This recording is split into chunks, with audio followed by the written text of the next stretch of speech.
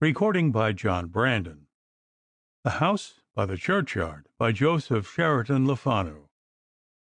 Chapter 34, in which Lilias hears a stave of an old song, and there is leave-taking beside the river. Devereux's move was very sudden, and the news did not reach the Elms till his groom had gone on to Island Bridge with the horses, and he himself, booted and spurred, knocked at the door. The doctor was not at home. He had ridden into Dublin. Of course it was chiefly to see him he had gone there. And Miss Walsingham? She was also out. No, not in the garden. John thought maybe at old Miss Chatsworth's school. Or Sally said maybe at Belmont. They did not know. Devereux looked into the large room at the right hand of the hall, with the fair, sad portrait of Lilias's young mother smiling from the wall, like her, too, and the tall glasses of flowers, and the harpsichord open, with the music she would play, just as usual that evening, he supposed, and he stood at the door, looking round the room, booted and spurred, as I have said, with his cocked hat held to his breast, in a reverie. It was not easy for old Sally to guess what was passing in his mind, for whenever he was sad he smiled, but with the somewhat of bitter in his smile, and when he suffered he used to joke. Just at that moment Lilias Walsingham was walking along the high street of the village to the King's house, and stopping to say a good-natured little word to old Jenny Cresswell, was overtaken by mild Mrs. Stirk, who was walking with her little menagerie into the park. "And oh, dear Miss Walsingham, did you hear the news?" she said. "Captain Devereux is gone to England, and I believe we shan't see him here again." Lilias felt that she grew pale, but she patted one of the children on the head and smiled, and asked him some foolish little question. "But why don't you listen, dear Miss Lilias? You don't hear, I think," said Mrs. Stirk. "I do hear, indeed. When did he go?" she asked, coldly enough. "About half an hour ago," Mrs. Stirk thought, and so, with a word or two more, and a kissing of hands, the good lady turned, with her brood, up the park lane, and Lily walked on to pay her visit to Mrs. Colonel Stafford, feeling all the way a strange pang of anger and disappointment. To think of his going away without taking leave of my father! And when she reached the hall door of the King's house, for a moment she forgot what she had come for, and was relieved to find that good Mrs. Stafford was in town.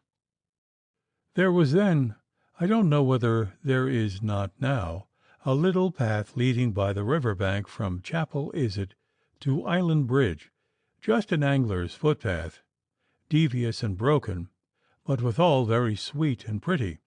Leaving the King's house, she took this way home, and as she walked down to the river bank, the mortified girl looked down upon the grass close by her feet, and whispered to the daisies as she went along, "No, there's no more kindness nor friendliness left in the world. The people are all cold creatures now, and hypocrites, and I'm glad he's gone."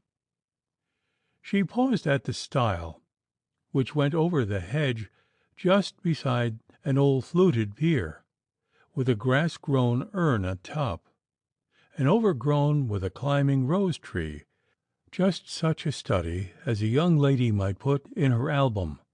And then she recollected the long letter from old Mrs. Wardle that Aunt Becky had sent her to read, with a request, which from that quarter was a command, that she should return it by 6 o'clock, for Aunt Becky, even in matters indifferent, liked to name hours and nail people sharp and hard to futile appointments and barren punctualities. She paused at the stile. She liked the old pier. Its partner next the river was in fragments, and the ruin and the survivor had both been clothed by good Mrs. Stafford, who drew a little and cultivated the picturesque, with the roses I have mentioned, besides woodbine and ivy. She had old Mrs. Wardle's letter in her hand, full, of course, of shocking anecdotes about lunatics and the sufferings of Fleet prisoners, and all the statistics and inquiries and dry little commissions with which that worthy lady's correspondence abounded. It was open in her hand, and rustled sharp and stiffly in the air, but it was not inviting just then. From that point it was always a pretty look, down or up the river, and her eyes followed with the flow of the waters towards Inchicore. She loved the river, and in her thoughts she wondered why she loved it, so cold, so unimpressible, that went shining and rejoicing away into the sea. And just at that moment she heard a sweet tenor, with a gaiety somewhat pathetic, sing not far away the words she remembered. And she smiled upon the stream, like one that smiles at folly, a dreamer on a dream. Devereux was coming. It was his playful salutation. Her large eyes dropped to the ground with the matchless blush of youth. She was strangely glad, but vexed at having changed color. But when he came up with her, in the deep shadow thrown by the old pier with its thick festooneries, he could not tell. He only knew she looked beautiful. My dreams take wing, but my follies will not leave me. And you have been ill, Miss Lilias? Oh, nothing, only a little cold. And I am going.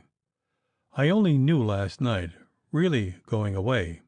He paused, but the young lady did not feel called upon to say anything, and only allowed him to go on.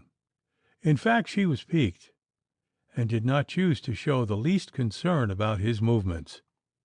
And I've a great mind now that I'm departing this little world, and he glanced, it seemed to her regretfully, towards the village, to put you down, Miss Lily, if you will allow it, in my codicil for a legacy. She laughed a pleasant little careless laugh. How ill-natured! But oh, wasn't it musical? Then I suppose, if you were not to see me for some time, or maybe forever, the village folks won't break their hearts after Dick Devereux? And the gypsy captain smiled, and his eyes drew a soft violet shadow down upon her, and there was that in his tone which for a moment touched her with a strange reproach, like a bar of sweet music. But little Lily was spirited, and if he, so early a friend, could go away without bidding good-bye, why he should not suppose she cared. Break our hearts? Not at all, perhaps. But of course I, the parson's daughter, I should, and old Moore, the barber, and Pat Moran, the hackney coachman, and Mrs. Irons, your fat landlady.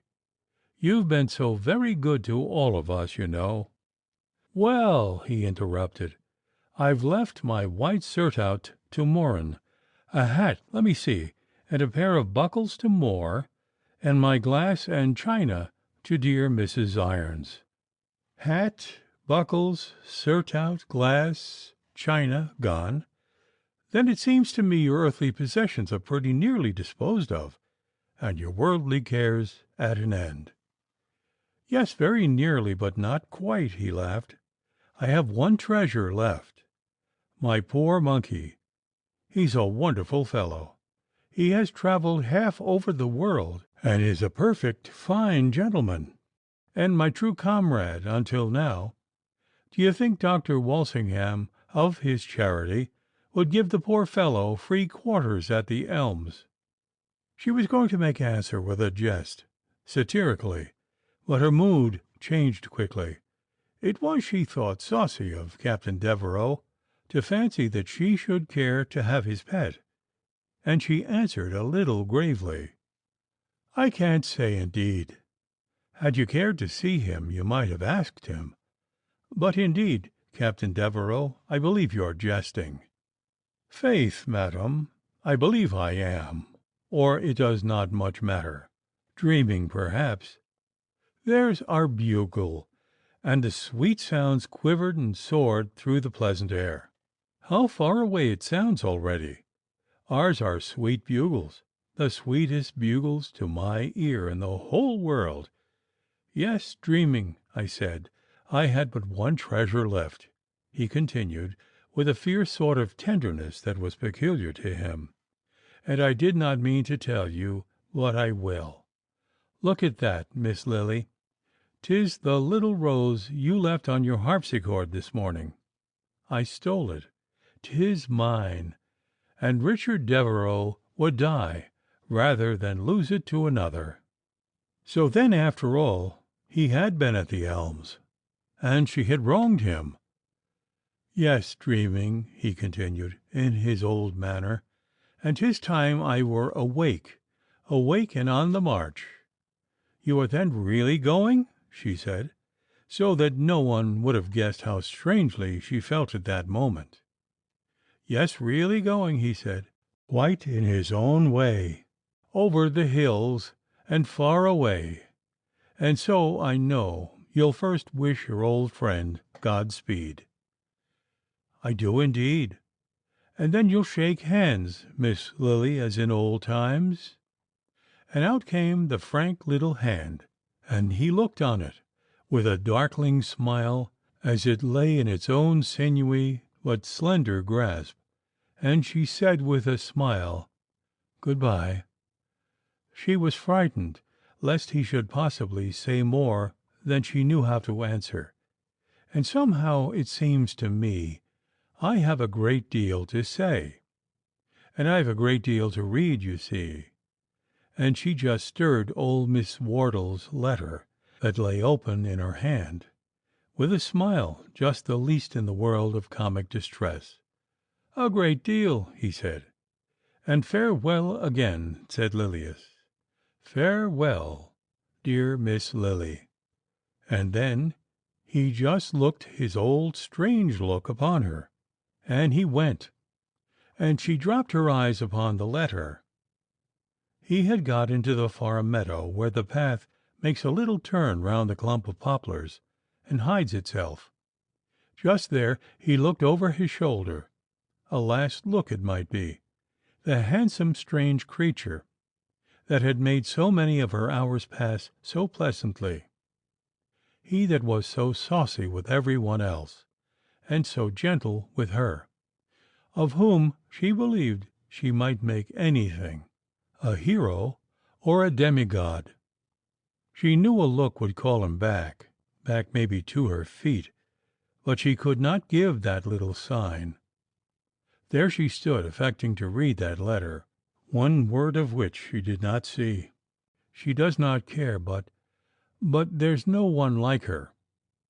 No, she does not care, he thought, and she let him think it, but her heart swelled to her throat, and she felt as if she could have screamed, "Come back, my only love, my darling! Without you I must die." But she did not raise her head. She only read on steadily old Miss Wardle's letter over and over, the same half-dozen lines, and when, after 5 minutes more, she lifted up her eyes, the hoary poplars were ruffling their thick leaves in the breeze, and he gone, and the plaintive music came mellowed from the village, and the village and the world seemed all of a sudden empty for her. The House by the Churchyard, by Joseph Sheridan Le Fanu. Chapter 35, in which Aunt Becky and Dr. Toole, in full blow with Dominic the footman behind them, visit Miss Lily at the Elms. After such leave-takings, especially where something like a revelation takes place, there sometimes supervenes, I'm told, a sort of excitement before the chill and ache of separation sets in. So Lily when she went home, found that her music failed her, all but the one strange little air. The river ran between them. And then she left the harpsichord and went into the garden through the glass door. But the flowers had only half their interest, and the garden was solitary, and she felt restless, as if she were going to make a journey, or looking for strange news.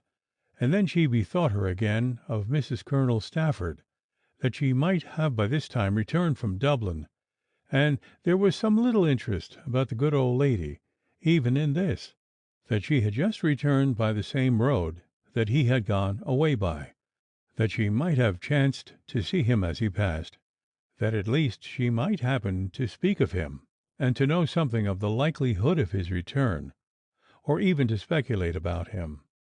For now any talk in which his name occurred was interesting, though she did not know it quite herself.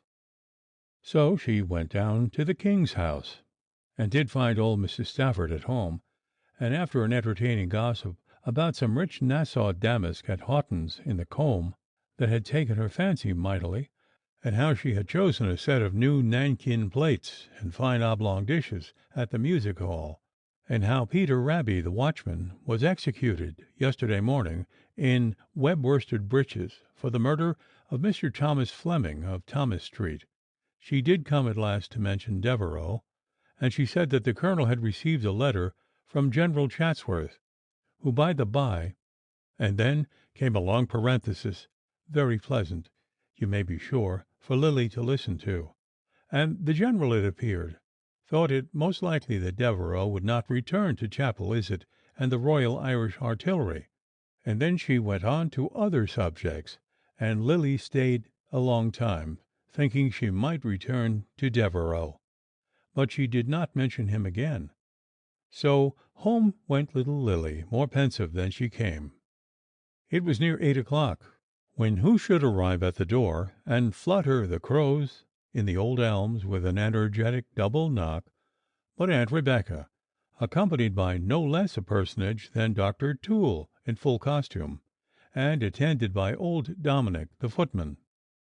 The doctor was a little bit ruffled and testy, for having received a summons from Belmont, he had attended in full blow, expecting to prescribe for Aunt Rebecca or Miss Gertrude, and found instead that he was in for a barren and benevolent walk of half a mile on the Inchicore road with the energetic Miss Rebecca to visit one of her felonious pensioners who lay sick in his rascally crib.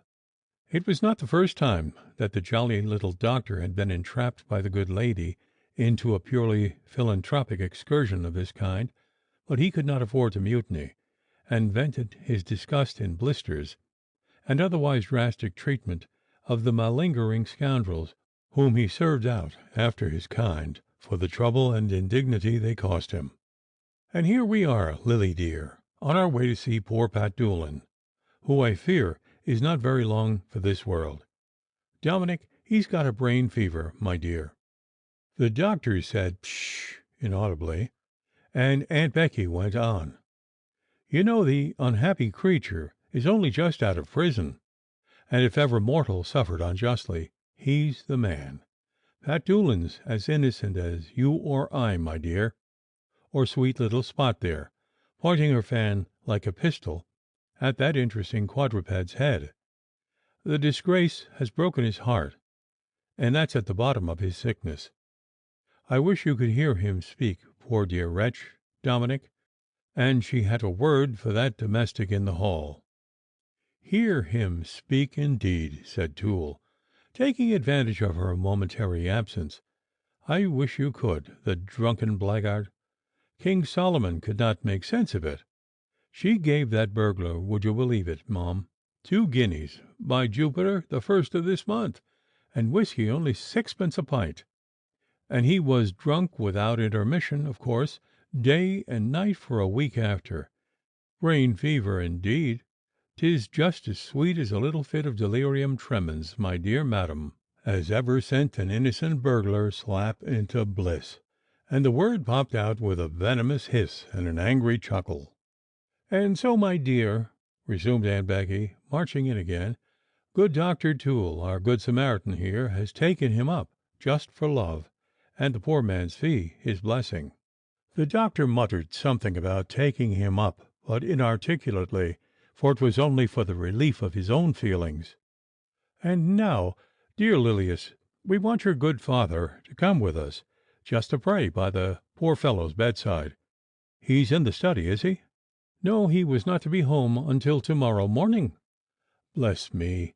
cried Aunt Becky, with as much asperity as if she had said something different, "and not a soul to be had to comfort a dying wretch in your father's parish."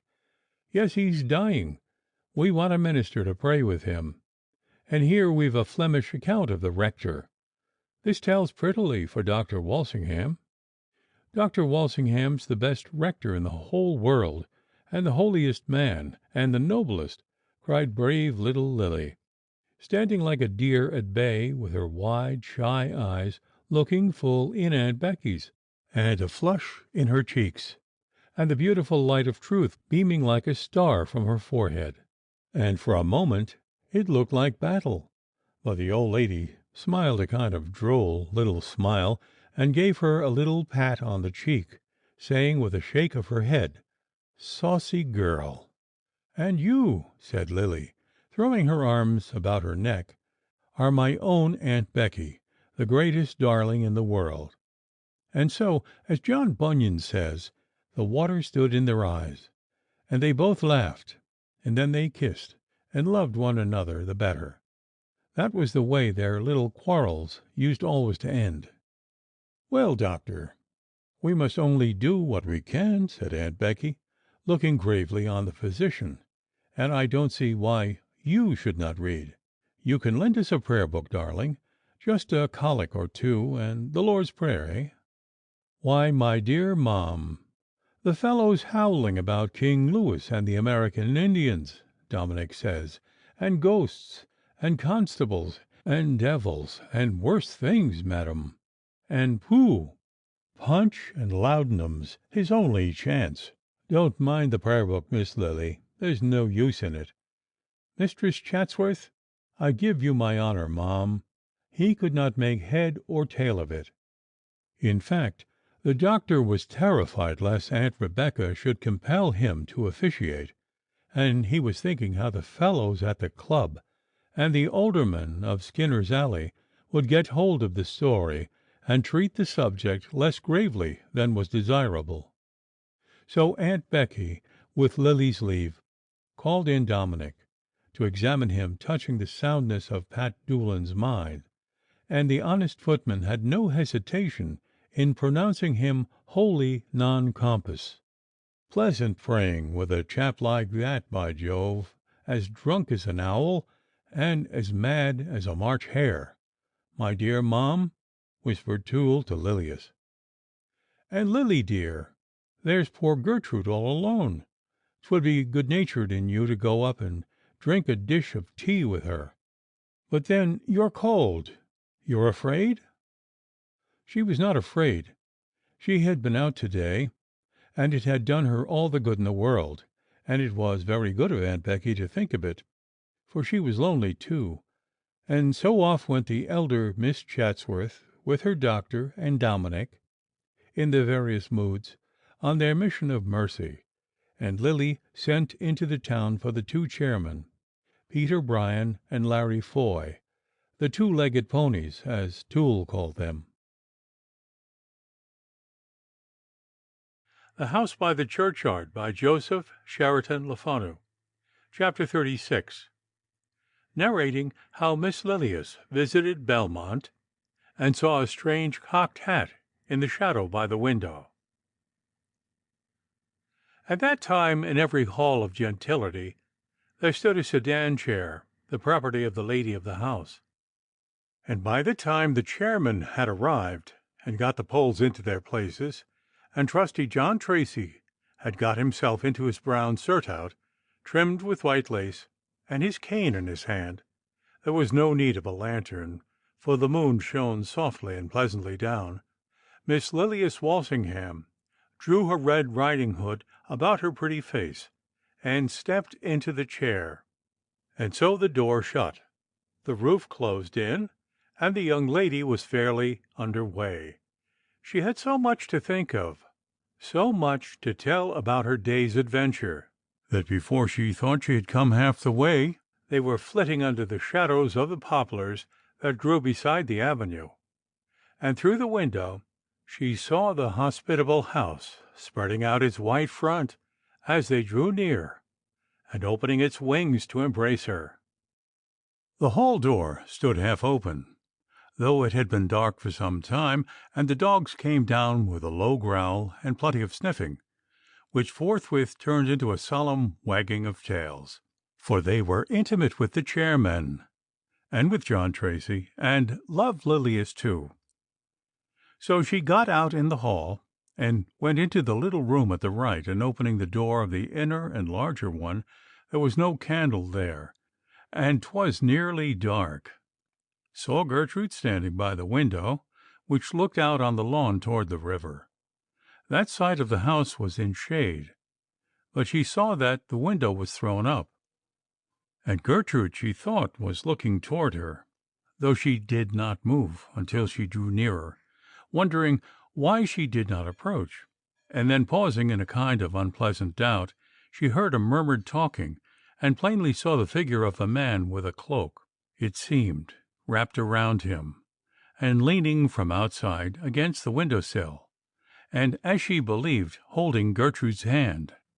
The thing that impressed her most was the sharp outline of the cocked hat, with the corners so peculiarly pinched in, and the feeling that she had never seen that particular hat before in the parish of Chapel Izard. Lily made a step backward, and Gertrude instantly turned round, and seeing her, uttered a little scream. "'Tis I, Gertrude, darling, Lily, Lily Walsingham," she said, perhaps as much dismayed as Gertrude herself. "I'll return in a moment." She saw the figure outside glide hurriedly away by the side of the wall. "Lily, Lily, darling, no, don't go. I did not expect you."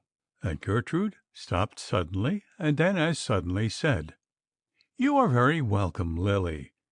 And she drew the window down, and there was another pause before she said, "Had not we better go up to the drawing-room? And, Lily, darling, you're very welcome. Are you better?" And she took little Lily's hand and kissed her. Little Lilias all this time had said nothing, so entirely was she disconcerted, and her heart beat fast with a kind of fear, and she felt Gertrude's cold hand tremble, she fancied, in hers. "Yes, darling, the drawing-room, certainly," answered Lily, and the two young ladies went upstairs, holding hands, and without exchanging another word. "Aunt Becky has gone some distance to see a sick pensioner. I don't expect her to return before an hour." "Yes, I know. And she came, dear Gertrude, to see me, and I should not have come, but that she asked me, and She stopped, for she was speaking apologetically, like an intruder, and she was shocked to feel what a chasm on a sudden separated them, and oppressed with the consciousness that their old mutual girlish confidence was dead and gone, and the incident of the evening, and Gertrude's changed aspect, and their changed relations, seemed a dreadful dream.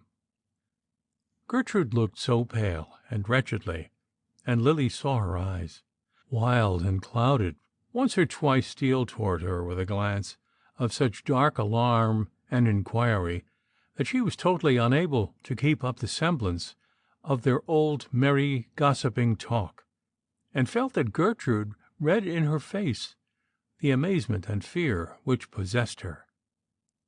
"Lily, darling, let us sit near the window, far away from the candles, and look out. I hate the light." "With all my heart," said Lily, and two paler faces than theirs that night did not look out on the moonlight prospect. "I hate the light, Lily," repeated Gertrude, not looking at her companion, but directly out through the bow window upon the dark outline of the lawn and river bank, and the high grounds on the other side. I hate the light, yes, I hate the light, because my thoughts are darkness. Yes, my thoughts are darkness. No human being knows me, and I feel like a person who is haunted. Tell me what you saw when you came into the parlor just now. Gertrude, dear, I ought not to have come in so suddenly. Yes, 'twas but right. 'Twas but kind in you, Lily, right and kind, to treat me like the open-hearted and intimate friend that heaven knows I was to you, Lily, all my life. I think, at least I think, till lately, but you were always franker than I, and truer. You walked in the light, Lily, and that's the way to peace. I turned aside and walked in mystery, and it seems to me I am treading now the valley of the shadow of death. Waking and talking, I am nevertheless in the solitude and darkness of the grave. And what did you see, Lily? I know you'll tell me truly. When you came into the parlor, as I stood by the window, I saw, I think, the form of a man in a cloak and hat, as I believe, talking with you in whispers, Gertrude, from without. The form of a man, Lily? You're right, not a man, but the form of a man, she continued bitterly. For it seems to me sometimes it can be no human fascination that has brought me under the tyranny in which I can scarce be said to breathe. After an interval, she said, "It will seem incredible. You've heard of Mr. Dangerfield's proposal, and you've heard how I've received it. Well, listen." "Gertrude, dear," said Lily, who was growing frightened. "I'm going," interrupted Miss Chatsworth, "to tell you my strange, if you will, but not guilty, no, not guilty secret. I'm no agent now, but simply passive in the matter. But you must first pledge me your sacred word that neither to my father, nor to yours, nor to my aunt, nor to any living being will you ever reveal what I am about to tell you, till I have released you from your promise." Did ever woman refuse a secret? Well, Lily wavered for a moment, but then suddenly, stooping down and kissing her, she said, "No, Gertrude, darling, you'll not be vexed with me, but you must not tell me your secret. You have excuses such as I should not have. You've been drawn into this concealment step by step, unwillingly.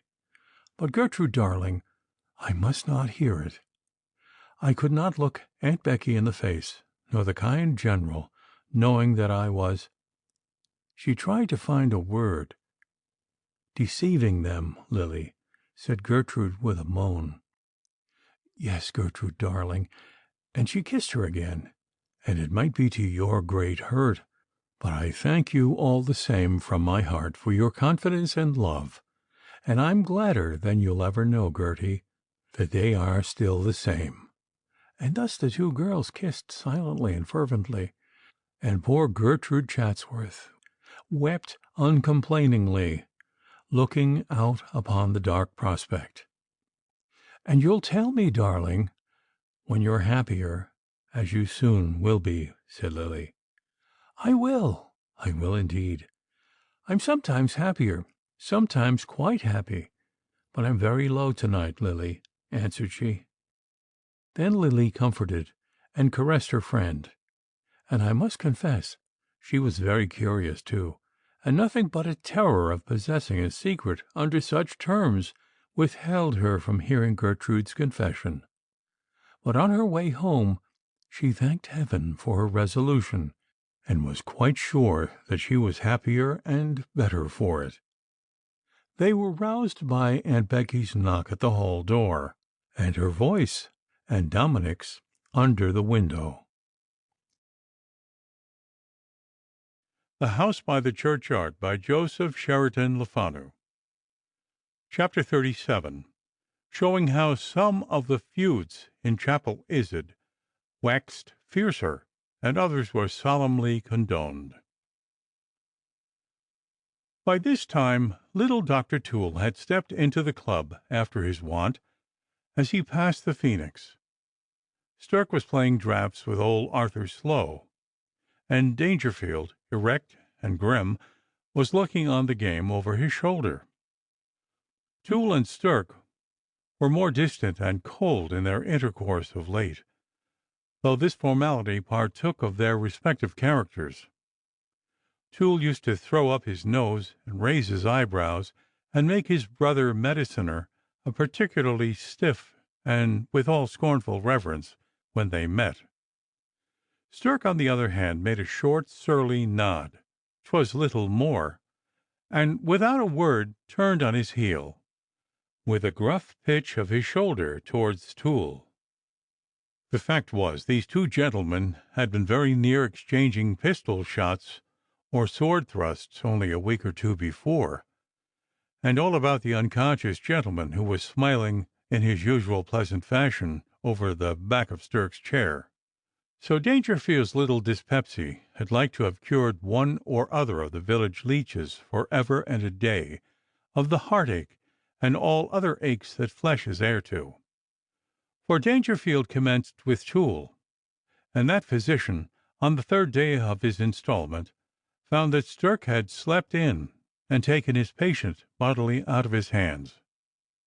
I've seen one monkey force open the jaws of his brother, resolutely introduce his fingers, pluck from the sanctuary of his cheek the filbert he had just stowed there for his private nutrition and delight, and crunch and eat it with a stern ecstasy of selfishness himself. And I fancy that the feelings of the quadrumanous victim, his jaws aching, his pouch outraged, and his bonne bouche in the miscreant's mouth, a little resembles those of the physician who has suffered so hideous a mortification as that of Toole. Toole quite forgave Dangerfield. That gentleman gave him to understand that his ministrations were much more to his mind than those of his rival. But, and this was conveyed in strict confidence, this change was put upon him by in fact, a nobleman, Lord Castle Mallard, with whom just now Dr. Stirk can do a great deal. And you know I can't quarrel with my lord. It has pained me, I assure you, very much, and to say truth, whoever applied to him to interfere in the matter was in my mind guilty of an impertinence, though, as you see, I can't resent it. Whoever applied? 'Tis pretty plain, repeated Toole, with a vicious sneer, though whispering, undermining, and as stupid as the hill of Hoth. I wish you safe out of his hands, sir. And positively, only for Aunt Becky, who was always spoiling this sort of sport, and who restrained the gallant Toole by a peremptory injunction, there would have been, in Nutter's unfortunate phrase, wigs on the green next day. So these gentlemen met on the terms I've described, and Nutter's antipathy also had waxed stronger and fiercer, and indeed since Dangerfield's arrival, and Stirk's undisguised endeavours to ingratiate himself with Lord Castle Mallard, and push him from his stool, they had by consent ceased to speak to one another. When Stirk met Nutter, he, being of superior stature, looked over his head at distant objects, and when Nutter encountered Stirk, the little gentleman's dark face grew instantaneously darker. First a shade, then another shadow, then the blackness of thunder overspread it, and not only did he speak not a word to Stirk, but seldom opened his lips, while that gentleman remained in the room. On the other hand, if some feuds grew blacker and fiercer by time, there were others which were Christianly cordoned, foremost among which was the mortal quarrel between Nutter and O'Flaherty. On the evening of their memorable meeting on the 15 acres, Puttock dined out, and O'Flaherty was too much exhausted to take any steps toward a better understanding. But on the night following, when the club had their grand supper in King William's parlour, it was arranged with Nutter that a gentlemanlike reconciliation was to take place, and accordingly about 9 o'clock, at which time Nutter's arrival was expected, Puddock, with the pomp and gravity becoming such an occasion, accompanied by O'Flaherty, big with his speech, entered the spacious parlour. When they came in, there was a chorus of laughter ringing round, with a clapping of hands and a babble of hilarious applause, and Tom Toole was seen in the centre, sitting upon the floor, hugging his knees, with his drawn sword under his arm, his eyes turned up to the ceiling, and a contortion so unspeakably ludicrous upon his queer little face as was very near causing little Puddock to explode in an unseemly burst of laughter. Devereux, sitting near the door, luckily saw them as they entered, and announced them in a loud tone.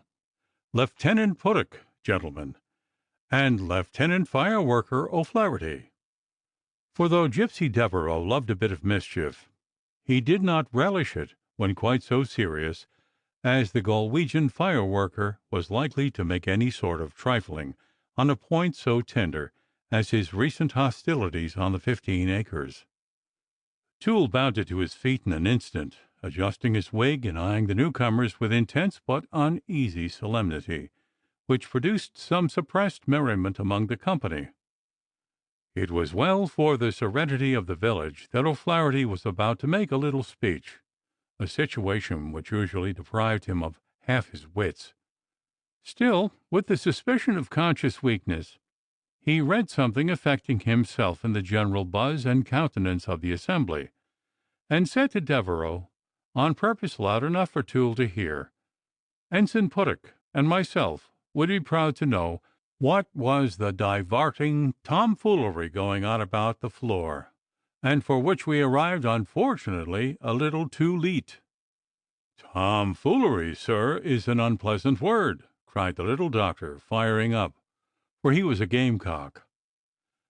"Tomtoolery he means," interposed Devereux. "The pleasantest word, on the contrary, in chapel is it. Pray allow me to say a word a degree more serious. I'm commissioned, Lieutenant Puddock and Lieutenant O'Flaherty, a bow to each, by Mr. Manny, who acted the part of second to Mr. Nutter on the recent occasion, to pray that you'll be so obliging as to accept his apology for not being present at this, as we all hope, most agreeable meeting. Our reverend friend, Father Roach, whose guest he had the honor to be, can tell you more precisely the urgent nature of the business on which he departed." Father Roach tried to stop the captain with a reproachful glance, but that unfeeling officer fairly concluded his sentence notwithstanding, with a wave of his hand and a bow to the cleric, and sitting down at the same moment, left him in possession of the chair. The fact was that at an unseemly hour that morning 3 bailiffs, for the excursion was considered hazardous, introduced themselves by a stratagem into the Reverend Father's domicile, and nabbed the high-souled Patrick Manny as he slumbered peacefully in his bed, to the terror of the simple maid who let them in. Honest Father Roach was for showing fight on behalf of his guest. On hearing the row and suspecting its cause, for Pat had fled from the kingdom of Kerry from perils of the same sort, his reverence jumped out of bed with a great pound on the floor, and not knowing where to look for his clothes in the dark, he seized his surplice, which always lay in the press at the head of his bed, and got into it with miraculous speed, whisking along the floor 2 pounds and a half of Mr. Fogarty's best bacon, which the holy man had concealed in the folds of that sacred vestment, to elude the predatory instincts of the women, and from which he and Mr. Manny were wont to cut their jovial rashers. The shutter of poor Manny's window was by this time open, and the grey light disclosed the grimly form of Father Roach, in his surplice, floating threateningly into the chamber. But the bailiffs were picked men, broad-shouldered and athletic, and furnished with active-looking shillelaghs. Veni, vidi, victus sum. A glance showed him all was lost. "My blessin' on you, Peg Finnegan, and was it you let them in?" murmured his reverence with intense feeling. "At whose suit?" inquired the generous outlaw, sitting up among the blankets. "Mrs. Elizabeth Woolley, relict and administratrix of the late Mr. Timotheus Woolley of High Street, in the city of Dublin, tailor," responded the choragus of the officers. "Woolley! I was thinking so," said the captive. "I wished I had her by the wool. Bad luck to her." So away he went to the good-natured ecclesiastic's grief, promising, nevertheless, with a disconsolate affectation of cheerfulness, that all should be settled, and he under the priest's roof-tree again before night. "I don't exactly know the nature of the business, gentlemen," said Father Roach, with considerable hesitation. "Urgent, however, it was, wasn't it?" said Devereux. "Urgent? Well, certainly. And a summons there was no resisting, from a lady, eh?" "You said so, Father Roach," persisted Devereux. From a leady, yes, certainly," replied he. "A widow, is not she?" inquired Devereux. "A widow, undoubtedly," said the priest. "Fay no more, thir," said little Puttock, to the infinite relief of the Reverend Father, who flung another look of reproach at Devereux, and muttered his indignation to himself. "I'm perfectly satisfied, and so I venture to thay is Lieutenant O'Flaherty." "Is not he going to say something to Nutter?" inquired Devereux. "Yes," whispered Puttock. "I hope he'll get through it. I wrote a few sentences myself, but he's by no means perfect. In fact, between ourselves, he's a somewhat slow study. Suppose you purge his head again, Puttock." Puttock did not choose to hear the suggestion, but Nutter, in reply to a complimentary speech from Puttock, declared, in 2 or 3 words, his readiness to meet Lieutenant O'Flaherty halfway. "And curse me, sir, if I know at this moment what I did or said to offend him." Then came a magnanimous but nearly unintelligible speech from O'Flaherty, prompted by little Puttock, who, being responsible for the composition, was more nervous during the delivery of that remarkable oration than the speaker himself, and suffered indescribably at hearing his periods mangled, and had actually to hold O'Flaherty by the arm and whisper in an agony, "Not yet, Curthit, not yet," to prevent the incorrigible fireworker from stretching forth his bony red hand before he had arrived at that most effective passage which Puttock afterwards gave so well in private for Dick Devereux, beginning, "And thus I greet." Thus was there a perfect reconciliation, and the gentlemen of the club, Toole included, were more than ever puzzled to understand the origin of the quarrel, for Puttock kept O'Flaherty's secret magnificently, and peace prevailed in O'Flaherty's breast until nearly 10 months afterwards, when Clough, who was talking of the American War, asked O'Flaherty, who was full of volunteering, how he would like a clean shave with an Indian scalping knife, whereupon O'Flaherty stood erect, and, having glowered about him for a moment, stood in silence from the room and consulted immediately with Puttock on the subject, who, after a moment's reflection, found it no more than chance medley. Chapter 38. Dreams and Troubles, and a Dark Lookout. So there was no feud in the club worth speaking of, but those of which Dr. Stirk was the centre, and Toole remarked this night that Stirk looked very ill. And so in truth he did, and it was plain, too, that his mind was not in the game, for old Slow, who used not to have a chance with him, beat him 3 times running, which incensed Stirk, as small things will a man who is in the slow fever of a secret trouble. He threw down the 3 shillings he had lost with more force than was necessary, and, muttering a curse, clapped on his hat and took up a newspaper at another table, with a rather flushed face. He happened to light upon a dolorous appeal to those whom Providence had blessed with riches, on behalf of a gentleman who had once held a commission under His Majesty, and was now on a sudden, by some unexpected turns of fortune, reduced, with his unhappy wife and 5 small children, to want of bread, and implored of his prosperous fellow citizens the charitable relief which, till a few months since, it was his custom and pleasure to dispense to others. And this stung him with a secret pang of insecurity and horror. Trifles affected him a good deal now. So he pitched down the newspaper and walked across to his own house, with his hands in his pockets, and thought again of Dangerfield, and who the deuce he could be, or whether he had really ever, anywhere, in the body or in the spirit, encountered him, as he used to feel with a boding vagueness he had done. And then those accursed dreams! He was not relieved as he expected by disclosing them. The sense of an ominous meaning pointing at him in all their grotesque images and scenery still haunted him. Parson Walsingham, with all his reading, his mind muttered, as it were, to itself, is no better than an old woman. And that knave and buffoon, Mr. Apothecary Toole, looked queer, the spiteful dog, just to disquiet me. I wonder at Dr. Walsingham, though. A sensible man would have laughed me into spirits. Oh, my soul, I think he believes in dreams.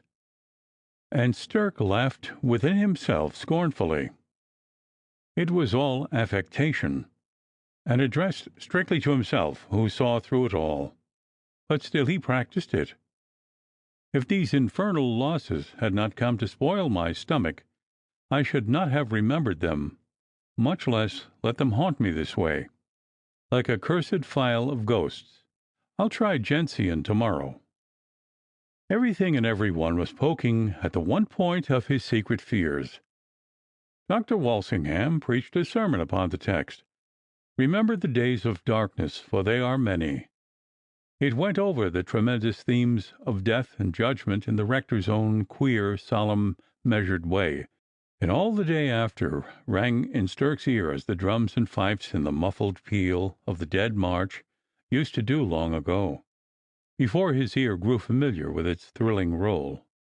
Sermons usually affected Stirk no more than they did other military gentlemen, but he was in a morbid state, and in this 1 or 2 terms or phrases, nothing in themselves, happened to touch upon a sensitive and secret centre of pain in the doctor's soul. For instance, when he called death the great bankruptcy, which would make the worldly man in a moment the only person in his house not worth a shilling, the preacher glanced unconsciously at a secret fear in the caverns of Stirk's mind, that echoed back the sonorous tones and grisly theme of the rector with a hollow thunder. There was a time when Stirk, like other shrewd, bustling fellows, had no objection to hear who had an execution in his house, who was bankrupt, and who laid by the heels. But now he shrunk from such phrases. He hated to think that a clever fellow was ever absolutely beggared in the world's great game. He turned his eye quickly from the Gazette, as it lay with other papers on the club table, for its grim pages seemed to look in his face with a sort of significance, as if they might some day or other have a small official duty to perform by him. And when an unexpected bankruptcy was announced by Clough or Toole in the club-room, it made his ear ring like a slap, and he felt sickish for half an hour after. What if that ugly brood of dreams which haunted his nights borrowed perhaps a hint from Dr. Walsingham's sermon? Stirk thought he heard Toole's well-known brisk voice under his windows exclaim, "What is the dirty beggar doing there? Faugh!" He smells all over like carrion. Ha, ha, ha!" And looking out in his dream from his drawing-room window, he saw a squalid mendicant begging alms at his hall door. "Hullo, you, sir! What do you want there?" cried the surgeon, with a sort of unaccountable antipathy and fear. "He lost his last shilling in the great bankruptcy in October," answered Dunstan's voice behind his ear, and in the earth-coloured face which the beggar turned up towards him, Stirk recognized his own features. "'Tis I!" he gasped out with an oath, and awoke in horror, not knowing where he was. I'm dying." "October," thought Stirk. "Bankruptcy! 'Tis just because I'm always thinking of that infernal bill, and old Dial's renewal, and the rent." Indeed, the surgeon had a stormy look forward, and the navigation of October was so threatening, awful, and almost desperate, as he stood alone through the dreadful watches at the helm, with hot cheek and unsteady hand, trusting stoically to luck and hoping against hope that rocks would melt and the sea cease from drowning, that it was almost a wonder he did not leap overboard, only for the certainty of a cold head and a quiet heart and one deep sleep. And then he used to tot up his liabilities for that accursed month, near whose yawning verge he already stood, and then think of every penny coming to him, and what might be rescued and wrung from runaways and bankrupts, whose bills he held, and whom he used to curse in his bed, with his fists and his teeth clenched, when poor little Mrs. Stirk, knowing naught of this danger, and having said her prayers, lay sound asleep by his side. Then he used to think, if he could only get the agency in time, it would set him up. He would borrow £200 the day after his appointment, and he must make a push and extend his practice. It was ridiculous, that blackguard little tool carrying off the best families in the neighbourhood, and standing in the way of a man like him. And Nutter, too. Why, Lord Castle Mallard knew as well as he did that Nutter was not fit to manage the property, and that he was, and Nutter without a child or any one, and he with 7, and he counted them over mentally with a groan. What was to become of them? Then Nutter would be down upon him without mercy for the rent, and Dangerfield, if indeed he cared to do it, curse it, he trusted nobody, could not control him, and Lord Castle Mallard, the selfish profligate, was away in Paris, leaving his business in the hands of that bitter old botch, who'd go any length to be the ruin of him. Then he turned over the chances of borrowing £100 from the General, as he did 50 times every day and night, but always with the same result. No, curse him, he's as weak as water. Petticoat government. He'll do nothing without his sister's leave, and she hates me like poison. And then he thought, it would not be much to ask Lord Castle Mallard. There's still time to give me a month or 2 for the rent, but if the old sneak thought I owed 2d, I might whistle for the agency, and besides, faith, I don't think he'd interfere. Then the clock downstairs would strike 3, and he felt thankful, with a great sigh, that so much of the night was over, and yet dreaded the morning. And then he would con over his chances again, and think which was most likely to give him a month or 2. Old Dial? Bah! He's a stone. He would not give me an hour. Or Carney, curse him, unless Lucas would move him. And no, Lucas is a rogue. Selfish beast. He owes me this place, and I don't think he'd stir his finger to snatch me from perdition. Or Nutter. Nutter, indeed. Why, that fiend has been waiting half the year round to put in his distress the first hour he can. And then Stirk writhed round on his back, as we may suppose might St. Anthony on his gridiron, and rolled his eyeballs up toward the dark bed, and uttered a dismal groan, and thought of the three inexorable fates, Carney, Nutter, and Dial, who at that moment held among them the measure, and the thread, and the shears of his destiny. And standing desperately in the dark at the verge of the abyss, he mentally hurled the three ugly spirits together into his bag, and flung them whirling through the murk into the lake that burns with fire and brimstone. Chapter 39. Telling how Lilias Walsingham found two ladies awaiting her arrival at the Elms. When Lilias Walsingham, being set down in the hall at the Elms, got out and threw back her hood, she saw two females sitting there, who rose as she emerged, and bobbed a curtsy each. The elder was a slight, thin woman of 50 or upwards, dark of feature, but with large eyes, the relics of early beauty. The other a youthful figure, an inch or two taller, slim and round, and showing only a pair of eyes, large and dark as the others, looking from under her red hood, earnestly and sadly, as it seemed, upon Miss Walsingham. "Good evening, good neighbours," said Miss Lily in her friendly way. "The master is in town, and won't return till to-morrow. But maybe you wish to speak to me." "'Tis no place for the like of yous," said old John Tracy gruffly, for he knew them, with the privilege of an old servant. "If you want to see his Reverence, you must come in the morning." "But it may be something, John, that can't wait, and that I can do," said Lily. "And true for you, so it is, my lady," said the elder woman, with another bob. "And I won't delay you, ma'am, 5 minutes, if you plaise. And it's the likes of you," she said in a shrewish aside, with a flash of her large eyes upon John Tracy, "that stands between them that's willing to be good and the poor. So yees do, saucepans and bone polishers. Bad luck to yees." The younger woman plucked the elder by the skirt, but Lily did not hear. She was already in the parlour. "Aye, there it is," grinned old John, with a wag of his head.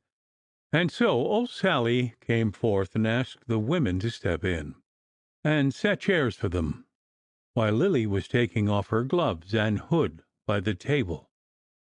"You'll tell me first who you are," said Lily, "my good woman, for I don't think we've met before, and then you will say what I can do for you." "I'm the Widdy Glynn, ma'am, at your service, that lives beyond Palmer's Town, down by the ferry, if it's plaisin' to you, and this is my little girl, ma'am, av you plaise. Nan, look over the lady, you slut." She did not need the exhortation, for she was indeed looking at the lady with a curious and most melancholy gaze. "And what I'm going to say, my lady, if you plaise, it best be said alone." And the matron glanced at old Sally, and bobbed another curtsy. "Very well," said Miss Walsingham. "Sally, dear, the good woman wants to speak with me alone, so you may as well go and wait for me in my room." And so the young lady stood alone in presence of her two visitors, whereupon, with a good many curtsies, and with a great volubility, the elder dame commenced. "'Tis what we heerd, mum, that Captain Devereux of the artillery here in Chapelizod, mum, that's gone to England, was courting you, my lady. And I came here with this little girl, mum, if you plaise, to tell you, if so be it's thrue, mum, that there isn't this minute a bigger villain out of jail, who brought my poor little girl there to disgrace and ruin, mum." Here Nan Glen began to sob into her apron. "'Twas you, Richard Devereux, that promised her marriage, with his hand on the Bible. on his bended knee. "'Twas you, Richard Devereux, you hardened villain!" "Yes, mum, that parjured scoundrel." "Don't be crying, you fool. Put that ring there you see on her finger, miss, and a priest in the room, and if ever man was woman's husband in the sight of God, Richard Devereux is married to Nan Glynn, poor and simple as she stands there." "Stop, mother," sobbed Nan, drawing her back by the arm. "Don't you see the lady's sick?" "No, no, not anything, only shocked," said poor Lilias, as white as marble, and speaking almost in a whisper. "But I can't say Captain Devereux ever spoke to me in the way you suppose, that's all. I've no more to say." Nan Glynn, sobbing, and with her apron still in her eyes, was gliding to the door. But her mother looked with a coarse sort of cunning in her eye steadily at the poor young lady, in some sort her victim, and added more sternly, "Well, my lady, 'tis proud I am to hear it, and there's no harm done, at any rate, and I thought 'twas only right I should tell you the truth, and give you this warning, my lady.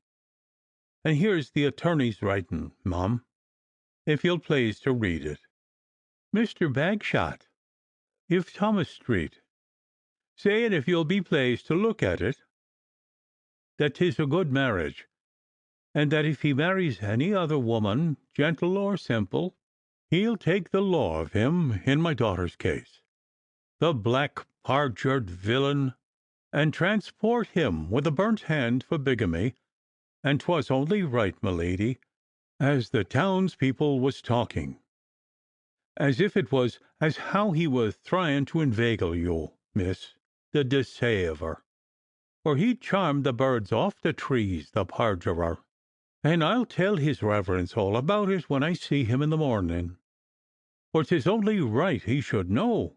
Wish the lady good night, Nan, you slut, and the same from myself, mum." And with another curtsy the Glynns of Palmerstown withdrew.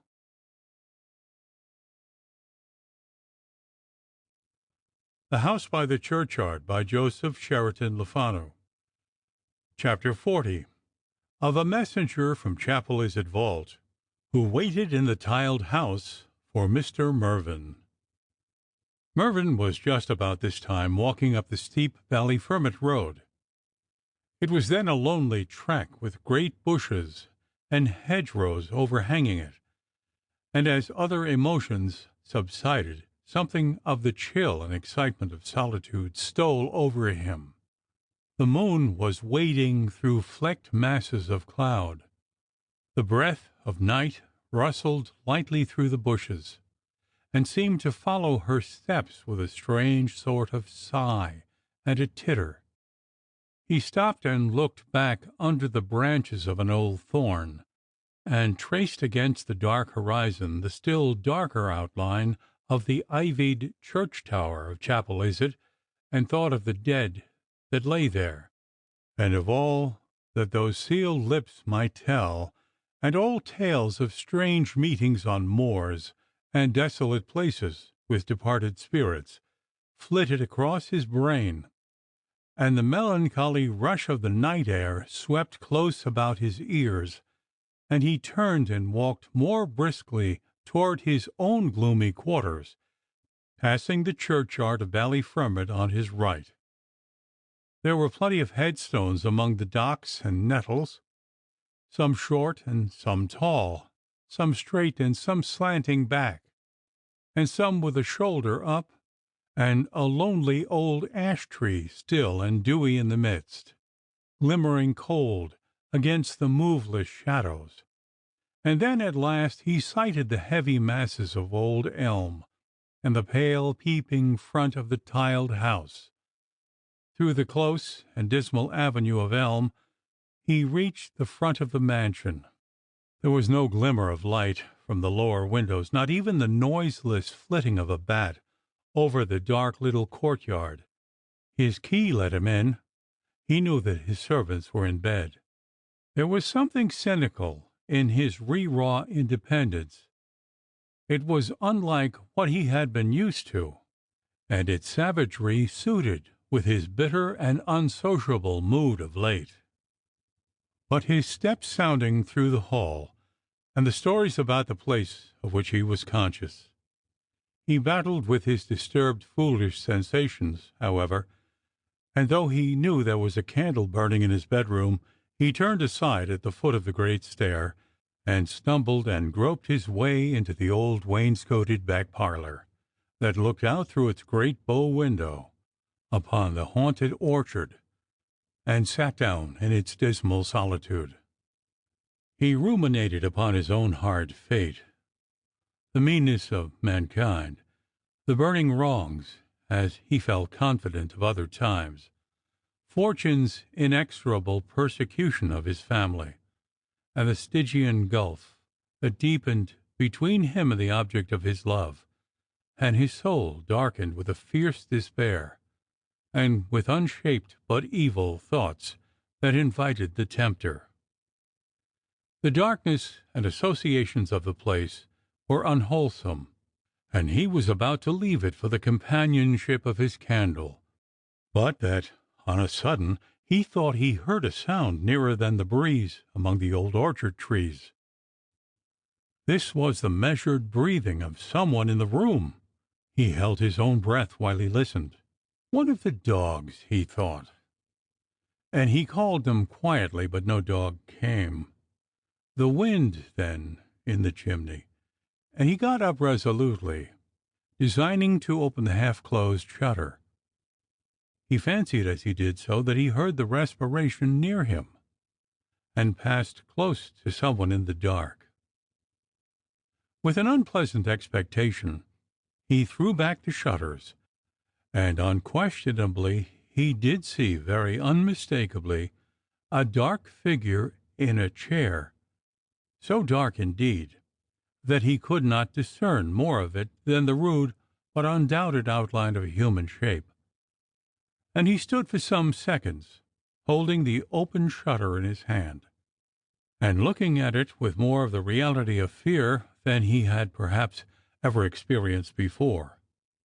Pale Hecate now, in the conspiracy as it seemed, withdrew on a sudden the pall from before his face, and threw her beams full upon the figure, a slim, tall shape in dark clothing, and, as it seemed, a countenance he had never beheld before. Black hair, pale features, with a sinister, smiling character, and a very blue chin and closed eyes. Fixed with a strange horror, and almost expecting to see it undergo some frightful metamorphosis, Mervyn stood gazing on the cadaverous intruder. "Hullo! Who's that?" cried Mervyn sternly. The figure opened his eyes with a wild stare, as if he had not opened them for 100 years before, and rose up with an uncertain motion, returning Mervyn's gaze, as if he did not know where he was. "Who are you?" repeated Mervyn. The phantom seemed to recover himself slowly, and only said, "Mr. Mervyn?" "Who are you, sir?" cried Mervyn again. "Ezekiel Irons," he answered. "Irons? What are you, and what business have you here, sir?" demanded Mervyn. "The clerk of chapel is it," he continued, quietly and remarkably sternly, but a little thickly, like a man who had been drinking. Mervyn now grew angry. "The clerk of chapel is it, here, sleeping in my parlour? What the devil, sir, do you mean?" "Sleep, sir, sleep? There's them that sleeps with their eyes open, sir. You know who they may be.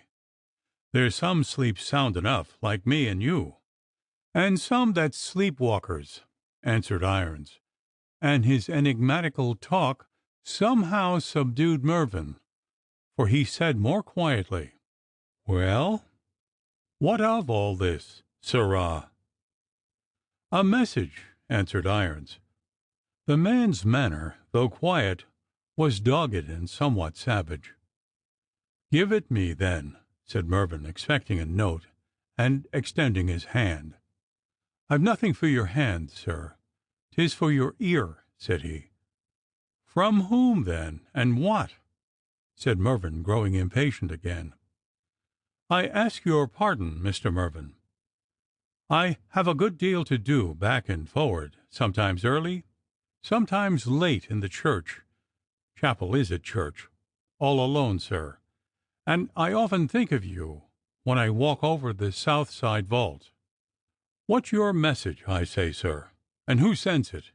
insisted Mervyn. "Your father," answered Irons. Mervyn looked with a black and wild sort of inquiry on the clerk. Was he insane or what? And seemed to swallow down a sort of horror before his anger rose again. "You're mistaken. My father's dead," he said, in a fierce but agitated undertone. "He's dead, sir, yes," said his saturnine visitor, with the same faint smile and cynical quietude. "Speak out, sirrah. Whom do you come from?" "The late Right Honourable the Lord Viscount Honoran." He spoke, as I have said, a little thickly, like a man who had drunk his modicum of liquor. "You've been drinking, and you dare to mix my father's name with your drunken dreams, and babble, you wretched sot." A cloud passed over the moon just then, and Irons darkened, as if about to vanish like an offended apparition.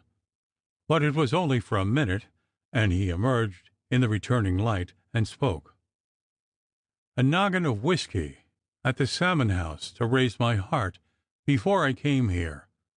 I'm not drunk, that's sure," he answered, quite unmoved, like one speaking to himself. "And why? What can you mean by speaking of him?" repeated Mervyn, unaccountably agitated. "I speak for him, sir, by your leave. Suppose he greets you with a message, and you don't care to hear it." "You're mad," said Mervyn, with an icy stare, to whom the whole colloquy began to shape itself into a dream. "Belike you're mad, sir," answered Irons, in a grim, ugly tone, but with face unmoved. "'Twas not a light matter brought me here. A message there. Well, your right honourable father, that lies in lead and oak, without a name on his coffin lid, would have you to know that what he said was as it should be, and I can prove it." "What? He said what? What is it? What can you prove? Speak out, sirrah." And his eyes shone white in the moonlight, and his hand was advanced toward Irons's throat, and he looked half beside himself and trembling all over. "Put down your hand, or you hear no more from me," said Irons, also a little transformed. Mervyn silently lowered his hand, clenched by his side, and with compressed lips nodded an impatient sign to him. "Yes, sir. He'd have you to understand he never did it, and I can prove it, but I won't." That moment something glittered in Mervyn's hand, and he strode toward Irons, overturning a chair with a crash. "I have you. Come on, and you're a dead man," said the clerk in a hoarse voice, drawing into the deep darkness toward the door, with a dull gleam of a pistol barrel just discernible in his extended hand. "Stay, don't go," cried Mervyn, in a piercing voice. "I conjure, I implore, whatever you are, come back. See, I'm unarmed," and he flung his sword back toward the window. "You young gentlemen are always for drawing upon poor bodies. How would it have gone if I had not looked to myself, sir, and come furnished?" said Irons in his own level tone. "I don't know. I don't care. I don't care if I were dead. Yes, Yes, 'tis true. I almost wish he had shot me. Mind, sir, you're on honour, said the clerk in his old tone, as he glided slowly back, his right hand in his coat pocket, and his eye with a quiet suspicion fixed upon Mervyn and watching his movements. I don't know what or who you are, but if ever you knew what human feeling is, I say, if you are anything at all capable of compassion, you will kill me at a blow, rather than trifle any longer with the terrible hope that has been my torture. I believe my insanity all my life. Well, sir, said Irons mildly, and with that serene suspicion of a smile on his face, if you wish to talk to me, you must take me different, for, to say truth, I was nearer killing you that time than you were aware, and all the time I mean you no harm. And yet, if I thought you were going to say to anybody living, Zekiel Irons the clerk was here on Tuesday night, I believe I'd shoot you now. You wish your visit secret? Well, you have my honour. No one living shall hear of it, said Mervyn. Go on. I've little to say, your honour. But first, do you think your servants heard the noise just now? The old woman's deaf, and her daughter dare not stir after nightfall. You need fear no interruption. I know the house is haunted, they say, but dead men tell no tales. 'Tis the living I fear. I thought it would be darker. The clouds broke up strangely. 'Tis as much as my life's worth to me to be seen near this tiled house, and never you speak to me, nor seem to know me when you chance to meet me, d'ye mind, sir. I'm bad enough myself, but there's some that's worse. 'Tis agreed there shall be no recognition, answered Mervyn. There's them watching me that can see in the clouds, or the running waters, what you're thinking of a mile away, that can move as soft as ghosts, and can gripe as hard as hell when need is. So be patient for a bit. I gave you the message. I tell you 'tis true, and as to my proving it at present, I can, you see, and I can't. But the hour is coming. Only be patient, and swear, sir, upon your soul and honour, that you won't let me come to perdition by reason of speaking the truth. On my soul and honour I mean it, answered Mervyn. Go on. Nor ever tell, high or low, rich or poor, man, woman, or child, that I came here because no matter. That I promise too. For heaven's sake, go on. If you please, sir. No, not a word more till the time comes, answered Irons. I'll go as I came. And he shoved up the window sash and got out lightly upon the grass, and glided away among the gigantic old fruit trees, and was lost before a minute. Perhaps he came intending more. He had seemed for a while to have made up his mind, Mervyn thought, to a full disclosure. And then he hesitated, and on second thoughts drew back. Barren and tantalizing, however, as was this strange conference, it was yet worth worlds, as indicating a quarter from which information might ultimately be hoped for.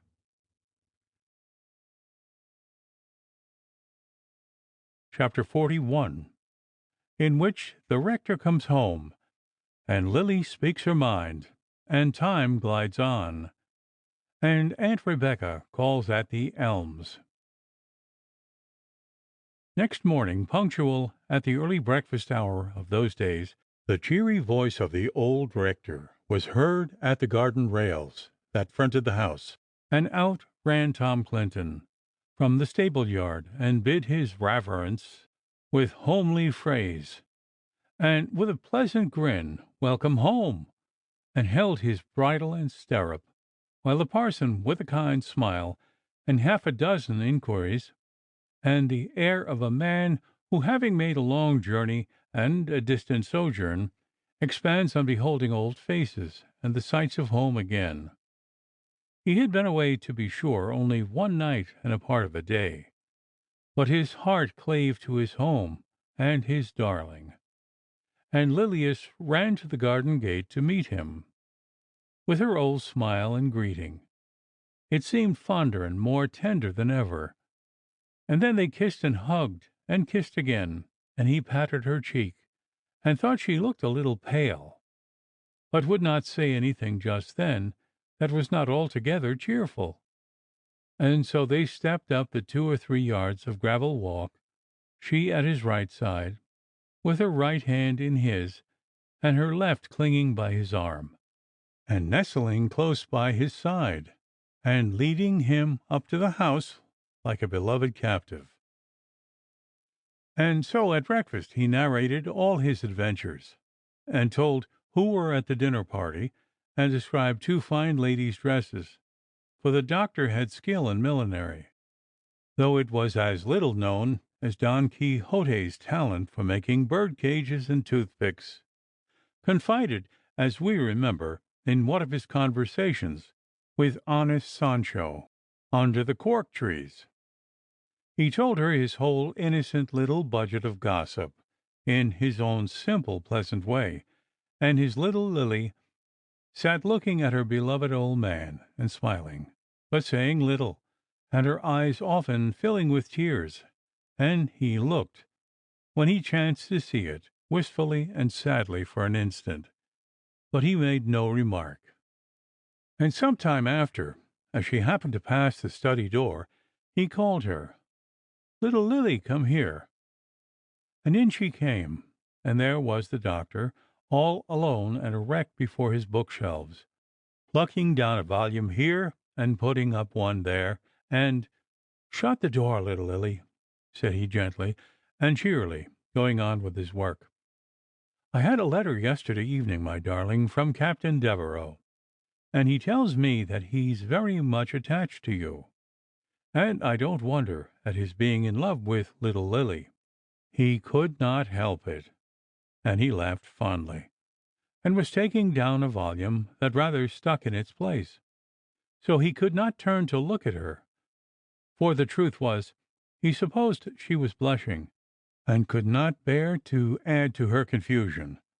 And he, though he continued his homely work, and clapped the sides of his books together, and blew on their tops, and went so simply and plainly to the point, was flushed and very nervous himself, for, though he thought of her marriage at some time or another as a thing that was to be, still it had seemed a long way off, and now it was come, and little Lily was actually going to be married, going away, and her place would know her no more, and her greeting and her music would be missed in the evening, and the garden lonely, and the elms dark without Lily.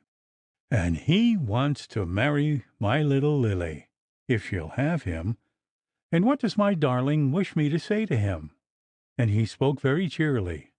"My darling, you're my darling, and your little Lily will never, never leave you. She'll stay." And here the little speech stopped, for she was crying, with her arms about his neck, and the old man cried too, and smiled over her, and patted her gracious head with a little trembling laugh, and said, "God bless you, my treasure." "Well, little Lily, will you have him?" he said after a little pause. "No, my darling, no," she answered, still crying. "You won't have him?" "No, no, never."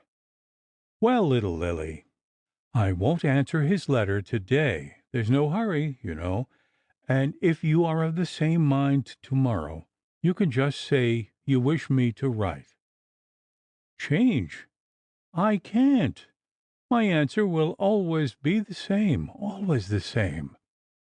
And she kissed him again, and went toward the door, but she turned back, drying her eyes, with a smile, and said, "No, your little Lily will stay with her darling old man, and be a pleasant old maid like Aunt Becky, and I'll play and sing your favorite airs, and Sally and I will keep the house, and we'll be happier in the elms.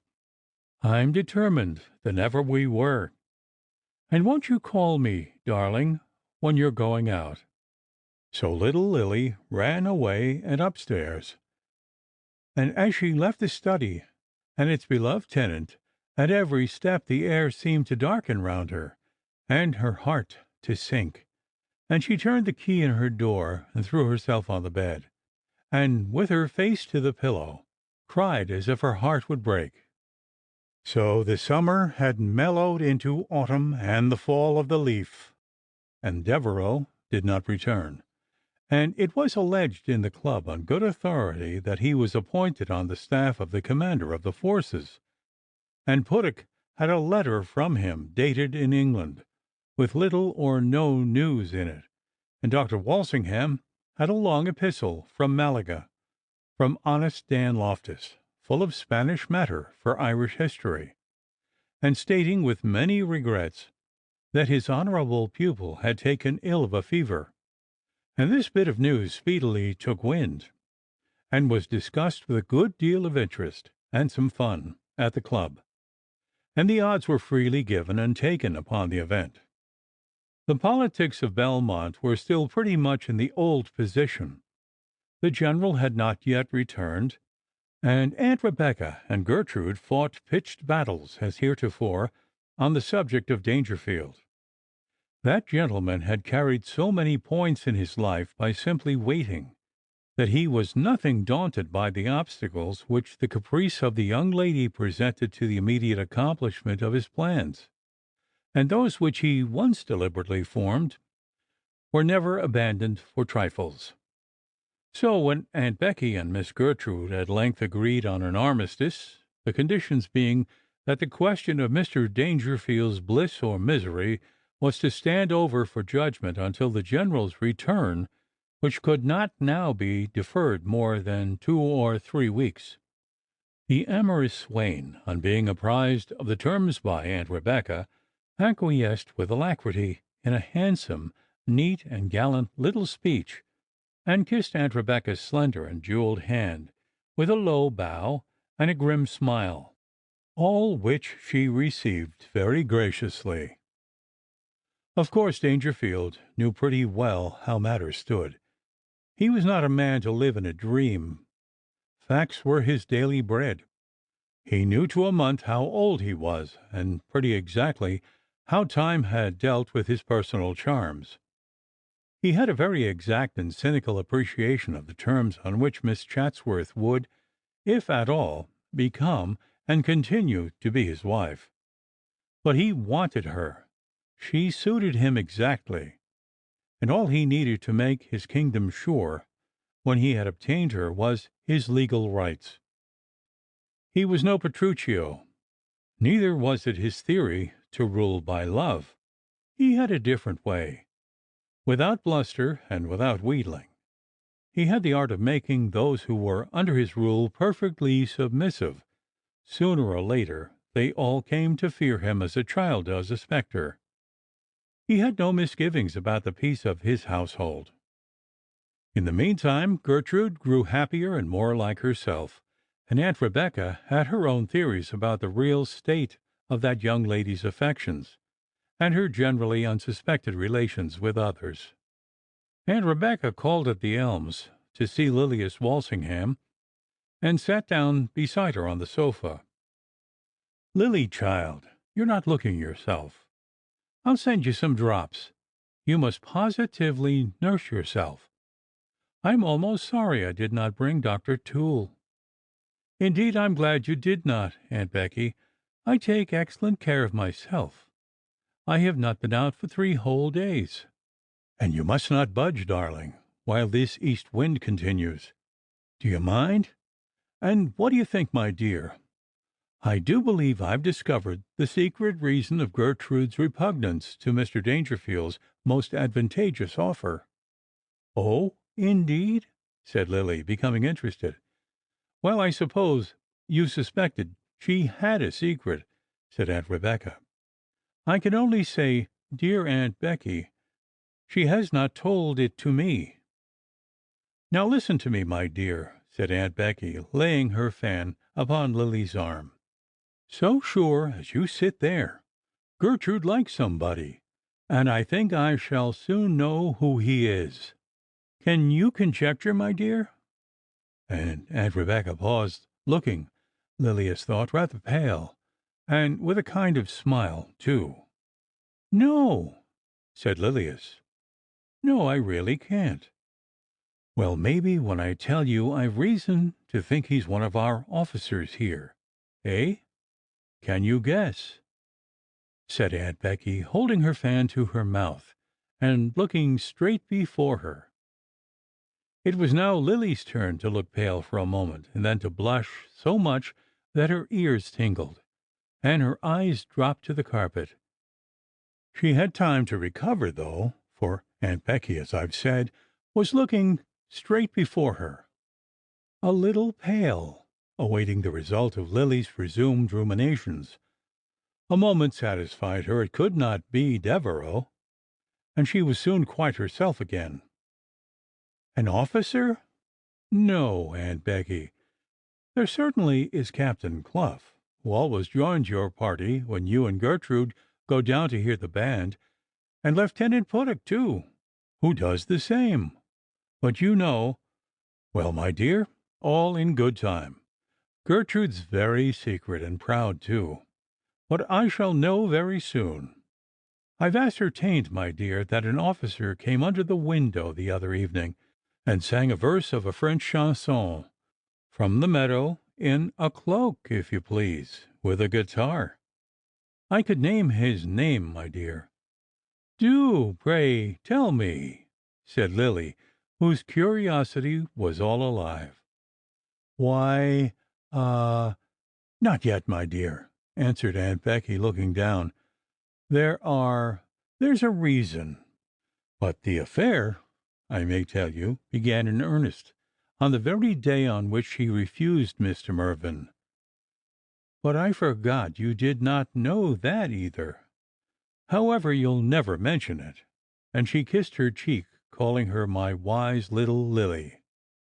And, my dear, it has been going on so regularly ever since, with, till very lately, so little disguise, that I only wonder everybody doesn't see it as plain as I do myself. And Lily, my dear, continued Aunt Rebecca, energetically, rising from the sofa, as some object caught her eye through the glass door in the garden, your beautiful roses are all trailing in the mud. What on earth is Hogan about? And there, see, just at the door, a box full of nails. I'd nail his ear to the wall if he were mine. And Aunt Rebecca glanced sharply through the glass, this way and that, for the offending gardener, who happily did not appear. Then off went Aunt Becky to something else, and in a little time remembered the famous academy in Martin's Row, and looking at her watch, took her leave in a prodigious hurry, and followed by Dominic in full livery and 2 dogs, left Lilias again to the society of her own sad thoughts. Chapter 42, in which Dr. Stirk tries this way and that for a reprieve on the eve of execution. So time crept on, and the day arrived when Stirk must pay his rent or take the ugly consequences. The day before he spent in Dublin financiering. It was galling and barren work. He had to ask favours of fellows whom he hated, and to stand their refusals, and pretend to believe their lying excuses, and to appear to make quite light of it, though every failure stunned him like a blow of a bludgeon, as he strutted jauntily off with a bilious smirk. He was well nigh at his wits' end. It was dark as he rode out by the low road to Chapel Isset, crestfallen, beaten, scowling in the darkness through his horse's ears, along the straight black line of road and wishing as he passed the famous dog-house that he might be stopped and plundered, and thus furnished with a decent excuse for his penniless condition, and a plea in which all the world would sympathize for a short indulgence. And faith, he did not care if they sent a bullet through his harassed brain. But the highwaymen, like the bankers, seemed to know by instinct that he had not a guinea, and declined to give him even the miserable help he coveted.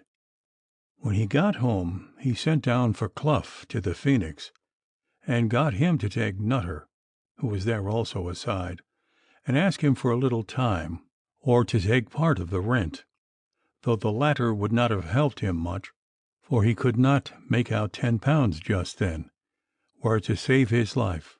But Nutter only said, "The rent's not mine. I can't give it or lose it, and Stirk's not safe. Will you lend it? I can't." This brought Clough to reason. He had opened the business, like a jolly companion, in a generous, full-blooded way. "Well, by Jove, Nutter, I can't blame you, for, you see, between ourselves, I'm afraid 'tis as you say. We of the Royal Irish have done under the rose, you know, all we can, and I'm sorry the poor devil has run himself into a scrape, but hang it, we must have a conscience, and if you think there's a risk of losing it, why, I don't see that I can press you."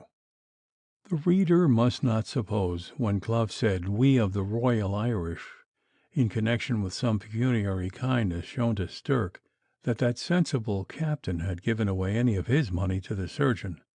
But Stirk, in their confidential conference, had hinted something about a helping hand, which Clough coughed off, and mentioned that Puttock had lent him £15 the week before.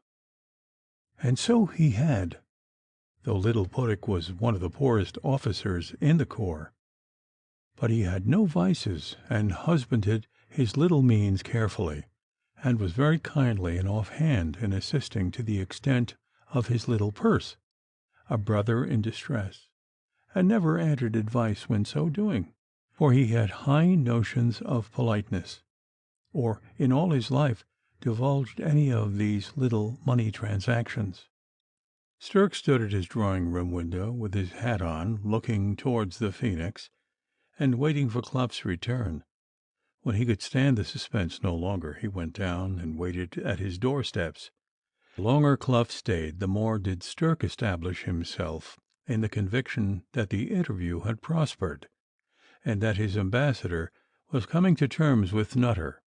He did not know that the entire question had been settled in a minute and a half, and that Clough was at that moment rattling away at backgammon with his arch-enemy, Toole, in a corner of the club parlour. It was not till Clough, as he emerged from the Phoenix, saw Stirk's figure stalking in the glimpses of the moon under the village elm, that he suddenly recollected and marched up to him. Stirk stood with his face and figure mottled over with the shadows of the moving leaves and the withered ones dropping about him, his hands in his pockets, and a crown-piece, I believe it was his last available coin just then, shut up fast and tight in his cold fingers, with his heart in his mouth, and whistling a little to show his unconcern.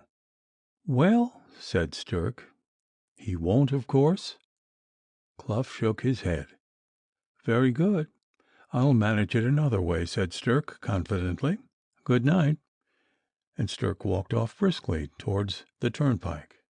"He might have said thank you, I think," Clough said, looking after him with a haughty leer. "Mixing myself up in his plaguey affairs, and asking favours of fellows like Nutter." But just then, having reached the corner next the Phoenix, Stirk hesitated, and Clough, thinking he might possibly turn back and ask him for money, turned on his heel, and, like a prudent fellow, trudged rapidly off to his lodgings.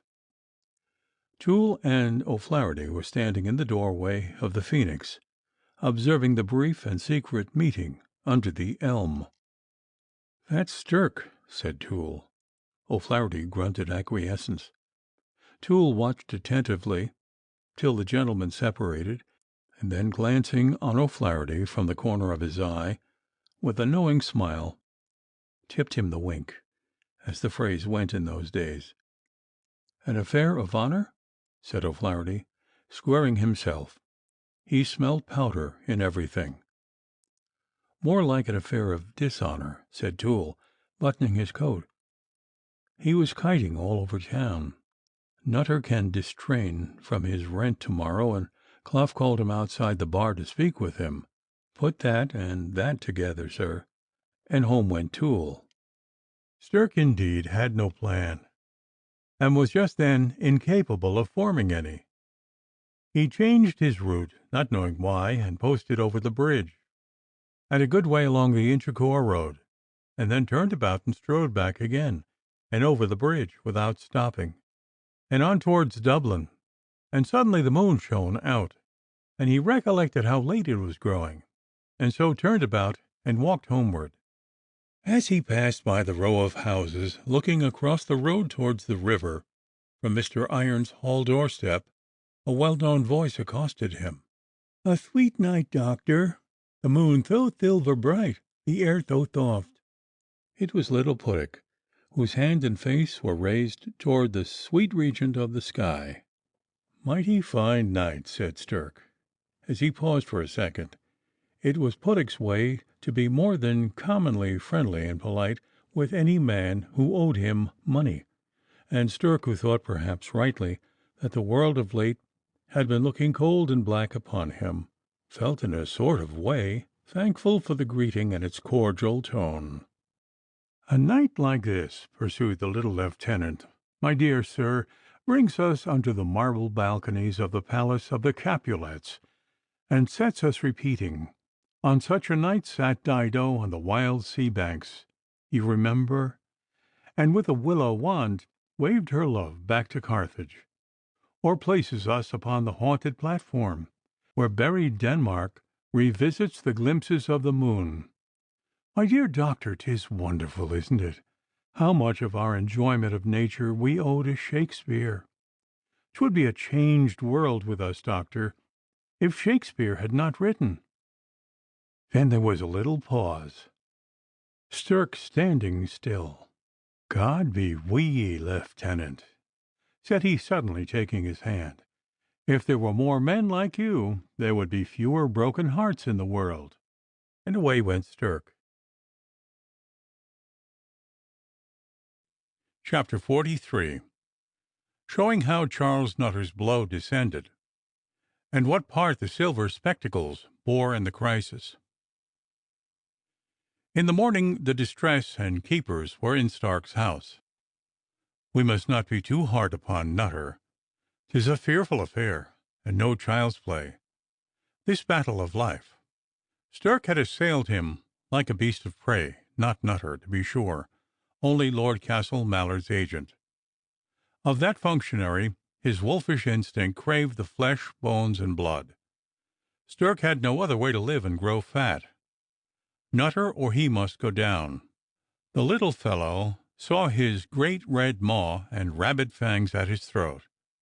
If he let him off, he would devour him, and lie in his bed, with his cap on, and his caudles and cordials all round, as the wolf did by Little Red Riding Hood's grandmamma, and with the weapon which had come to hand, a heavy one too, he was going, with Heaven's help, to deal him a brain blow.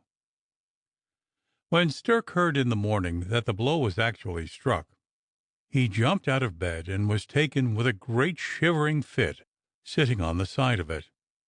Little Mrs. Stirk, as white as her nightcap with terror, was yet decisive in emergency, and bethought her of the brandy bottle, 2 glasses from which the doctor swallowed before his teeth gave over chattering, and a more natural tint returned to his blue face. "Oh, Barney dear, are we ruined?" faltered poor little Mrs. Stirk. "Ruined, indeed!" cried Stirk with an oath. "Come in here." He thought his study was on the same floor with his bedroom, as it had been in old times in their house in Limerick, 10 or 12 years before. "That's the nursery, Barney dear," she said, thinking, in the midst of the horror, like a true mother, of the children's sleep. Then he remembered and ran down to the study and pulled out a sheaf of bills and promissory notes, and renewals thereof, making a very respectable show. "Ruined, indeed!" he cried hoarsely, talking to his poor little wife in the tones and with a ferocity which the image of Nutter, with which his brain was filled, called up. "Look, I say, here's one fellow owes me that, and that, and that, and there's a dozen in that by another. There's two more sets there pinned together, and here's an account of them all. 2,200, and you may say 300, 2,300 owed me here, and that miscreant won't give me a day." "Is it the rent, Barney?" "The rent, to be sure. What else should it be?" shouted the doctor with a stomp. And so pale little Mrs. Sturk stole out of the room as her lord, with bitter mutterings, pitched his treasure of bad bills back again into the escritoire, and she heard him slam the study door and run downstairs to browbeat and curse the men in the hall, for he had lost his head somewhat between panic and fury. He was in his stockings and slippers, with an old flowered silk dressing-gown, and nothing more but his shirt, and looked, they said, like a madman. One of the fellows was smoking, and Sturk snatched the pipe from his mouth and stomped it to atoms on the floor, roaring at them to know what the hell brought them there, and without a pause for an answer, thundered, "And I suppose you'll not let me take my box of instruments out of the house? Mind, it's worth £50, and curse me, if one of our men dies for want of them in the hospital, I'll indict you both and your employer along with you for murder." And so he railed on till his voice failed him with a sort of choking, and there was a humming in his ears, and a sort of numbness in his head, and he thought he was going to have a fit. And then up the stairs he went again, and into his study, and resolved to have Nutter out. And it flashed upon him that he'd say, "Pay the rent first," and then what next? Why, he'd post him all over Dublin and Chapel is it, and Leaslip, where the Lord Lieutenant and court were. And down he sat to a sheet of paper, with his left hand clenched on the table, and his teeth grinding together, as he ransacked his vocabulary for befitting terms. But alas, his right hand shook so that his penmanship would not do. In fact, it half frightened him. "By my soul, I believe something bad has happened me," he muttered, and popped up his window and looked out, half dreaming over the churchyard on the park beyond, and the dewy overhanging hill, all pleasantly lighted up in the morning sun. While this was going on, little Mrs. Sturk, who on critical occasions took strong resolutions promptly, made a wonderfully rapid toilet, and let herself quietly out of the street door. She had thought of Dr. Walsingham, but Sturk had lately, in one of his imperious freaks of temper, withdrawn his children from the good doctor's catechetical class, and sent him besides one of the sturdy, impertinent notes, and the poor little woman concluded there was no chance there. She knew little of the rector, of the profound humility and entire placability of that noble soul. Well, she took the opposite direction, and turning her back on the town, walked at her quickest pace toward the brass castle. It was not 8 o'clock yet, but the devil had been up betimes and got through a good deal of his day's work, as we have seen. The poor little woman had made up her mind to apply to Dangerfield. She had liked his talk at Belmont, where she had met him, and he inquired about the poor, and listened to some of her woeful tales with a great deal of sympathy, and she knew he was very rich, and that he appreciated her Barney, and so she trudged on, full of hope, though I don't think many people who knew the world better would have given a great deal for her chance.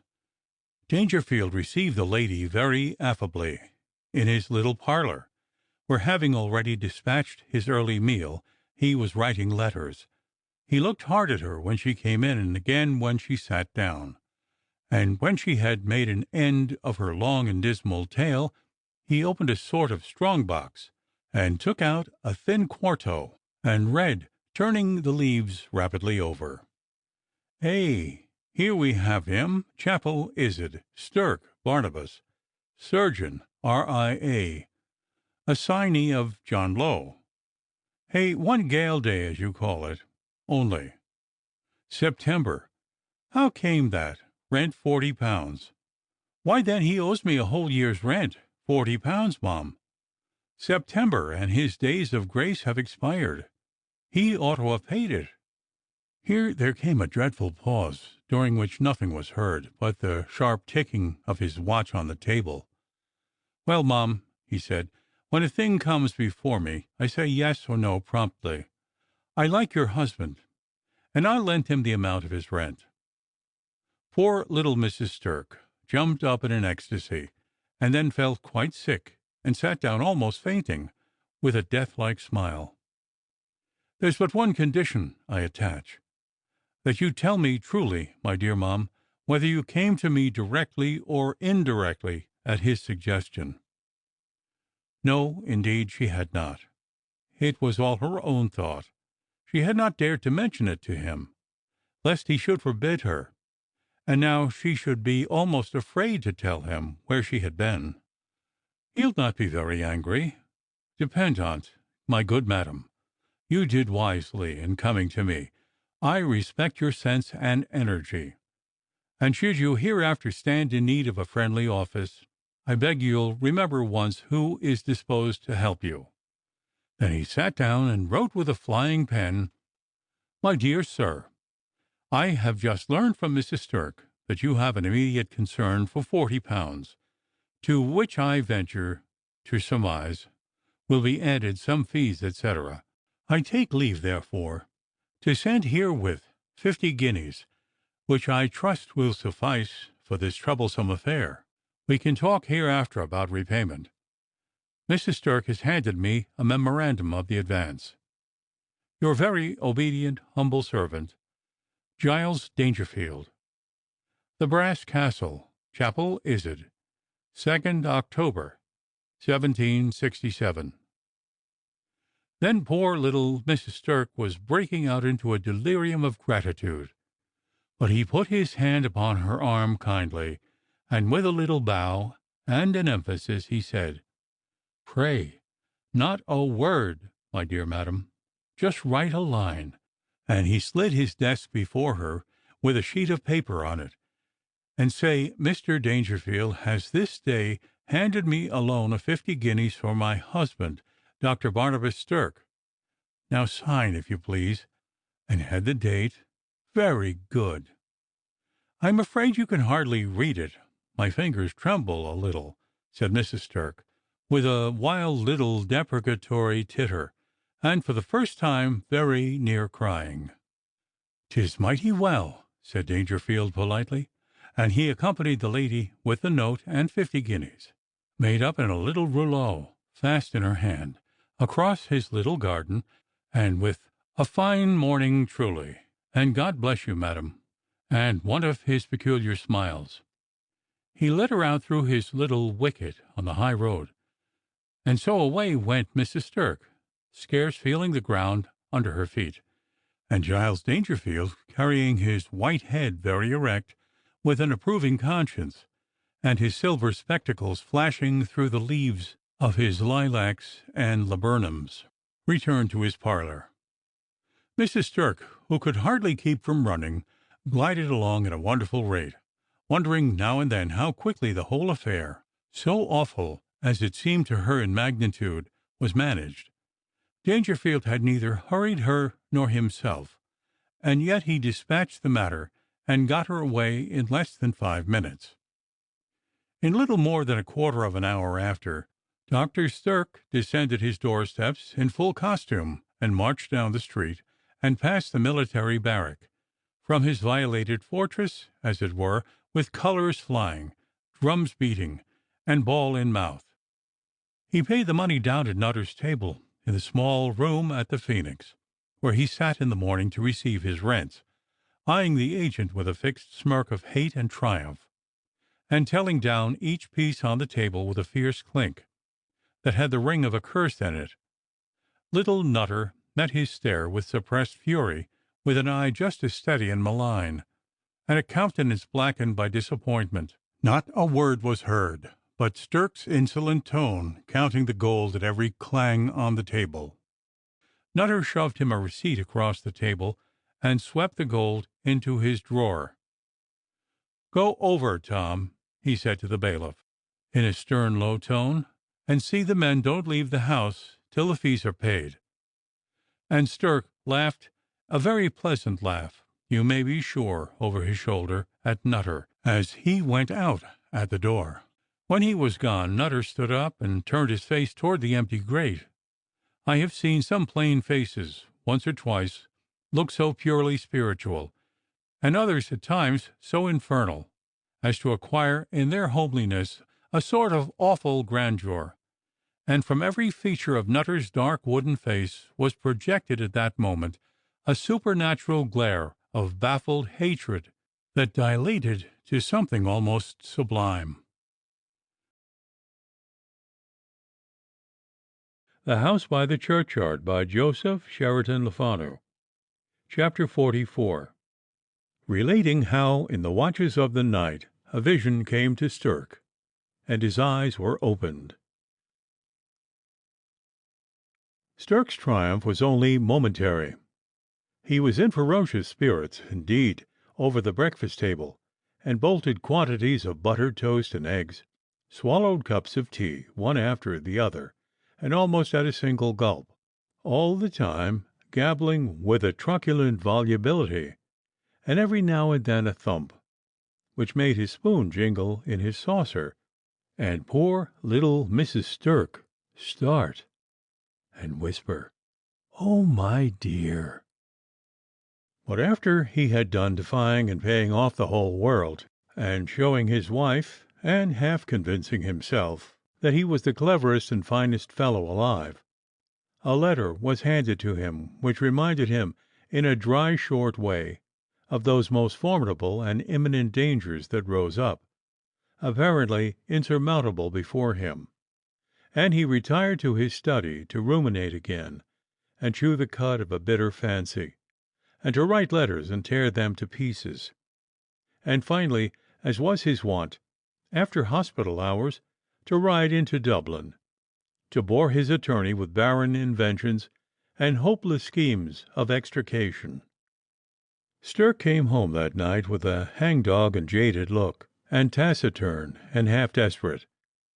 But he called for whiskey and drank a glass of that cordial, and brewed a jug of punch in silence, and swallowed glass after glass, and got up a little, and grew courageous and flushed, and prated away, rather loud and thickly, with a hiccup now and then, and got to sleep earlier than usual. Somewhere among the small hours of the night he awoke suddenly, recollecting something. "I have it!" cried Stirk, with an oath, and an involuntary kick at the footboard that made his slumbering housemaid bounce. "What is it, Barney dear?" squalled she, diving under the bedclothes, with her heart in her mouth. "It's like a revelation!" cried Stirk, with another oath, and that was all Mrs. Stirk heard of it for some time. But the surgeon was wide awake, and all alive about it, whatever it was. He sat straight up in the bed, with his lips energetically compressed, and his eyebrows screwed together, and his shrewd hard eyes rolling thoughtfully over the curtains, in the dark, and now and then an ejaculation of wonder, or a short oath, would slowly rise up and burst from his lips like a great bubble from the fermentation. Stirk's brain was in a hubbub. He had 50 plans, all jostling and clamoring together, like a nursery of unruly imps. "Take me! No, take me! No, me!" He had been dreaming like mad, and his sensorium was still all alive with the images of 50 phantasmagoria, filled up by imagination and conjecture, and a strange, painfully sharp remembrance of things past, all whirling in a carnival of roistering but dismal riot. masks and dice, laughter, maledictions and drumming, fair ladies, tipsy youths, mountebanks, and assassins, tinkling serenades, the fatal clang and rattle of the dice-box, and long-drawn distant screams. There was no more use in Stirk's endeavors to reduce all this to order than in reading the riot act to a Walpurgis gathering. So he sat muttering unconscious ejaculations, and looking down, as it were, from his balcony, waiting for the uproar to abate. And when the air did clear and cool a little, there was just one face that remained impassive, and serenely winked before his eyes. When things arrived at this stage, and he had gathered his recollections about him, and found himself capable of thinking, being a man of action, up he bounced, and struck a light, vaulted into his breeches, hauled on his stockings, hustled himself into his roquelaure, and, candle in hand, in slippered feet, glided like a ghost downstairs to the back drawing-room, which, as we know, was his study. The night was serene and breathless. The sky had cleared, and the moonlight slept mistily on the soft slopes of the park. The landscape was a febrifuge, and cooled and quieted his brain as he stood before it at his open window, in solitary meditation. It was not until his slowly wandering eye lighted on the churchyard, with a sort of slight shock, that he again bestirred himself. There it lay, with its white tombstones and its shadows spread under him, seeming to say, here I am, the narrow goal of all your plans. Not one of the glimmering memorials you see that does not cover what once was a living world of long-headed schemes, checkered remembrances, and well-kept secrets. Here lie your brother plotters, all in bond, only some certain inches below, with their legs straight and their arms by their sides, as when grim Captain Death called the stern word attention, with their sightless faces and unthinking foreheads turned up to the moon. Dr. Stirk, there are lots of places for you to choose among. Suit yourself. Here, or maybe here. And so Stirk closed the window and remembered his dream, and looked out stealthily but sternly from the door, which was ajar, and shut it sharply, and with his hands in his breeches pockets, took a quick turn to the window. His soul had got into harness again, and he was busy thinking. Then he snuffed the candle, and then quickened his invention by another brisk turn, and then he opened his desk, and sat down to write a note. Yes, said he to himself, pausing for a minute, with his pen in his fingers, 'tis as certain as that I sit here. Well, he wrote the note. There was a kind of smile on his face, which was paler than usual all the while, and he read it over, and threw himself back in his chair, and then read it over again, and did not like it, and tore it up. Then he thought hard for a while, leaning upon his elbow, and took a couple of great pinches of snuff, and snuffed his candle again, and, as it were, snuffed his wits, and took up his pen with a little flourish, and dashed off another, and read it, and liked it, and gave it a little sidelong nod, as though he said, "You'll do." And, indeed, considering all the time and thought he spent upon it, the composition was no great wonder, being after all no more than this: "Dear Sir, will you give me the honor of a meeting at my house this morning, as you pass through the town? I shall remain within till noon, and hope for some minutes' private discourse with you. Your most obedient, very humble servant, Barnabas Stirk." Then he sealed it with a great red seal, large enough for a patent almost, impressed with the Stirk arms, a boar's head for crest, and a flaunting scroll, with Dentum Fulminium Cave upon it. Then he peeped again from the window to see if the grey of the morning had come, for he had left his watch under his bolster, and longed for the time of action.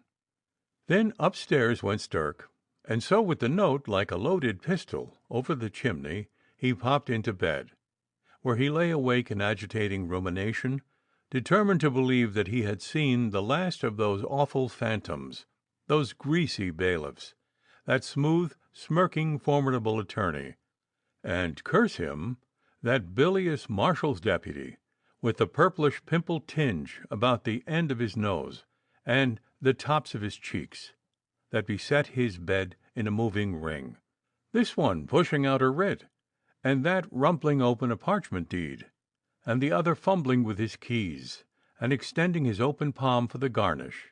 Avaunt! He had found out a charm to rout them all, and they shan't now lay a finger on him. A short and sharp way to clear himself, and so I believe he had. Chapter 45. Concerning a little rehearsal in Captain Clough's lodging, and a certain confidence between Dr. Stirk and Mr. Dangerfield. Mrs. Stirk, though very quiet, was an active little body, with a gentle, anxious face. She was up and about very early, and ran down to the King's house to ask Mrs. Colonel Stafford, who was very kind to her, and a patroness of Stirk's, to execute a little commission for her in Dublin, as she understood she was going into town that day, and the doctor's horse had gone lame and was in the hands of the farrier. So the good lady undertook it, and offered a seat in her carriage to Dr. Stirk, should his business call him to town. The carriage would be at the door at 11:30, and as she trotted home, for her Barney's breakfast hour was drawing nigh, whom should she encounter upon the road just outside the town but their grim spectacled benefactor Dangerfield, accompanied by, and talking in his usual short way, to Nutter, the arch enemy, who, to say truth, looked confoundedly black, and she heard the silver spectacles say, "'Tis, you understand, my own thoughts only I speak, Mr. Nutter." The fright and the shock of seeing Nutter so near her made her salutation a little awkward, and she had, besides, an instinctive consciousness that they were talking about the terrible affair of yesterday. Dangerfield, on meeting her, bid Nutter good morning suddenly, and turned about with Mrs. Stirk, who had to slacken her pace a little, for the potent agent chose to walk rather slowly.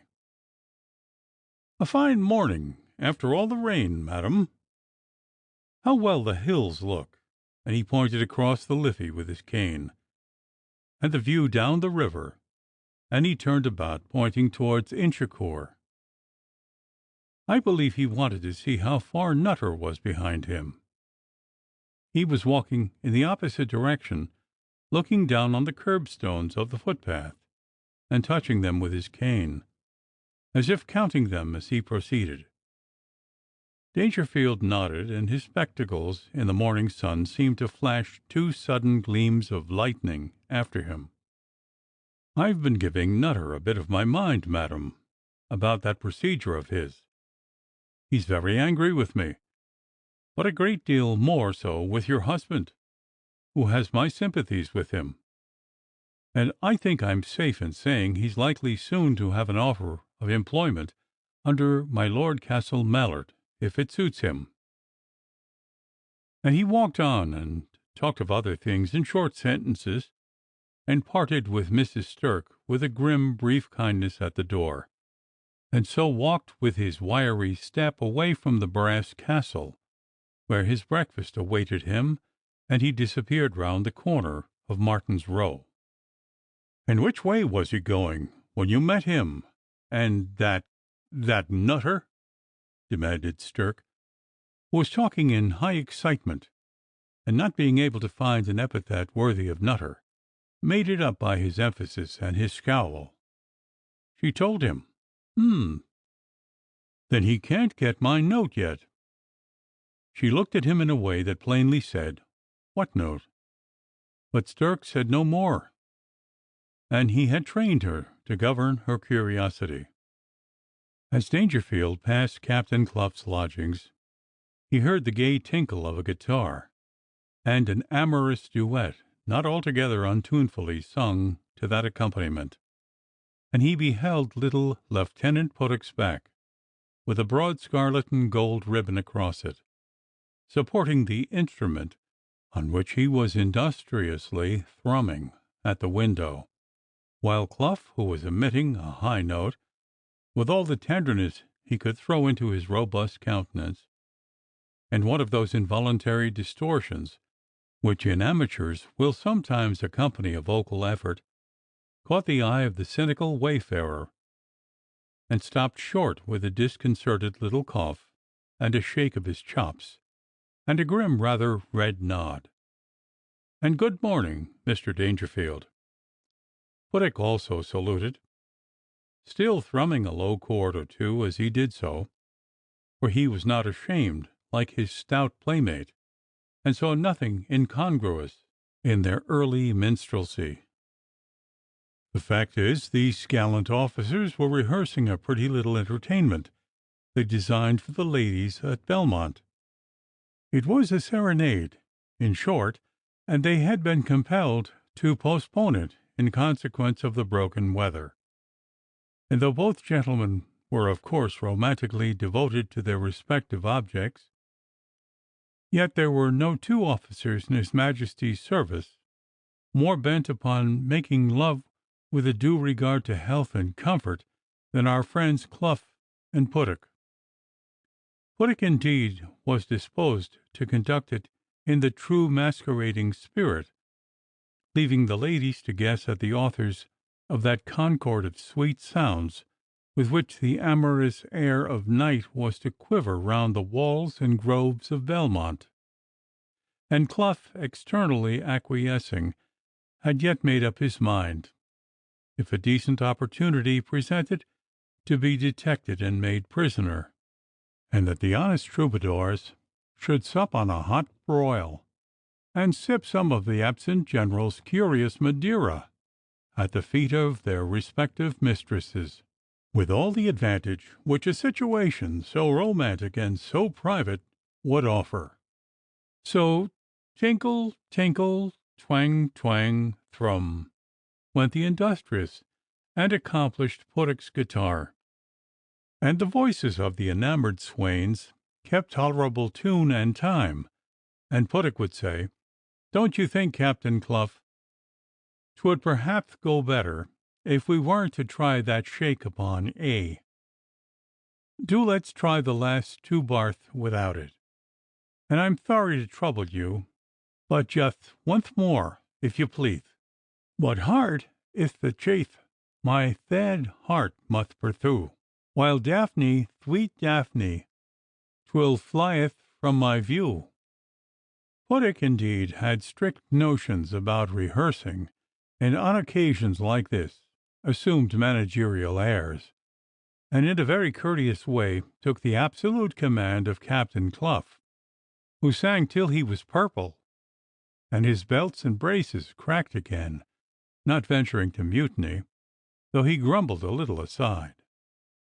So when Dangerfield passed Clough's lodging again, returning on his way into Chapel Iset, the songsters were at it still, and he smiled his pleasant smile once more, and nodded at poor old Clough, who this time was very seriously put out, and flushed up quite fiercely, and said, almost in a mutiny, "Hang it, Puttock, I believe you'd keep a fellow singing ballads over the street all day. Didn't you see that cursed fellow Dangerfield sneering at us? Curse him! I suppose he never heard a gentleman sing before. And by Jove, Puttock, you know you do make a fellow go over the same things so often it's enough to make a dog laugh." A minute after, Dangerfield had mounted Stirk's doorsteps and asked to see the doctor. He was ushered upstairs and into the back drawing room, which we know so well. Stirk rose as he entered. "Your most obedient, Mr. Dangerfield," said the doctor with an anxious bow. "Good morning, sir," said Dangerfield. "I've got your note, and am here in consequence. What can I do?" Stirk glanced at the door to see it was shut, and then said, "Mr. Dangerfield, I've recollected, something." "You have? Oh! Well, my good sir, you, I know, were acquainted with Charles Archer." Stirk looked for a moment on the spectacles, and then dropped his eyes. "Charles Archer?" answered Dangerfield promptly. "Yes, to be sure. But Charles, you know, got into trouble, and 'tis not an acquaintance you or I can boast of, and, in fact, we must not mention him, and I have long ceased to know anything of him. But I've just remembered his address, and there's something about his private history which I very well know, and which gives me a claim upon his kind feeling, and he's now in a position to do me a material service, and there's no man living, Mr. Dangerfield, has so powerful an influence with him as yourself. Will you use it in my behalf, and attach me to you by lasting gratitude?" Stirk looked straight at Dangerfield, and Dangerfield looked at him quizzically, perhaps a little ashamed in return, after a short pause. "I will," said Dangerfield, with a sprightly decision. "But, you know, Charles is not a fellow to be trifled with, eh? And we must not mention his name, you understand, or hint where he lives, or anything about him, in short." "That's plain," answered Stirk. "You're going into town, Mrs. Stirk tells me, in Mrs. Strafford's carriage. Well, when you return this evening, put down in writing what you think Charles can do for you, and I'll take care he considers it." "I thank you, sir," said Stirk solemnly. "And hark ye, you'd better go about your business in town, d'ye see, just as usual. 'Twill excite inquiry if you don't. So you must in this and other things proceed exactly as I direct you," said Dangerfield. "Exactly, sir, depend on't," answered Stirk. "Good day," said Dangerfield. "Adieu," said the doctor, and they shook hands gravely. On the lobby Dangerfield encountered Mrs. Stirk, and had a few pleasant words with her, patting the bull heads of the children, and went downstairs smiling and nodding. And Mrs. Stirk hopped quietly into the study, and found her husband leaning on the chimney-piece, and swabbing his face with his handkerchief, strangely pale, and looking, as the good lady afterwards said, for all the world as if he had seen a ghost. Chapter 46. The closet scene, with the part of Polonius omitted.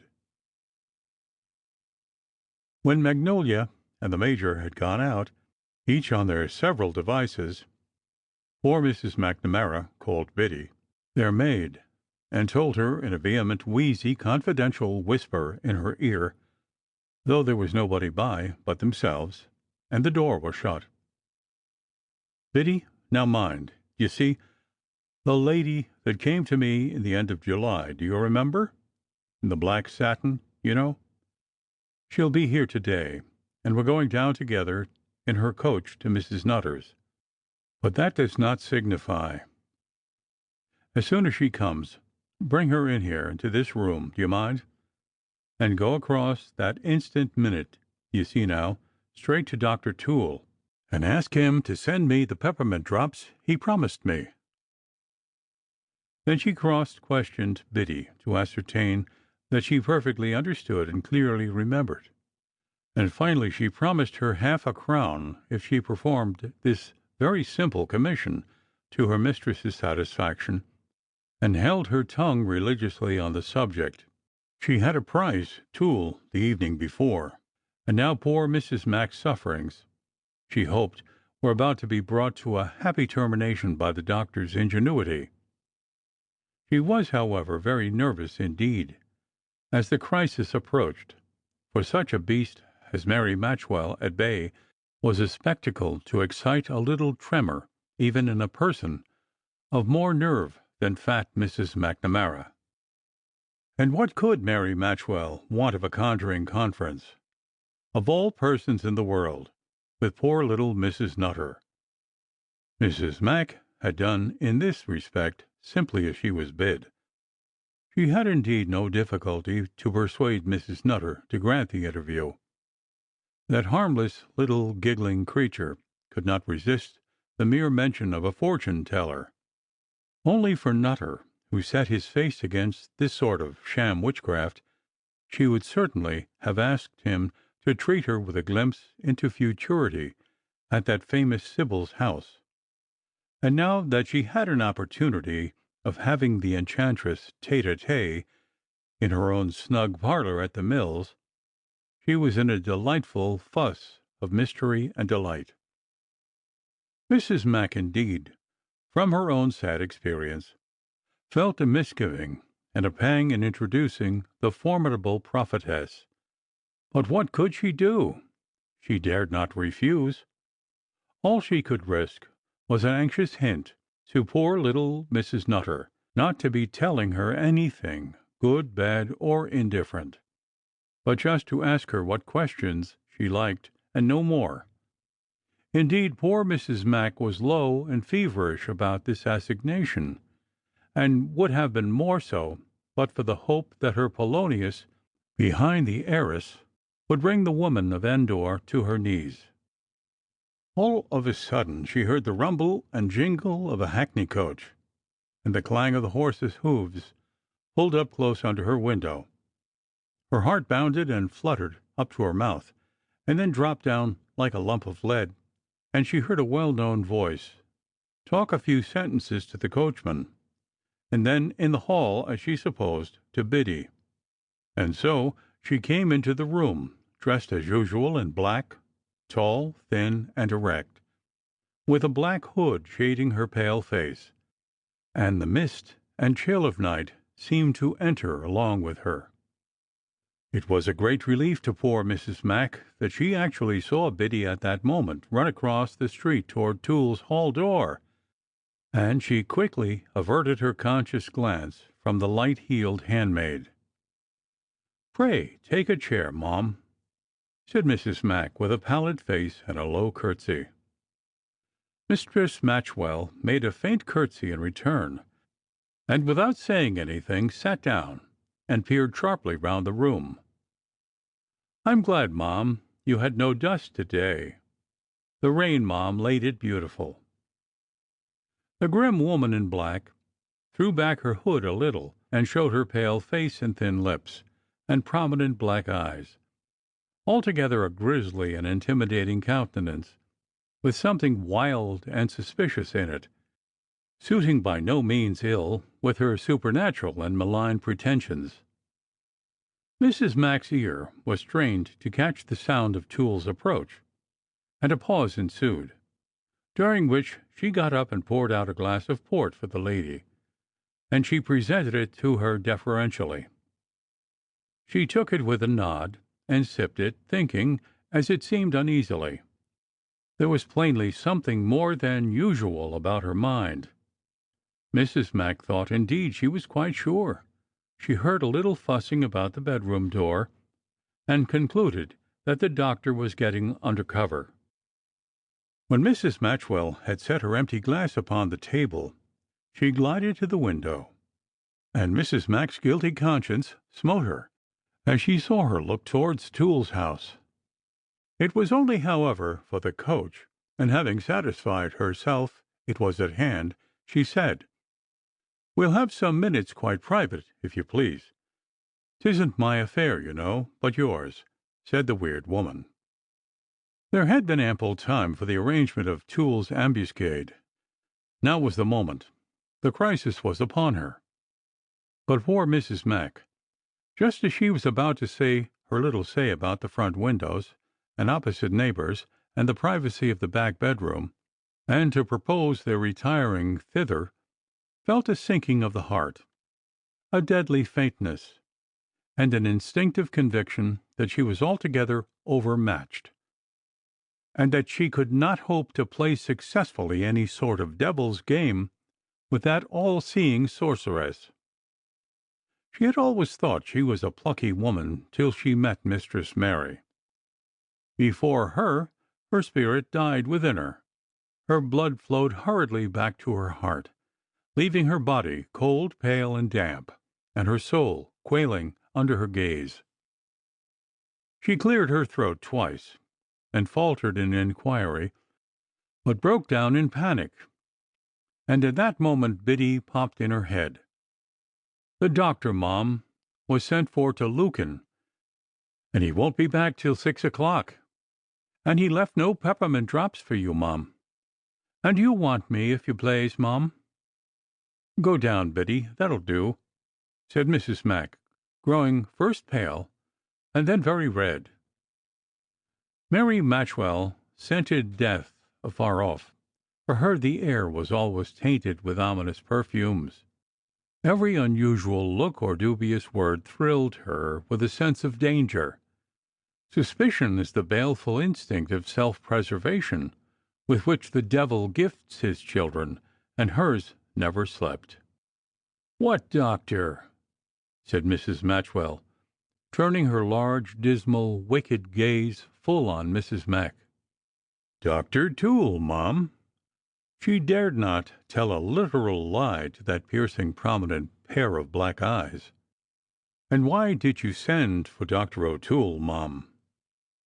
"I did not send for the doctor," answered the fat lady, looking down, for she could not stand that glance that seemed to light up all the caverns of her poor soul, and made her lies stand forth self-confessed. "I did not send for him, Mom, only for some drops he promised me. I've been very sick. I'm so miserable." And poor Mrs. Mac's nether lip quivered, and she burst into tears. "You're enough to provoke a saint, Mrs. McNamara," said the woman in black, rather savagely, though coldly enough.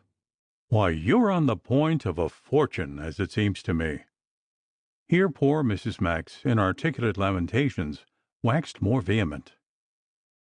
"You don't believe it? Very well. But where's the use of crying over your little difficulties, Mom, like a great baby, instead of exerting yourself and thanking your best friend?" And the two ladies sat down to a murmuring tete-a-tete at the far end of the room.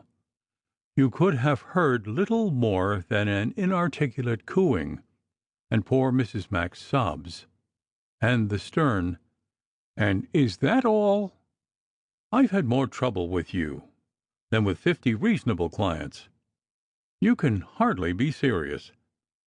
I tell you plainly you must manage matters better, my good madam, for frankly, Mom, this won't do." With which that part of the conference closed, and Mary Matchwell looked out of the window. The coach stood at the door, the horses dozing patiently with their heads together, and the coachman, with a black eye, mellowing into the yellow stage, and a cut across his nose, both doing well, was marching across from the public house over the way, wiping his mouth in the cuff of his coat. "Put on your riding hood, if you please, madam, and come down with me in the coach to introduce me to Mrs. Nutter," said Mrs. Matchwell, at the same time tapping with her long bony fingers to the driver. "There's no need of that, madam. I said what you desired, and I sent a note to her last night, and she expects you just now. And, indeed, I'd rather not go, madam, if you please."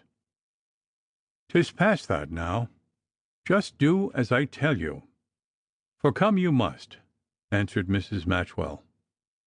As the old woman of Berkeley obeyed, and got up and went quietly away with her visitor, though her dead flesh quivered with fear, so poor Mrs. Mac, though loath enough, submitted in silence. "Now you look like a body going to be hanged, you do. What's the matter with you, madam? I tell you, you mustn't look that way. Here, take a sup of this," and she presented the muzzle of a small bottle like a pistol at her mouth as she spoke. "There's a glass on the table, if you'll let me, Mom," said Mrs. Mac. "Glass be damned. Here, take a mouthful." And she popped it between her lips, and Mrs. Mac was refreshed, and her spirit revived within her. Chapter 47, in which Pale Hecate visits the mills, and Charles Nutter, Esquire, orders tea.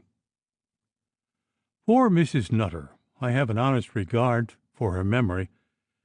If she was scant of brains, she was also devoid of guile. Giggle and raspberry jam were the leading traits of her character, and though she was slow to believe ill-natured stories, and made in general a horrid jumble when she essayed to relate news, except of the most elementary sort, and used to forget genealogies, and to confuse lawsuits and other family feuds, and would have made a most unsatisfactory witness upon any topic on earth. Yet she was a ready sympathizer, and a restless but pure-blind matchmaker, always suggesting or suspecting little romances, and always amazed when the éclaircissement came off. Excellent for condoling, better still for rejoicing. She would, on hearing of a surprising good match, or an unexpected son and heir, or a pleasantly timed legacy, go off like a mild little peal of joy bells, and keep ringing up and down and zigzag, and to and again, in all sorts of irregular roulades, without stopping the whole day long, with "Well, to be sure! Upon my conscience, now! I scarce can believe it. And isn't it pleasant, though? Oh, the creatures! But it was badly wanted. Dear knows, but I'm glad. Ha, ha, ha!" and so on. A train of reflection and rejoicing not easily exhausted, and readily, by simple transposition, maintainable for an indefinite period. And people, when good news came, used to say, "Sally Nutter will be glad to hear that," and though she had not a good deal of sense, and her conversation was made up principally of interjections, assisted by little gestures and wonderful expressions of face, and though when analyzed it was not much, yet she made a cheerful noise, and her company was liked, and her friendly little gesticulation, and her turning up of the eyes, and her smiles and sighs, and her "wisht a bit," and her "faith and troth now," and "whisper," and all the rest of her little budget of idiomatic expletives, made the people somehow, along with her sterling qualities, fonder of her than perhaps, having her always at hand, they were quite aware. So they both entered the vehicle, which jingled and rattled so incessantly and so loud that connected talk was quite out of the question, and Mrs. McNamara was glad 'twas so, and she could not help observing there was something more than the ordinary pale cast of devilment in Mary Matchwell's face, something she thought almost frightful, and which tempted her to believe in her necromantic faculty. So they reached Nutter's house at the mills, a sober, gray-fronted mansion, darkened with tall trees, and in went Mrs. Mac. Little Mrs. Nutter received her in a sort of transport of eagerness, giggle, and curiosity. "And is she really in the coach now? And, my dear, does she really tell the wonders they say? Mrs. Molly told me, well now, the most surprising things. And do you actually believe she's a conjurer? But mind you, Nutter must not know I had her here. He can't abide a fortune-teller. And what shall I ask her? I think about the Pearl Cross, don't you? For I would like to know. And then whether Nutter or his enemies, you know who I mean, will carry the day. Don't you know? Dr. Stirk, my dear. But that's the chief question." Poor Mrs. Mac glanced over her shoulder to see she wasn't watched, and whispered her in haste, "For mercy's sake, my dear, take my advice, and that is, listen to all she tells you, but tell her nothing." "To be sure, my dear. "That's only common sense," said Mrs. Nutter. And Mary Matchwell, who thought they had been quite long enough together, descended from the carriage, and was in the hall before Mrs. Nutter was aware, and the silent apparition overawed the poor little lady, who faltered a "Good evening, madam. You're very welcome. Pray step in." So in they all trooped to Nutter's parlour. So soon as little Mrs. Nutter got fairly under the chill and shadow of this inauspicious presence, her giggle subsided, and she began to think of the dreadful story she had heard of her having showed Mrs. Fleming, through a glass of fair water, the apparition of her husband with his face half masked with blood, the day before his murder by the watchmen in John's Lane. When therefore this woman of Endor called for water and glasses, and told Mrs. Mac that she must leave them alone together, poor little empty Mrs. Nutter lost heart, and began to feel very queer, and to wish herself well out of the affair, and indeed was almost ready to take her heels and leave the two ladies in possession of the house. But she had not decision for this. "And mayn't Mrs. Mac stay in the room with us?" she asked, following that good lady's retreating figure with an imploring look. "By no means." This was addressed sternly to Mrs. Mac herself, who, followed by poor Mrs. Nutter's eyes, moved fatly and meekly out of the room. She was not without her fair share of curiosity, but on the whole was relieved and very willing to go. She had only seen Mary Matchwell take from her pocket and uncase a small oval-shaped steel mirror, which seemed to have the property of magnifying objects, for she saw her cadaverous fingers reflected in it to fully double their natural size, and she had half filled a glass with water, and peered through it askew, holding it toward the light. Well, the door was shut, and an interval of 5 minutes elapsed, and all of a sudden 2 horrible screams in quick succession rang through the house. Betty the maid and Mrs. Mac were in the small room on the other side of the hall, and stared in terror at one another. The old lady, holding Betty by the wrist, whispered a benediction, and Betty, crying, "Oh, my dear, what's happened the poor mistress?" crossed the hall in a second, followed by Mrs. Mac, and they heard the door unlocked on the inside as they reached it. In they came, scarce knowing how, and found poor little Mrs. Nutter flat upon the floor, in a swoon, her white face and the front of her dress drenched with water. "You've a scent bottle, Mrs. McNamara. Let her smell to it," said the grim woman in black, coldly, but with a scarcely perceptible gleam of triumph, as she glanced on the horrified faces of the women. Well, it was a long fainting fit, but she did come out of it, and when her bewildered gaze at last settled upon Mrs. Matchwell, who was standing darkly and motionless between the windows, she uttered another loud and horrible cry, and clung with her arms round Mrs. Mac's neck, and screamed, "Oh, Mrs. Mac! There she is! There she is! There she is!" And she screamed so fearfully, and seemed in such an extremity of terror, that Mary Matchwell, in her sables, glided with a strange sneer on her pale face out of the room across the hall, and into the little parlour on the other side, like an evil spirit whose mission was half accomplished, and who departed from her for a season. "She's here! She's here!" screamed poor little Mrs. Nutter. "No, dear, no, she's not. She's gone, my dear. Indeed, she's gone," replied Mrs. Mac, herself very much appalled. "Oh, is she gone? Is she? Is she gone?" cried Mrs. Nutter, staring all round the room like a child after a frightful dream. "She's gone, Mom, dear. She isn't here. By this crass, she's gone," said Betty, assisting Mrs. Mac, and equally frightened and incensed.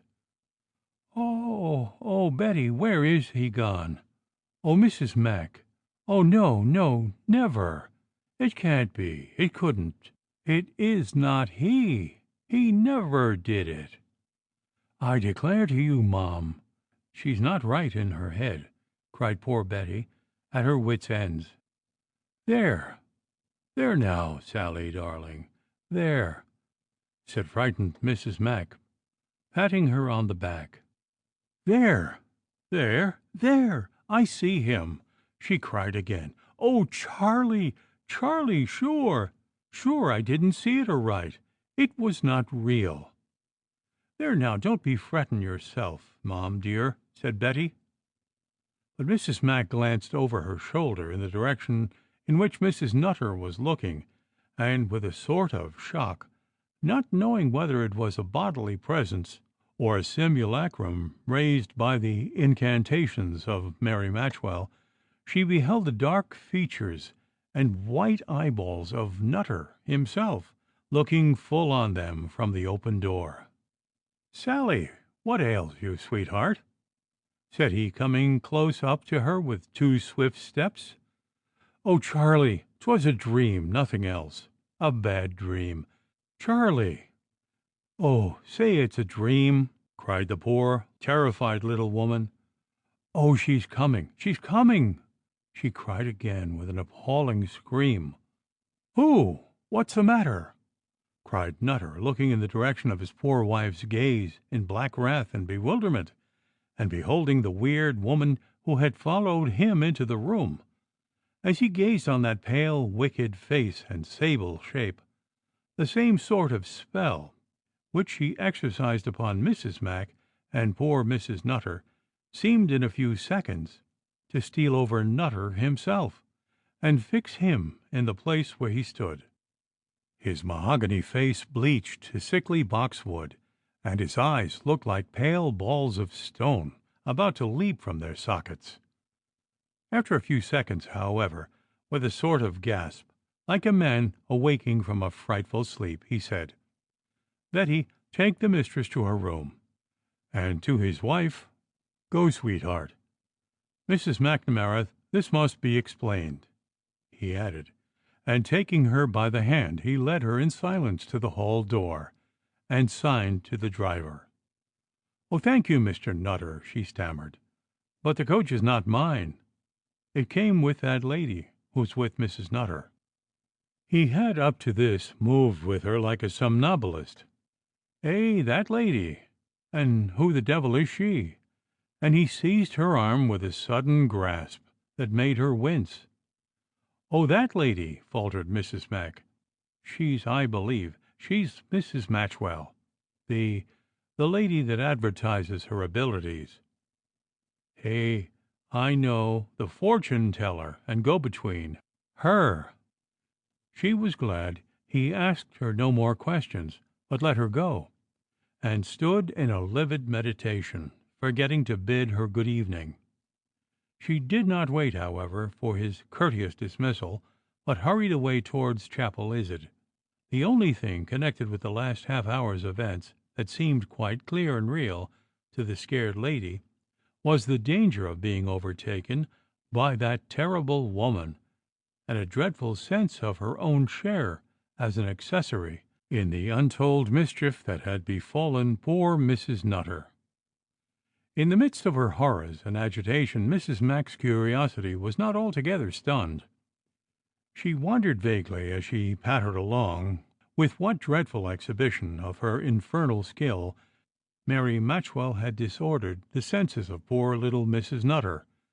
Had she called up a red-eyed, sooty raven to her shoulder, as old Miss Alice Lee, when she last had a dish of tea with her, told her she had once done before, and made the ominous bird speak the doom of poor Mrs. Nutter from that perch? Or had she raised the foul fiend in bodily shape, or showed her Nutter's dead face through the water? With these images flitting before her brain, she hurried on at her best pace, fancying every moment that she heard the rumble of the accursed coach behind her, and longing to see the friendly uniform of the Royal Irish Artillery, and the familiar house fronts of the cheery little street, and above all to hide herself securely among her own household gods. When Nutter returned to the parlor, his wife had not yet left it. "I'll attend here. Go you upstairs," said Nutter. He spoke strangely and looked odd, and altogether seemed strung up to a high pitch. Out went Betty, seeing it was no good dawdling, for her master was resolute and formidable. The room, like others in old-fashioned houses with thick walls, had a double door. He shut the one with a stern slam, and then the other, and though the honest maid loitered in the hall, and indeed placed her ear very near the door, she was not much the wiser. There was some imperfectly heard talk in the parlor, and cries, and sobs, and more talking. Then, before Betty was aware, the door suddenly opened, and out came Mary Matchwell, with gleaming eyes and a pale laugh of spite and victory, and threw a look as she passed upon the maid that frightened her, and so vanished into her coach. Nutter disengaged himself from poor Mrs. Nutter's arms, in which he was nearly throttled, while she sobbed and shrieked, "Oh, Charlie, dear, dearest Charlie, Charlie, darling, isn't it frightful?" and so on. "Betty, take care of her," was all he said, and that sternly, like a man quietly desperate, but with a dismal fury in his face. He went into the little room on the other side of the now darkening hall and shut the door, and locked it inside. It was partly because he did not choose to talk just now any more with his blubbering and shrieking wife. He was a very kind husband in his way, but a most incapable nurse, especially in a case of hysterics. He came out with a desk in his hands. "Moggy," he said in a low tone, seeing his other servant woman in the dusk crossing at the foot of the stairs, "here, take this desk. Leave it in our bedroom. 'Tis for the mistress. Tell her so by and by." The wench carried it up, but poor Mrs. Nutter was in no condition to comprehend anything, and was talking quite wildly, and seemed to be growing worse rather than better. Nutter stood alone in the hall, with his back to the door from which he had just emerged, his hands in his pockets, and the same dreary and wicked shadow over his face. "So that Stirk will carry his point after all," he muttered. On the hall wainscot just opposite hung his horse pistols, and when he saw them, and that wasn't for a while, for though he was looking straight at them, he was staring, really, quite through the dingy wooden panel, at quite other objects 300 miles away. When he did see them, I say he growled in the same tone, "I wish one of those bullets was through my head, so t'other was through his," and he cursed him with laconic intensity. Then Nutter slapped his pockets, like a man feeling if his keys and other portable chattels are all right before he leaves his home. But his countenance was that of one whose mind is absent and wandering, and he looked down on the ground, as it seemed in profound and troubled abstraction, and after a while he looked up again, and again glared on the cold pistols that hung before him, ready for anything. And he took down one with a snatch, and weighed it in his hand, and fell to thinking again, and, as he did, kept opening and shutting the pan with a snap, and so for a long time, and thinking deeply to the tune of that castanet. And at last he roused himself, who knows from what dreams, and hung up the weapon again by its fellow, and looked about him. The hall door lay open, as Mary Matchwell had left it.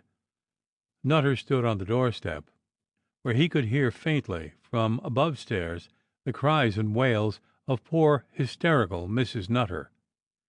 He remained there a good while, during which, unperceived by him, Dr. Toole's pestle and mortar boy, who had entered by the back way, had taken a seat in the hall. He was waiting for an empty draught bottle in exchange for a replenished flask of the same agreeable beverage which he had just delivered, for physic was one of poor Mrs. Nutter's weaknesses, though happily she did not swallow half what came home for her. When Nutter turned round, the boy, a sharp, tattling vagabond, he knew him well, was reading a printed card he had picked up from the floor, with the impress of Nutter's hobnailed tread upon it. It was endorsed upon the back, "For Mrs. McNamara, with the humble duty of her obedient servant, M.M." "What's that, sirrah?" shouted Nutter. "For Mrs. Nutter, I think, sir," said the urchin, jumping up with a start. "Mrs. Nutter!" repeated he. "No, Mrs. McNamara," and he thrust it into his surtout pocket. "And what brings you here, sirrah?" he added savagely, for he thought everybody was spying after him now, and, as I said, he knew him from a tattling young dog. He had taken the infection from his master, who had trained him. "Here, woman," he cried to Moggy, who was passing again, "give that pimping rascal his damn answer, and see, sirrah, if I find you sneaking about the place again, I'll lay that whip across your back." Nutter went into the small room again. "And how are ye, Jemmy? How's every inch of ye?" inquired Moggy of the boy, when his agitation was a little blown over. "I'm elegant, thank ye," he answered. "And what's the matther wid ye all? I come through the kitchen and see no one." "Och, didn't ye hear? The poor mistress, she's as bad can be." And then began a whispered confidence, broken short by Nutter's again emerging, with the leather belt he wore at night on, and a short back sword, called a quatre de chasse, therein, and a heavy walking cane in his hand. "Get tea for me, wench, in half an hour," said he, this time quite quietly, though still sternly, and without seeming to observe the quaking boy, who at first sight referred these martial preparations to a resolution to do execution upon him forthwith. "You'll find me in the garden when it's ready." And he strode out, and pushing open the wicket gate in the thick garden hedge, and with his cane shouldered, walked with a quick resolute step down towards the pretty walk by the river, with the thick privet hedge and the row of old pear trees by it. And that was the last that was heard or seen of Mr. Nutter for some time. Chapter 48. Swans on the Water. At about 6:30 that evening, Puttock arrived at Captain Clough's lodgings, and for the first time the minstrels rehearsed their lovelorn and passionate ditties. They were dressed all in their best, under that outer covering which, partly for mystery and partly for bodily comfort, the wind, after the heavy rains of the last week, having come round to the east, these prudent troubadours wore. Though they hardly glanced at the topic to one another, each had his delightful anticipations of the chances of the meeting. Puttock did not value Dangerfield or Rush, and Clough's mind was pretty easy upon that point from the moment his proposal for Gertrude Chatsworth had taken wind. Only for that cursed shower the other night that made it incumbent on Clough, who had had 2 or 3 sharp little visits of his patrimonial gout, and no notion of dying for love, to get to his quarters as quickly as might be. He had no doubt that the last stave of their first duet rising from the meadow of Belmont, with that charming roulade devised by Puttock, and the pathetic twang of his romantic instrument, would have been answered by the opening of the drawing-room window, and Aunt Becky's imperious summons to the serenaders to declare themselves and come in and partake of supper. The only thing that at all puzzled him, unpleasantly connected with that unsuccessful little freak of musical love-making, was the fellow they saw getting away from under the open window, the very same at which Lilias Walsingham had unintentionally surprised her friend Gertrude. He had a surtout on, with a cape cut exactly after the fashion of Dangerfield, and a three-cocked hat with very pinched corners in the French style, which identical hat Clough was ready to swear he saw upon Dangerfield's head very early one morning, as he accidentally spied him viewing his peas and tulips in the little garden of the brass castle by the riverside. 'Twas fixed in fact in Clough's mind that Dangerfield was the man, and what the plague need had a declared lover of any such clandestine manoeuvres? Was it possible that the old scoundrel was, after all, directing his night visits differently, and keeping the ant in play as a reserve, in the event of the failure of his suit to the niece? Plans as gross he knew had succeeded. Old women were so devilish easily won, and loved money too, so well sometimes. These sly fellows agreed that they must not go to Belmont by Chapel Izard Bridge, which would lead them through the town in front of the barrack, and under the very signboard of the Phoenix. No, they would go by the Knockmaroon road, cross the river by the ferry, and, unperceived and unsuspected, enter the grounds of Belmont on the further side. So away went the amorous musicians, favoured by the darkness, and talking in an undertone, and thinking more than they talked, while little Puttock, from under his cloak, scratched a faint little arpeggio and a chord, ever and anon, upon the instrument. When they reached the ferry, the boat was tied at the near side, but deuce a ferryman could they see.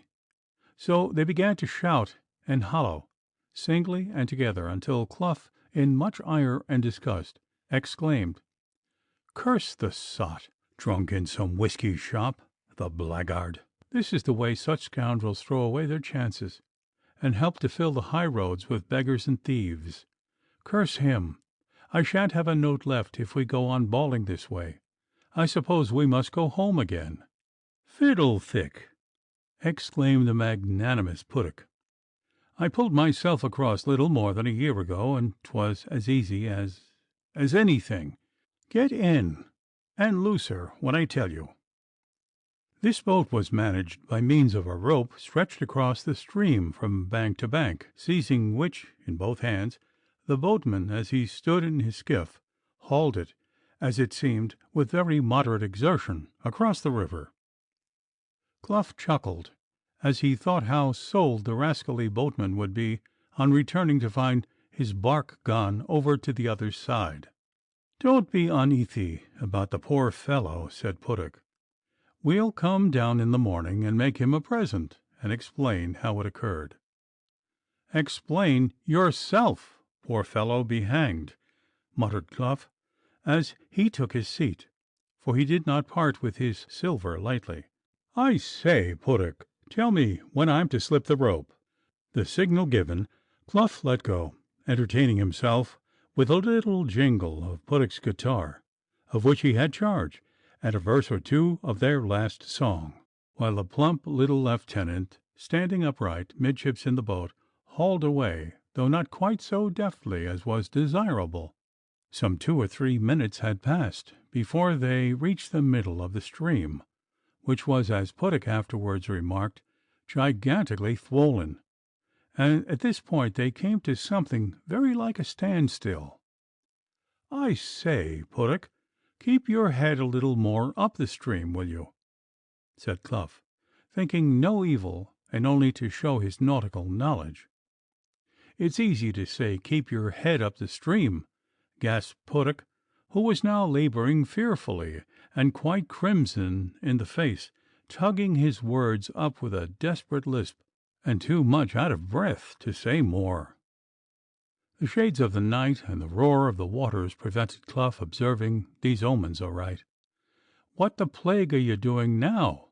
cried Clough, arresting a decorative passage in the middle, and for the first time seriously uncomfortable, as the boat slowly spun around, bringing what Clough called her head, though head and tail were pretty much alike, toward the bank they had quitted.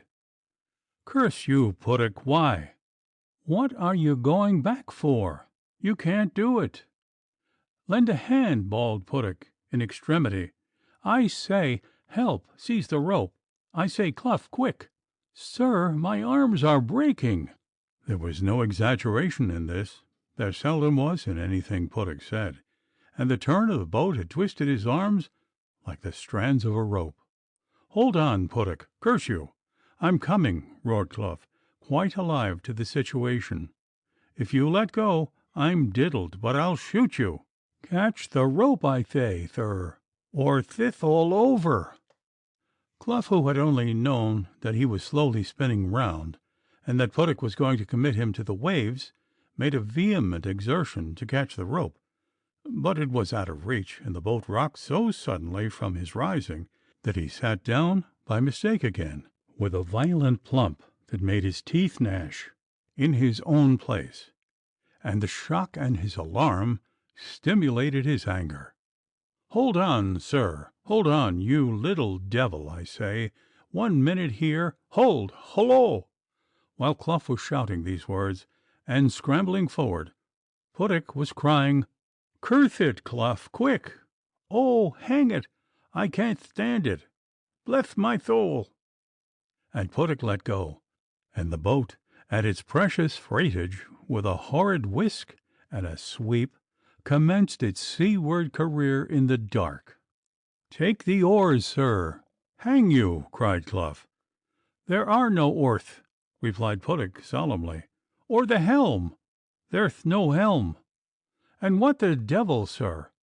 And a splash of cold water soused the silken calves of Clough at this moment. "Hugh, Hugh! And what the devil will you do, sir? You don't want to drown me, I suppose?" roared Clough, holding hard by the gunwale. "You can thwim, Clough. Jump in, and don't mind me," said little Puttock sublimely. Clough, who was a bit of a boaster, had bragged one evening at mess of his swimming, which he said was famous in his school days. 'Twas a lie, but Puttock believed it implicitly. "Thank you," roared Clough. "Swim, indeed! Buttoned up this way, and the gout too?" "I say, Clough, save the guitar if you can," said Puttock. In reply, Clough cursed that instrument through his teeth with positive fury, and its owner, and indeed he was so incensed at this unfeeling request that if he had known where it was, I think he would have gone nigh to smash it on Puttock's head, or at least, like the minstrel boy, to tear its cords asunder, for Clough was hot, especially when he was frightened. But he forgot, though it was hanging at that moment by a pretty scarlet and gold ribbon about his neck. "Guitar be diddled!" cried he. "'Tis gone where we're going, to the bottom. What devil possessed you, sir, to drown us this way?" Puttock sighed. They were passing at this moment the quiet banks of the pleasant meadow of Belmont, and the lights twinkled from the bow window in the drawing room. I don't know whether Puttock saw them. Clough certainly did not. "Hallo! Hallo! A rope!" cried Clough, who had hit upon this desperate expedient for raising the neighbourhood. "A rope! A rope! Hallo! Hallo! A rope!" And Aunt Becky, who heard the wild whooping, mistook it for drunken fellows at their diversions, and delivered her sentiments in the drawing room accordingly. The House by the Churchyard, by Joseph Sheridan Le Fanu. Chapter 49. Swans in the Water. "We're coming to something. What's that?" said Puttock, as a long row of black stakes presented themselves at some distance ahead in the dusky moonlight, slanting across the stream. "'Tis the salmon weir," roared Clough, with an oath that subsided into something like a sickening prayer. It was only a fortnight before that a tipsy fellow had been found drowned in the net. Clough had lost his head much more than Puttock, though Clough had fought duels. But then he really could not swim a bit, and he was so confoundedly buckled up. "Sit to the right. Trim the boat, sir," said little Puttock. "Trim the devil!" bawled Clough, to whom this order of Puttock's, it must be owned, a useless piece of Maritinism in their situation, was especially disgusting, and he added, looking furiously ahead, "'Tisn't the boat I trim, I promise you, you ridiculous murderer!" Just then Puttock's end of the boat touched a stone or a post or something in the current, and that in which Clough sat came wheeling swiftly round across the stream, and brought the gallant captain so near the bank that, with a sudden jerk, he caught the end of a branch that stretched far over the water, and, spite of the confounded tightness of his toilet, with the energy of sheer terror, climbed a good way. But reaching a point where the branch forked, he could get no further, though he tugged like a brick. But what was a fat fellow of 50, laced and buckled and buttoned up, like poor Clough, with his legs higher up among the foliage than his head and body, to do, and with his right calf caught in the fork of a branch, so as to arrest all progress, and especially as the captain was plainly too much for the branch, which was drooping toward the water, and emitting sounds premonitory of a smash. With a long squeaking crash the branch stooped down to the water, and as soon as the old element made itself acquainted with those parts that reached it first, the gallant captain, with a sort of sob, redoubled his efforts, and down came the faithless bow, more and more perpendicularly, until his nicely got up cue and bag, then his powdered head, and finally Captain Clough's handsome features, went under the surface. When this occurred he instantaneously disengaged his legs with a vague feeling that his last struggle above water was over. His feet immediately touched the bottom. He stood erect, little above his middle, and quite out of the main current, within half a dozen steps of the bank, and he found himself, he scarcely knew how, on terra firma, impounded in a little flower garden, with lilacs and laburnums and sweetbriers, and through a window close at hand whom should he see but Dangerfield, who was drying his hands in a towel, and as Clough stood for a moment letting the water pour down through his sleeves, he further saw him make some queer little arrangements, and eventually pour out and swallow a glass of brandy, and was tempted to invoke his aid on the spot. But some little incivilities which he had bestowed upon Dangerfield when he thought he cherished designs upon Aunt Rebecca forbade, and at that moment he spied the little wicket that opened upon the road, and Dangerfield stepped close up to the window and cried sternly, "Who's there?" with his grim spectacles close to the window.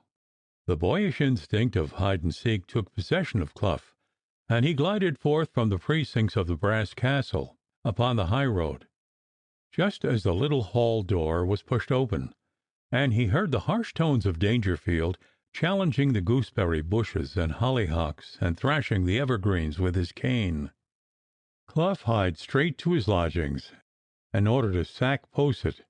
Worthy Mrs. Mason eyed him in silent consternation, drenched and dishevelled, wild, and discharging water from every part of his clothing and decorations, as he presented himself without a hat before her dim-dipped candle in the hall. "I'll take that vessel, if you please, sir, that's hanging around your neck," said the mild and affrighted lady, meaning Puttock's guitar, through the circular orifice in which, under the cords, the water with which it was filled occasionally splashed. "Oh, the instrument? Confound it! and rather sheepishly he got the grey, red, and gold ribbon over his dripping head and placed it in her hand without explanation. He said, "A warming pan, as quickly as may be, I beg, Mrs. Mason, and the posset, I do earnestly request. You see, I've been nearly drowned, and I can't answer for consequences if there be 1 minute's delay."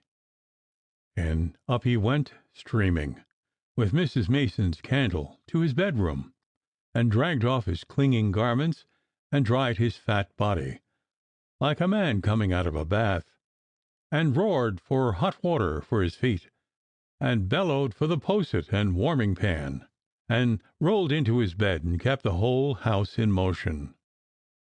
And so soon as he had swallowed his cordial, and toasted his sheets, and with the aid of his man rolled himself in a great blanket, and clapped his feet in a tub of hot water, and tumbled back again into his bed, he bethought him of Puttock, and ordered his man to take his compliments to Captain Berg and Lieutenant Lillyman, the tenants of the nearest lodging-house, and to request either to come to him forthwith on a matter of life or death. Lillyman was at home, and came. "Puttock's drowned, my dear Lillyman, and I'm little better. The ferry boat broke away with us. Do go down to the adjutant. They ought to raise the salmon nets. I'm very ill myself, very ill indeed, else I'd have assisted. But you know me, Lillyman. Poor Puttock! 'Tis a sad business, but lose no time." "And can't he swim?" asked Lillyman, aghast. "Swim? Aye, like a stone, poor fellow. If he had only thrown himself out, and held by me, hang it, I'd have brought him to shore. But poor Puttock, he lost his head. And you see me here. Don't forget to tell him the condition you found me in. And now don't lose a moment." So off went Lillyman to give the alarm at the barrack.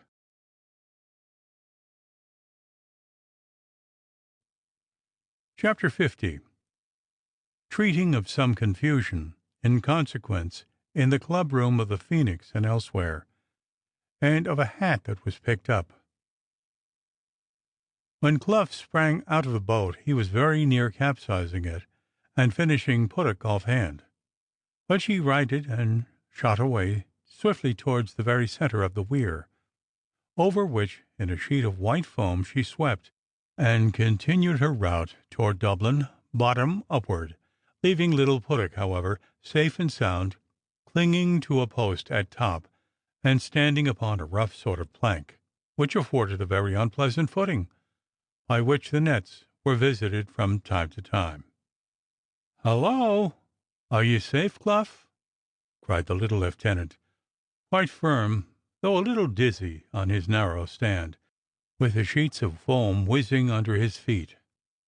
What had become of his musical companion he had not the faintest notion, and when he saw the boat hurled over near the sluice and drive along the stream upside down, he nearly despaired.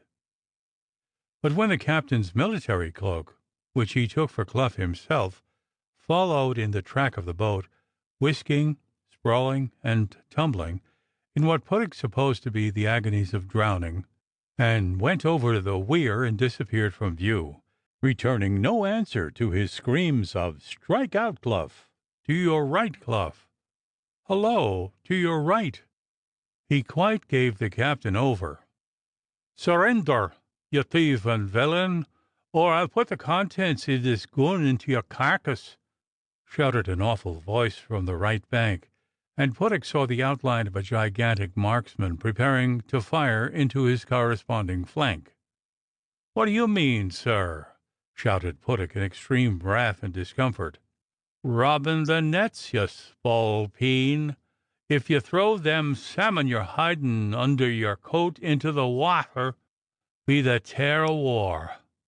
"What salmon, sir?" interrupted the lieutenant. "Why, salmon's not in season, sir."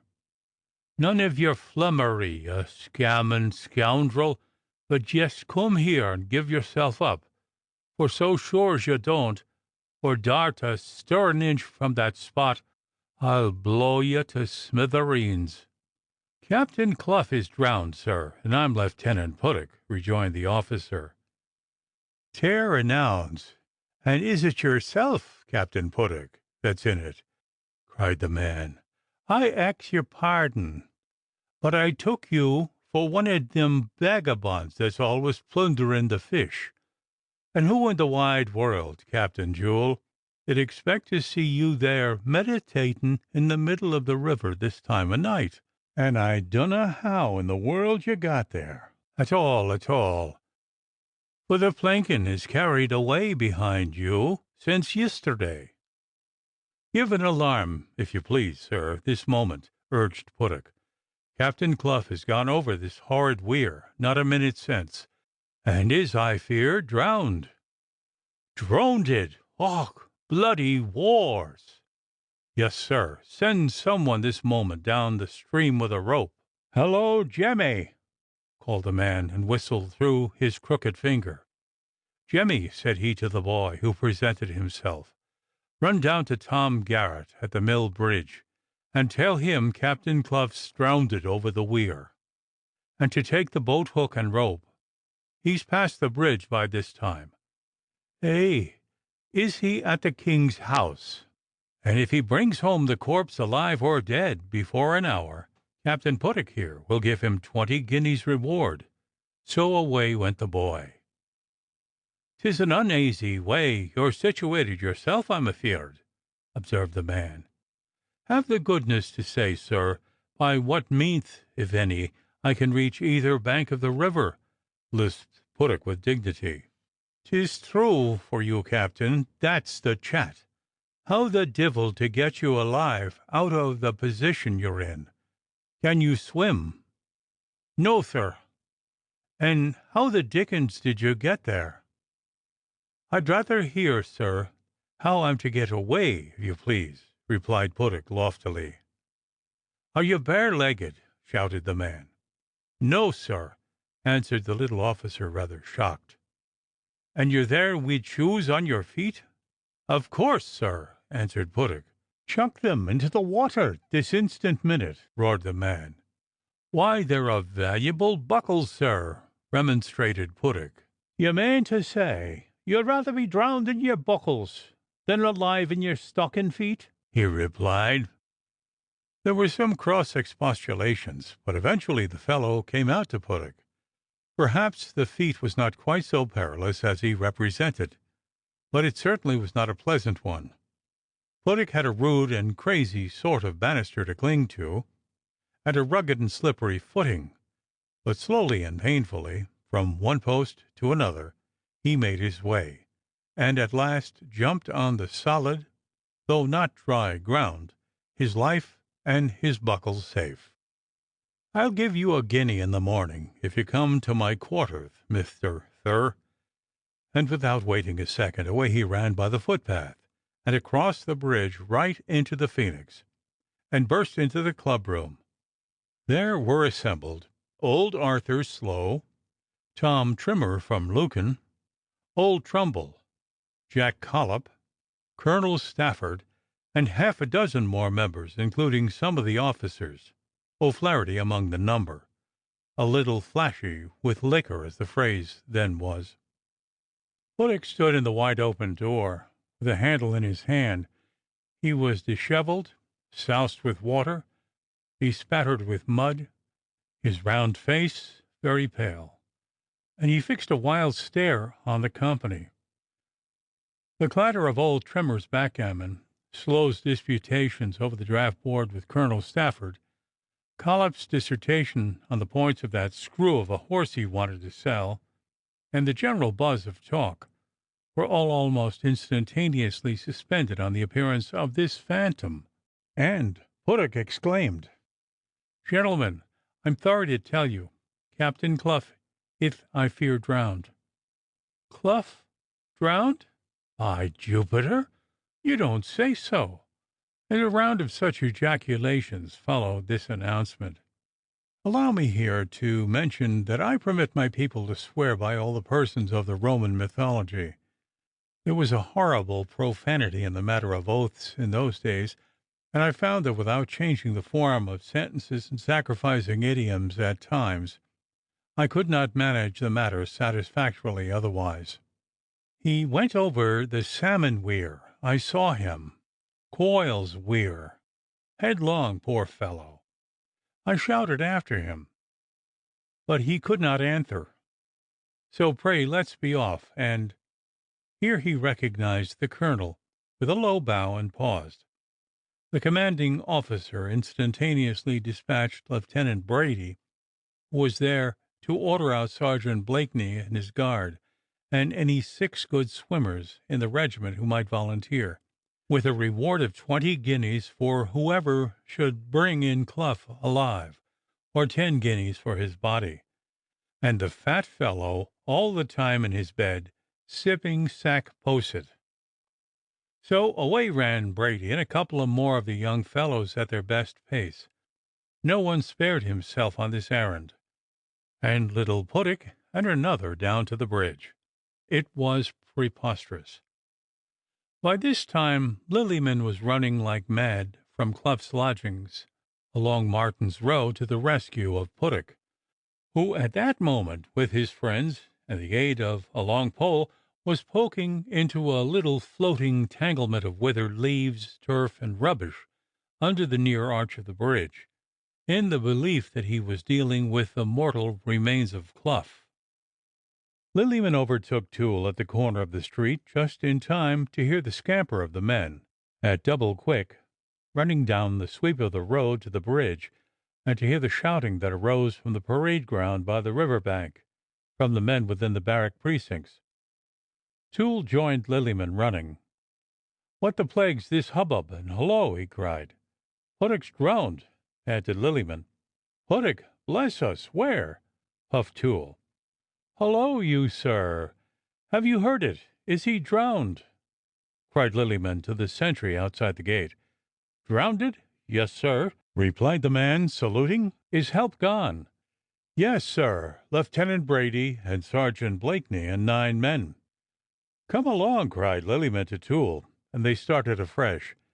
They heard the shouting by the river bank, and followed it by the path round the King's house, passing the Phoenix and old Colonel Stafford, who was gouty and no runner, standing with a stern and anxious visage at the door, along with old Trumbull, Slow, and Trimmer, and some of the maids and drawers in the rear, all in consternation. "Bring me the news!" screamed the colonel as they passed. Lillyman was the better runner. Toole, a good deal blown, but full of pluck, was laboring in the rear. Lillyman jumped over the stile at the river path, and Toole saw an officer who resembled poor Puttick, he thought, a good deal, cross the road and follow in Lillyman's wake. The doctor crossed the stile next, and made his best gallop in rear of the plump officer, excited by the distant shouting, and full of horrible curiosity and good nature.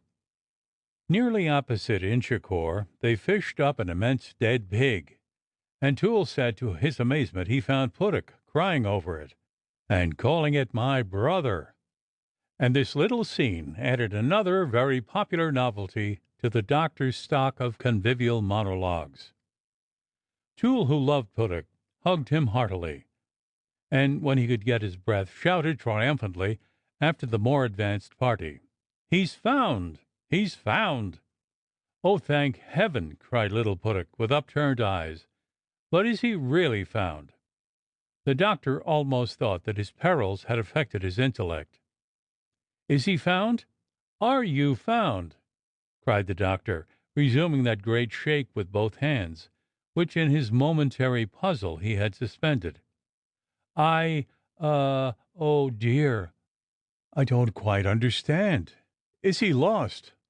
For mercy's sake, is Clough lost?" implored Puttick. "Lost in his bedclothes, maybe," cried Lillyman, who had joined them. "But he's not drowned." "Pish! Drowned, indeed! Unless he's drowned in the crock of hot water he's clapped his legs into." Where is he? Where's Clough? Hang it, he's in bed, in his lodging, drinking hot punch this half hour. But are you certain? Why, I saw him there myself, answered Lillyman with an oath. Poor little Puttock actually clasped his hands, looked up, and poured forth a hearty, almost hysterical thanksgiving, for he had charged Clough's death altogether upon his own soul, and his relief was beyond expression. In the meantime, the old gentlemen of the club were in a thrilling suspense, and that not altogether disagreeable state of horror in which men chew the cud of bitter fancy over other men's catastrophes. After about 10 minutes, in came young Spate. "Well," said the colonel, "is Clough safe, or Clough safe, only half drowned, but poor Puttock's lost." "What?" "Drowned, I'm afraid." "Drowned? Who says so?" repeated the colonel. "Clough, everybody." "Why, there it is," replied the colonel, with a great oath, breaking through all his customary reserve and stiffness, and flinging his cocked hat on the middle of the table piteously.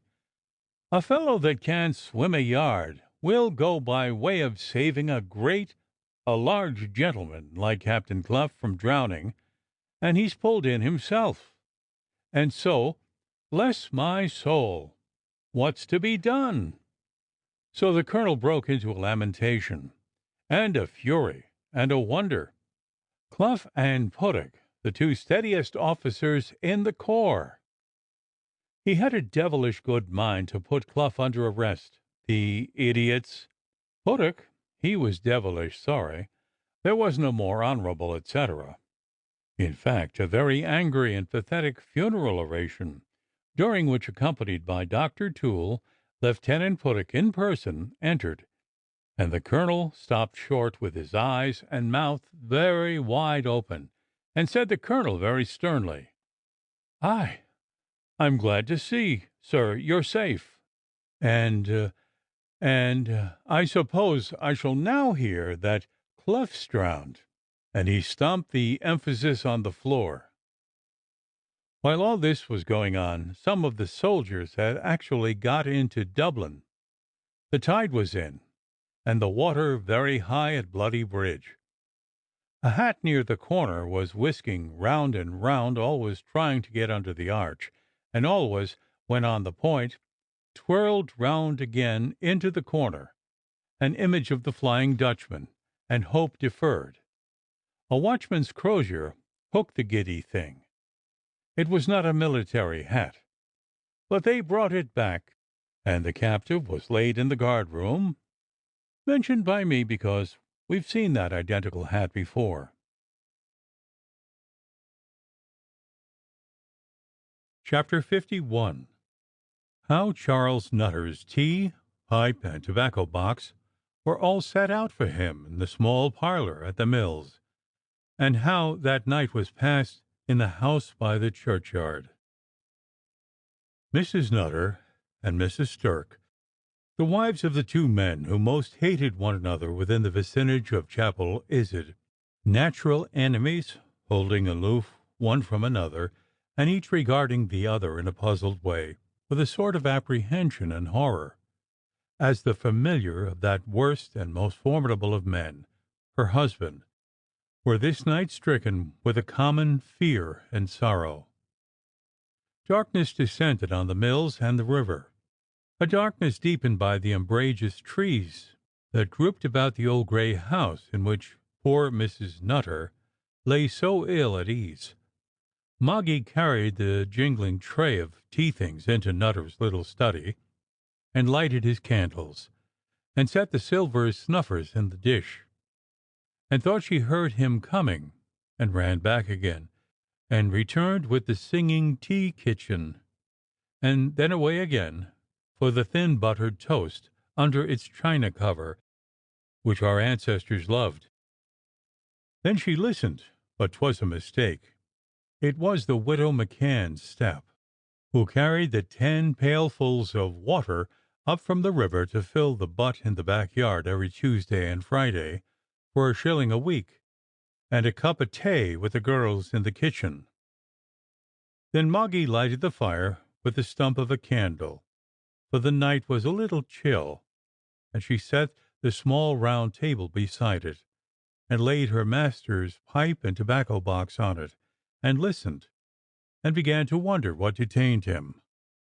So she went out into the sharp, still air, and stood on the hall doorstep, and listened again. Presently she heard the widow McCann walking up from the garden with the last pail on her head, who stopped when she saw her, and set down the vessel upon the corner of the clumsy little balustrade by the doorstep. So Moggy declared her uneasiness, which waxed greater when Mrs. McCann told her that the Master, God bless him, wasn't in the garden. She had seen him standing at the river's edge while she passed and repassed. He did not move a finger or seem to notice her, and was looking down into the water. When she came back the third or fourth time, he was gone.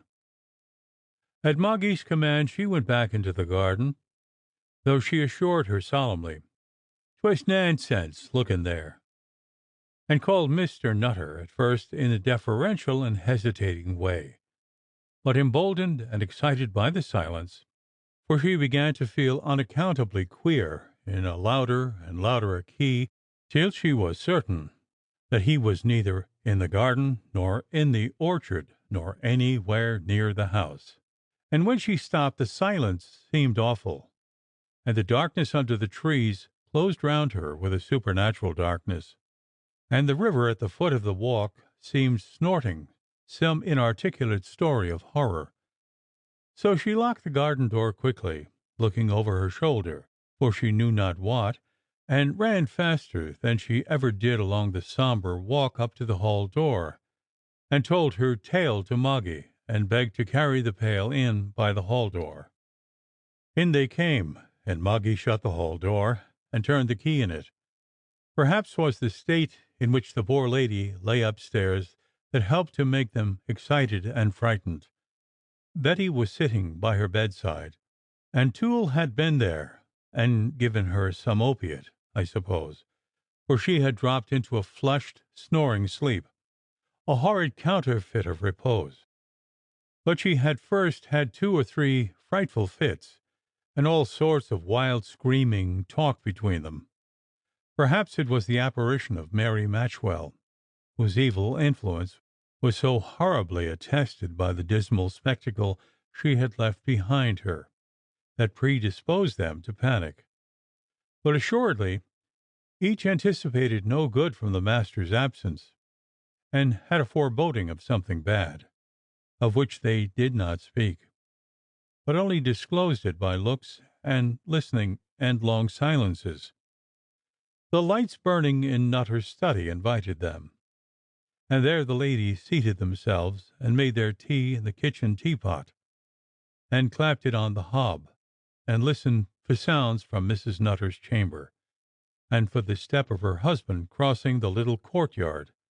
And they grew only more nervous from listening, and there came every now and then a little tapping on the window pane.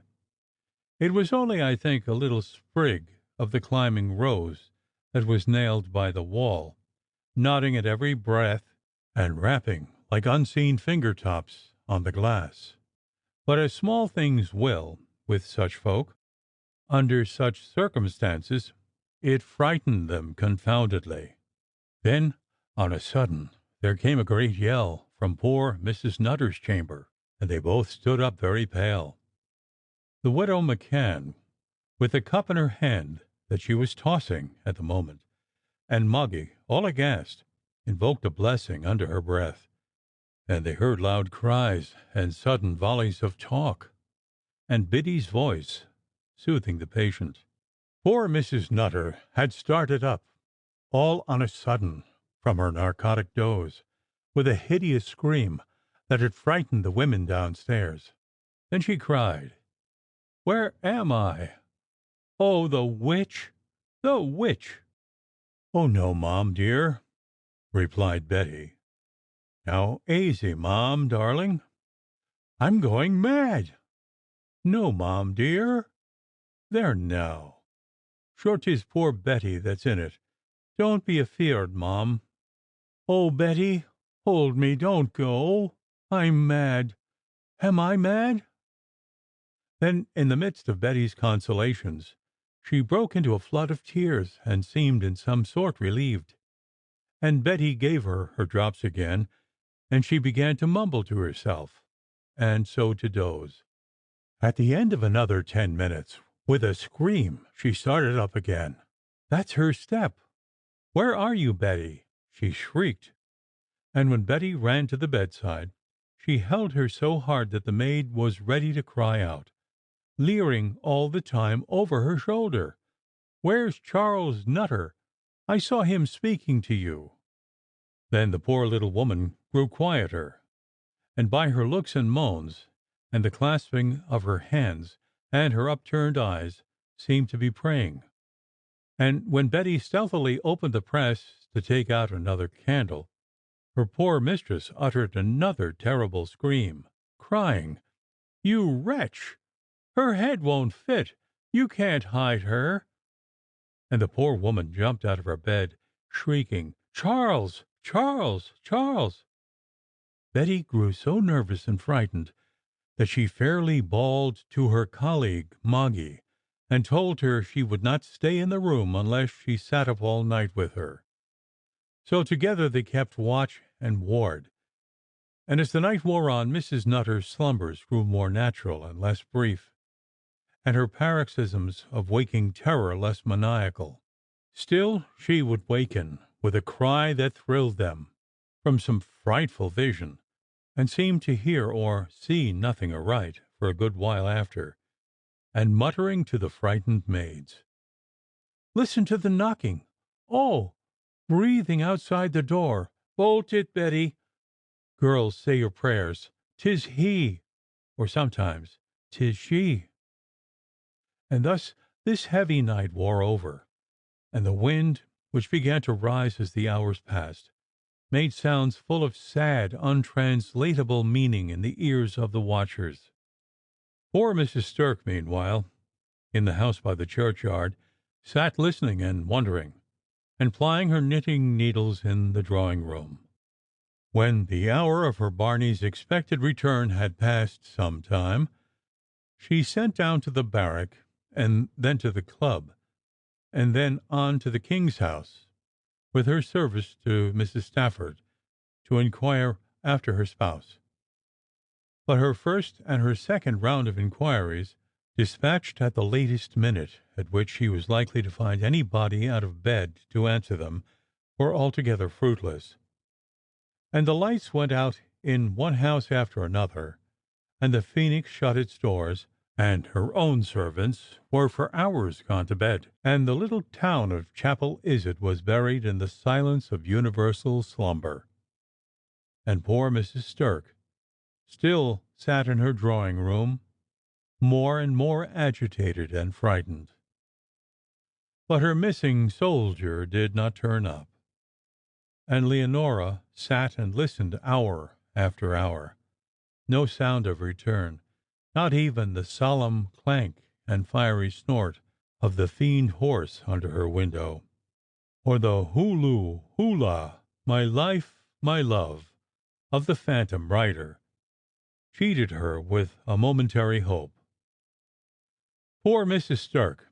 She raised the window a few inches, that she might the better hear the first distant ring of his coming on the road. She forgot he had not his horse that night, and was but a pedestrian.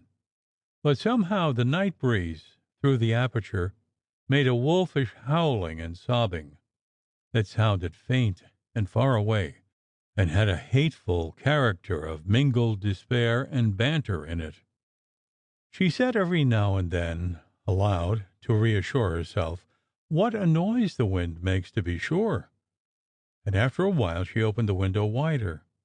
But her candle flared, and the flame tossed wildly about, and the perplexed lady feared it might go out absolutely. So she shut down the window altogether, for she could not bear the ill-omened baying any longer. So it grew to be past 2 o'clock, and she was afraid that Barney would be very angry with her for sitting up, should he return. She went to bed, therefore, where she lay only more feverish, conjecturing and painting frightful pictures, till she heard the crow of the early village cock and the caw of the jackdaw wheeling close to the eaves as he took wing in the grey of the morning to show her that the business of a new day had commenced. And yet Barney had not returned. Not long after 7 o'clock, Dr. Toole, with Juno, Caesar, Dido, and Sneak at his heels, paid his half-friendly, half-professional visit at the mills. Poor little Mrs. Nutter was much better. Quiet for her was everything. Packed up, of course, with a little physic, and having comforted her as well as he was able, he had a talk with Moggy in the hall, and all about Nutter's disappearance, and how Mrs. Machin saw him standing by the river's brink, and that was the last anyone near the house had seen of him. And a thought flashed upon Toole, and he was very near coming out with it, but checked himself, and only said, "What hat had he on?" So she told him. And was his name written in it? And how was it marked? "Two big letters, a C and an N." "I see. And do you remember any other mark you'd know it by?" "Well, yes, I stitched the lining only last month with red silk, and that's how I remember the letters." "I know. And are you sure it was that hat he had on?" "Certain sure. Why, there's all the rest." And she conned them over, as they hung on their pegs on the rack before them. "Now don't let the mistress be downhearted. Keep her up, Moggy, do you mind? I told her the master was with Lord Castlemallard since yesterday evening, on business, and don't you say anything else. Keep her quiet, do you mind, and humour her." And away went Toole at a swift pace to the town again, and entered the barrack, and asked to see the adjutant, and then to look at the hat the corporal had fished up by Bloody Bridge, and by Jupiter, his heart gave a couple of great bounces, and he felt himself grow pale. They were the identical capitals C.N. and the clumsy red silk stitching in the lining. Toole was off forthwith, and had a fellow dragging the river before 3/4 of an hour. Dr. Walsingham, returning from an early ride to Island Bridge, saw this artist at work, with his ropes and great hooks, at the other side of the river, and being a man of inquiring mind, and never having witnessed the process before, he cried out to him, after some moments lost in conjecture, "My good man, what are you fishing for?" "A land agent," answered Isaac Walton. "A land agent?" repeated the rector, misdoubting his ears. The saturnine angler made no answer. "And has a gentleman been drowned here?" he persisted. The man only looked at him across the stream, and nodded. "Eh, and his name, pray?" "Old Nutter of the mills," he replied. The rector made a woeful ejaculation, and stared at the careless operator, who had a pipe in his mouth the while, which made him averse from conversation. He would have liked to ask him more questions, but he was near the village, and refrained himself. And he met Toole at the corner of the bridge, who, leaning on the shoulder of the rector's horse, gave him the sad story in full. Chapter 52. Concerning a rouleau of guineas and the crack of a pistol. Dangerfield went up the river that morning with his rod and net, and his piscatory Fidus Achatus irons at his elbow. It was a nice grey sky, but the clerk was unusually silent, even for him, and the sardonic piscator appeared inscrutably amused as he looked steadily upon the running waters. Once or twice the spectacles turned full upon the clerk, over Dangerfield's shoulder, with a cynical light, as if he were on the point of making one of his ironical jokes. But he turned back again with a little whisk, the jest untold, whatever it was, to the ripple and the fly, and the coy grey troutlings. At last Dangerfield said over his shoulder, with the same amused look, "Do you remember Charles Archer?" Irons turned pale, and looked down, embarrassed as it seemed, and began plucking at a tangled piece of tackle, without making any answer. "Hey, Irons," persisted Dangerfield, who was not going to let him off. "Yes, I do," answered the man surlily. "I remember him right well, but I'd rather not. And I won't speak of him, that's all." "Well, Charles Archer's here. We've seen him, haven't we? And just the devil he always was," said Dangerfield, with a deliberate chuckle of infinite relish, and evidently enjoying the clerk's embarrassment as he eyed him through his spectacles obliquely. "He has seen you, too, he says, and thinks you have seen him, hey?"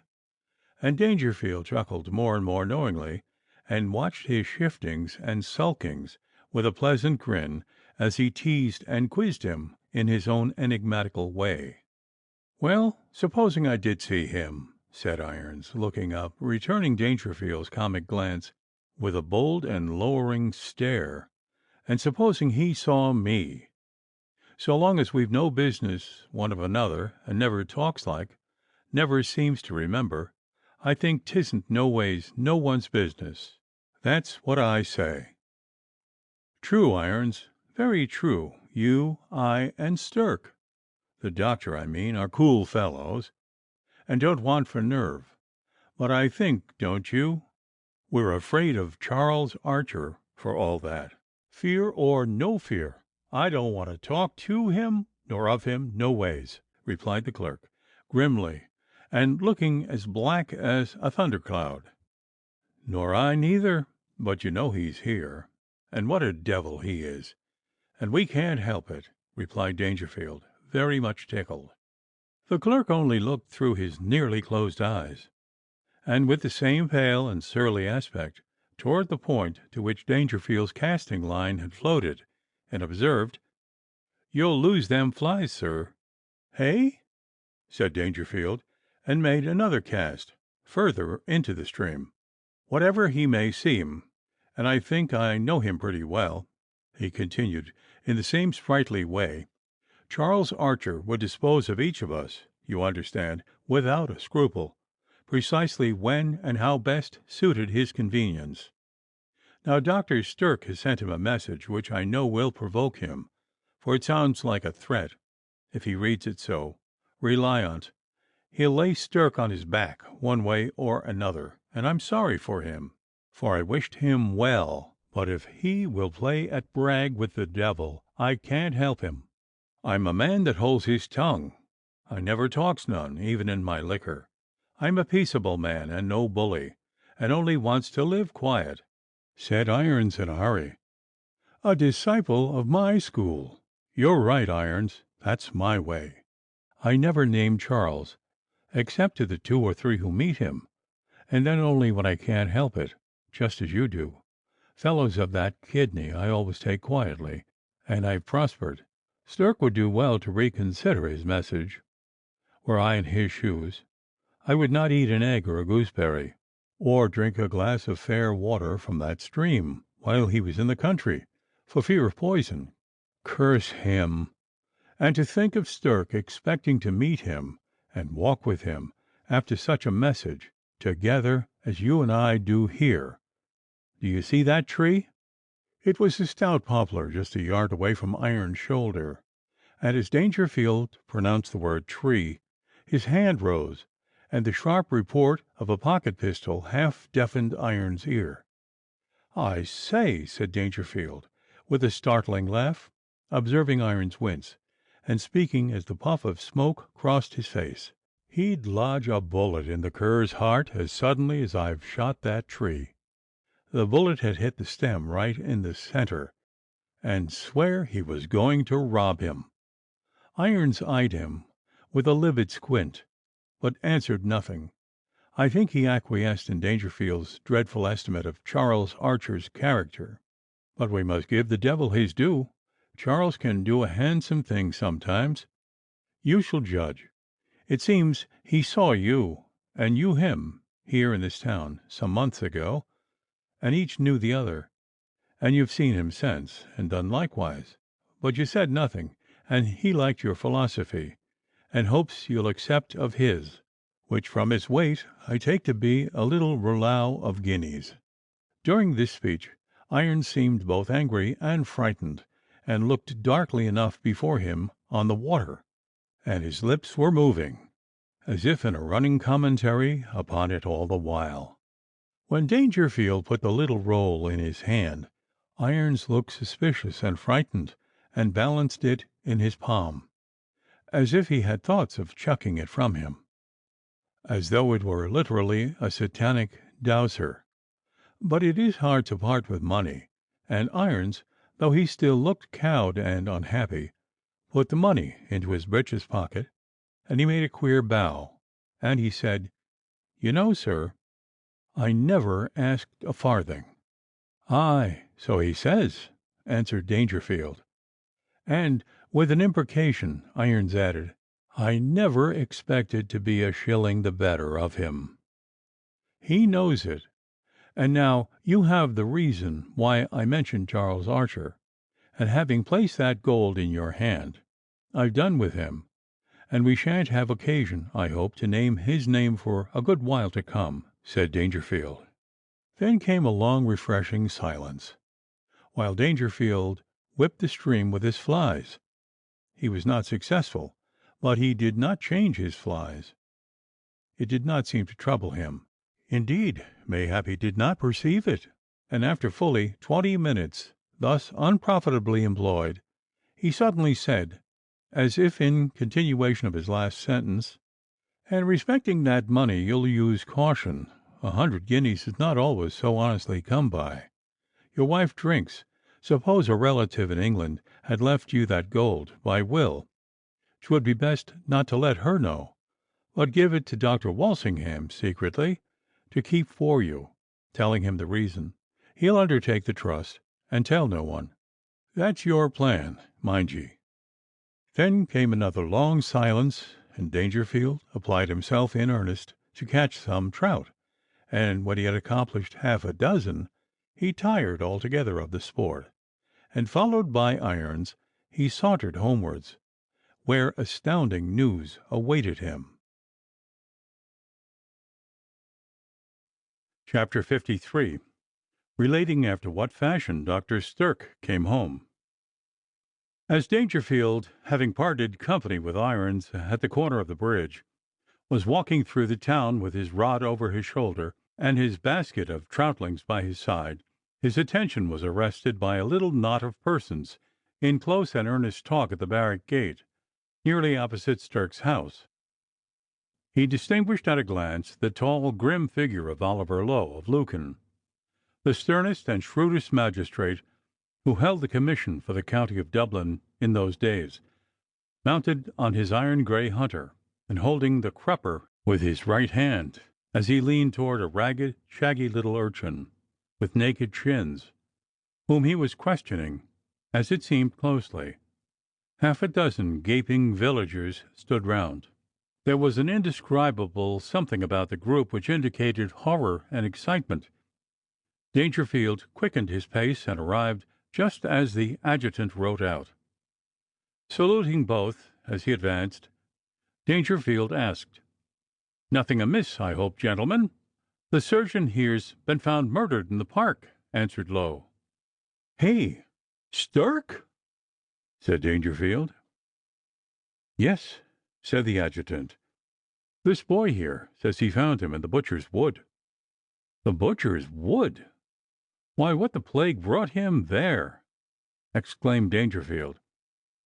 "'Tis his straight road from Dublin across the park," observed the magistrate. "Oh, I thought 'twas the wood by Lord Mountjoy's," said Dangerfield. "And when did it happen?" "Pooh! "Some time between yesterday afternoon and half an hour ago," answered Mr. Lowe. "Nothing known?" said Dangerfield. "'Twill be a sad hearing over the way," and he glared grimly, with a little side nod at the doctor's house. Then he fell, like the others, to questioning the boy. He could tell them but little, only the same story over and over. Coming out of town with tea and tobacco, a pair of shoes, and a bottle of whiskey for old Mrs. Tresham in the thick of the wood. Among brambles, all at once he lighted on the body. He could not mistake Dr. Stirk. He wore his regimentals. There was blood about him. He did not touch him, nor go nearer than a musket's length to him, and being frightened at the sight in that lonely place, he ran away and right down to the barrack, where he made his report. Just then out came Sergeant Bligh with his men, two of them carrying a bier with a mattress and cloaks thereupon. They formed, and accompanied by the adjutant, at quick step marched through the town for the park. Mr. Lowe accompanied them, and in the park lane they picked up the ubiquitous Dr. Toole, who joined the party. Dangerfield walked a while beside the adjutant's horse, and said he, "I've had as much walking as I can well manage this morning, and you don't want for hands, so I'll turn back when I've said just a word in your ear. You know, sir, funerals are expensive, and I happen to know that poor Stirk was rather pressed for money. In fact, 'twas only the day before yesterday I myself lent him a trifle. So will you, through whatever channel you think best, let poor Mrs. Stirk know that she may draw upon me for £100, if she requires it." "Thank you, Mr. Dangerfield, I certainly shall." And so Dangerfield lifted his hat to the party, and fell behind, and came to a standstill, watching them till they disappeared over the brow of the hill. When he reached his little parlour in the brass castle, luncheon was upon the table, but he had not much of an appetite, and stood at the window, looking upon the river with his hands in his pockets, and a strange pallid smile over his face, mingling with the light of the silver spectacles. "When Irons hears of this," he said, "he'll come to my estimate of Charles Archer, and conclude he has had a finger in that pretty pie. 'Twill frighten him." And somehow Dangerfield looked a little bit queer himself, and he drank off 2 small glasses, such as folks then used in Ireland, of Nance, and setting down the glass, he mused, "A queer battle life is. Aha! Stirk laid low, the wretched fool. Widow? Yes. Children? Aye. Charles! Charles! If there be a reckoning after death, your score is an ugly one. I'm tired of playing my part in this weary game of defence. Irons and I remain with the secret between us. Glasscock had his fourth of it, and tasted death. Then we 3 had it, and Stirk goes next.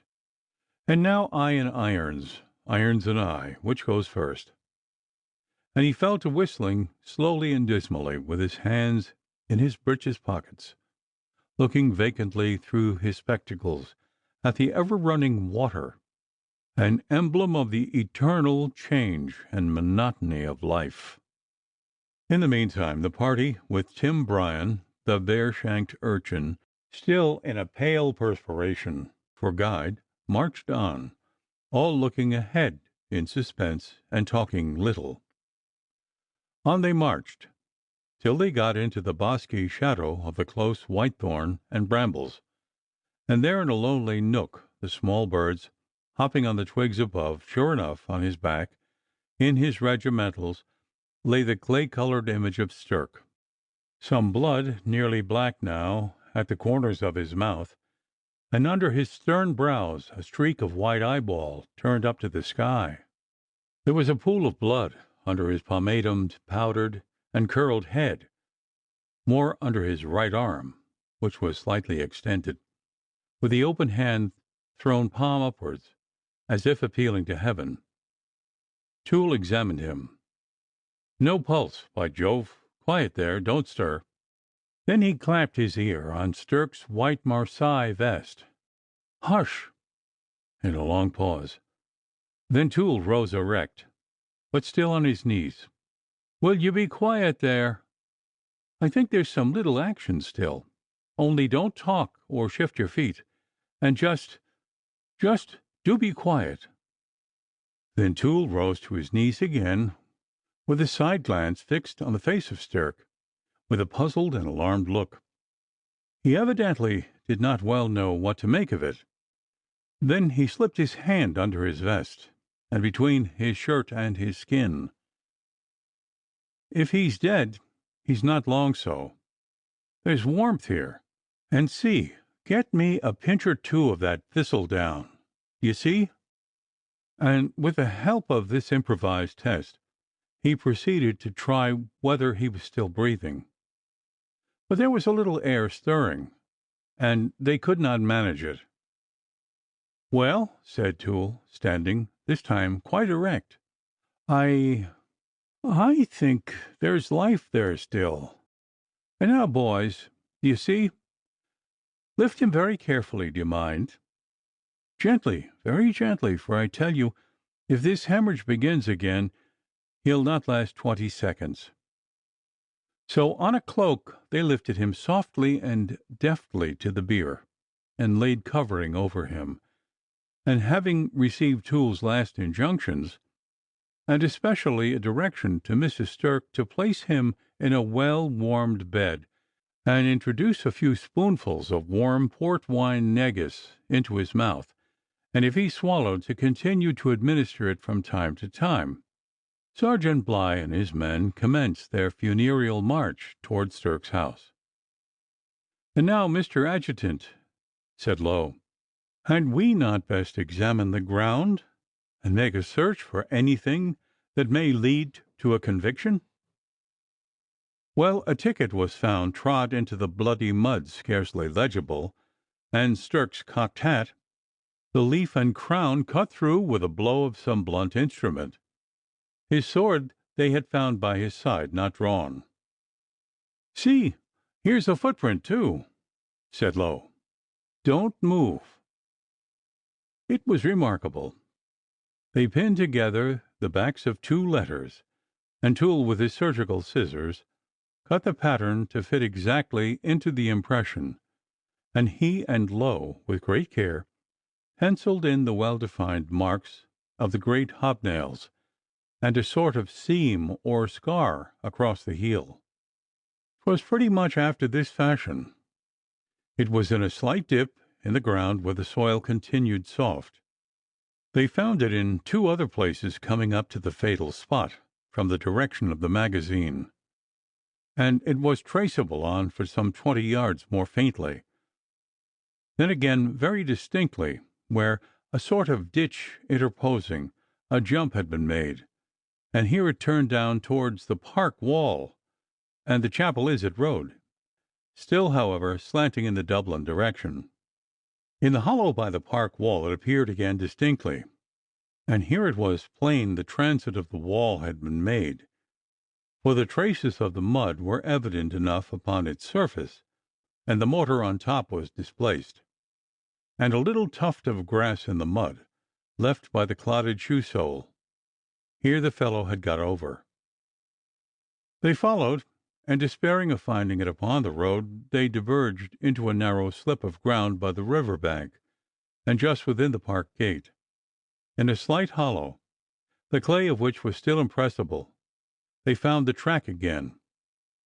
It led close up to the river bank, and there the villain seemed to have come to a standstill, for the sod, just for so much as a good-sized sheet of letter paper might cover, was trod and broken, as if at the water's edge he had stood for a while, and turned about and shifted his feet, like a fellow that is uneasy while he is stationary. From this standpoint they failed to discover any receding footprint, but close by it came a little horse track, covered with shingle, by which in those days the troops used to ride their horses to water. He might have stepped upon this, and following it taken to the streets, or he might, and this was Low's theory, have swam the river at this point and got into some of those ruffian haunts in the rear of Watling and St. James Streets.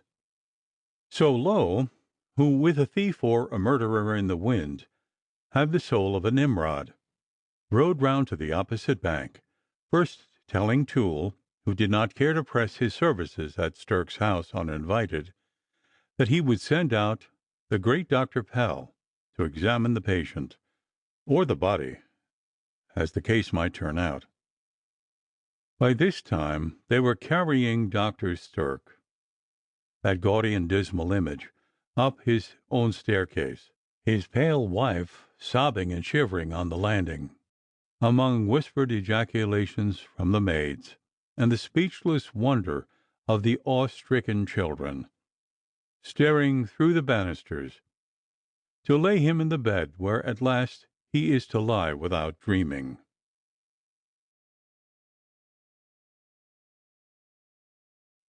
Chapter 54, in which Miss Magnolia McNamara and Dr. Toole, in different scenes, prove themselves good Samaritans, and the great Dr. Pell mounts the stairs of the house by the churchyard.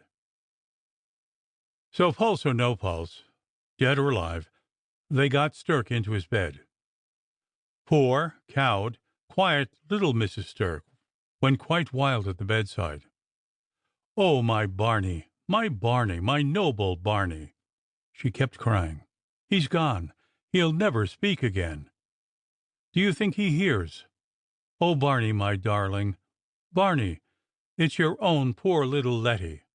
Oh, Barney, darling, don't you hear? It's your own poor, foolish Letty." But it was the same stern face and ears of stone. There was no answer and no sign. And she sent a pitiful entreaty to Dr. Toole, who came very good-naturedly, and indeed he was prowling about the doorway of his domicile in expectation of the summons. And he shook her very cordially by the hand, and quite filled up at her woebegone appeal, and told her she must not despair yet.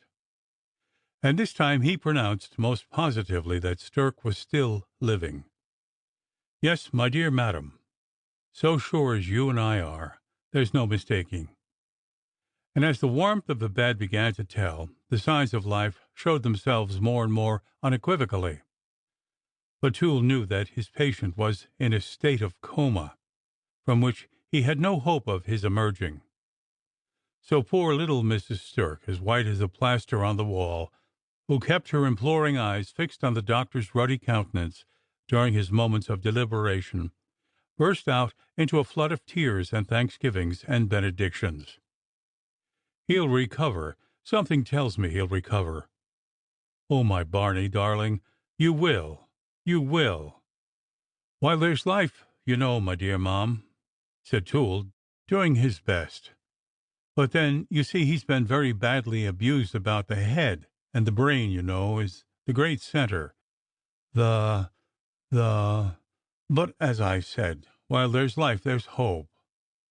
And he's so strong, he shakes off an illness so easily.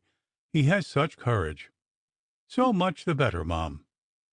And I can't but think, as he did not die outright, and has shown such wonderful endurance.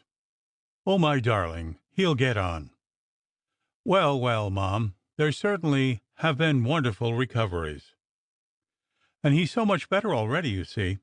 And I know so well how he gets through an illness. 'Tis wonderful. And he certainly is mightily improved since we got him to bed. Why, I can see him breathe now, and you know it must be a good sign. And then there's a merciful God over us. And all the poor little children. What would become of us?" And then she wiped her eyes quickly. "The promise, you know, of length of days, it often comforted me before, to those that honor father and mother, and I believe there never was so good a son. Oh, my noble Barney, never. 'Tis my want of reliance and trust in the Almighty's goodness.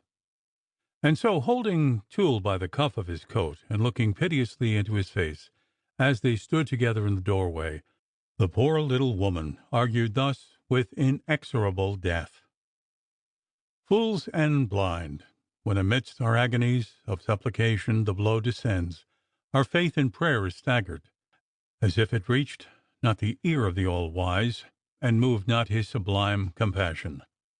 Are we quite sure that we comprehend the awful and far-sighted game that is being played for us and others so well that we can sit by and safely dictate its moves?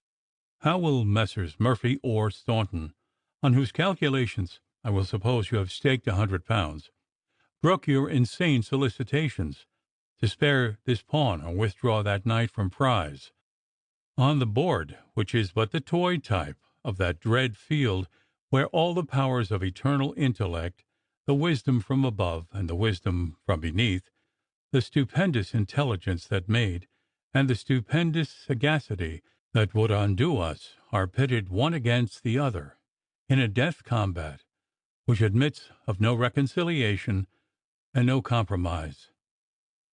About poor Mrs. Nutter's illness and the causes of it, various stories were current in Chapel Izzard.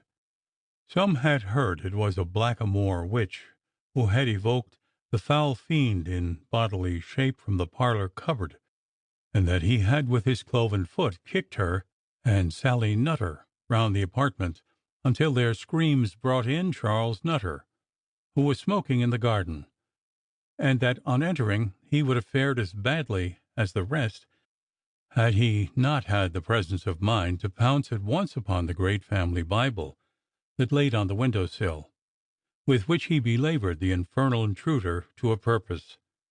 Others reported 'twas the ghost of old Philip Nutter, who rose through the floor, and talked I know not what awful rhodomontade.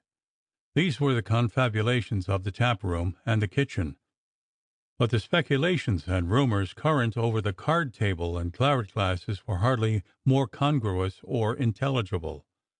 In fact, nobody knew well what to make of it. Nutter certainly had disappeared, and there was an uneasy feeling about him. The sinister terms on which he and Stirk had stood were quite well known, and though nobody spoke out, every one knew pretty well what his neighbour was thinking of.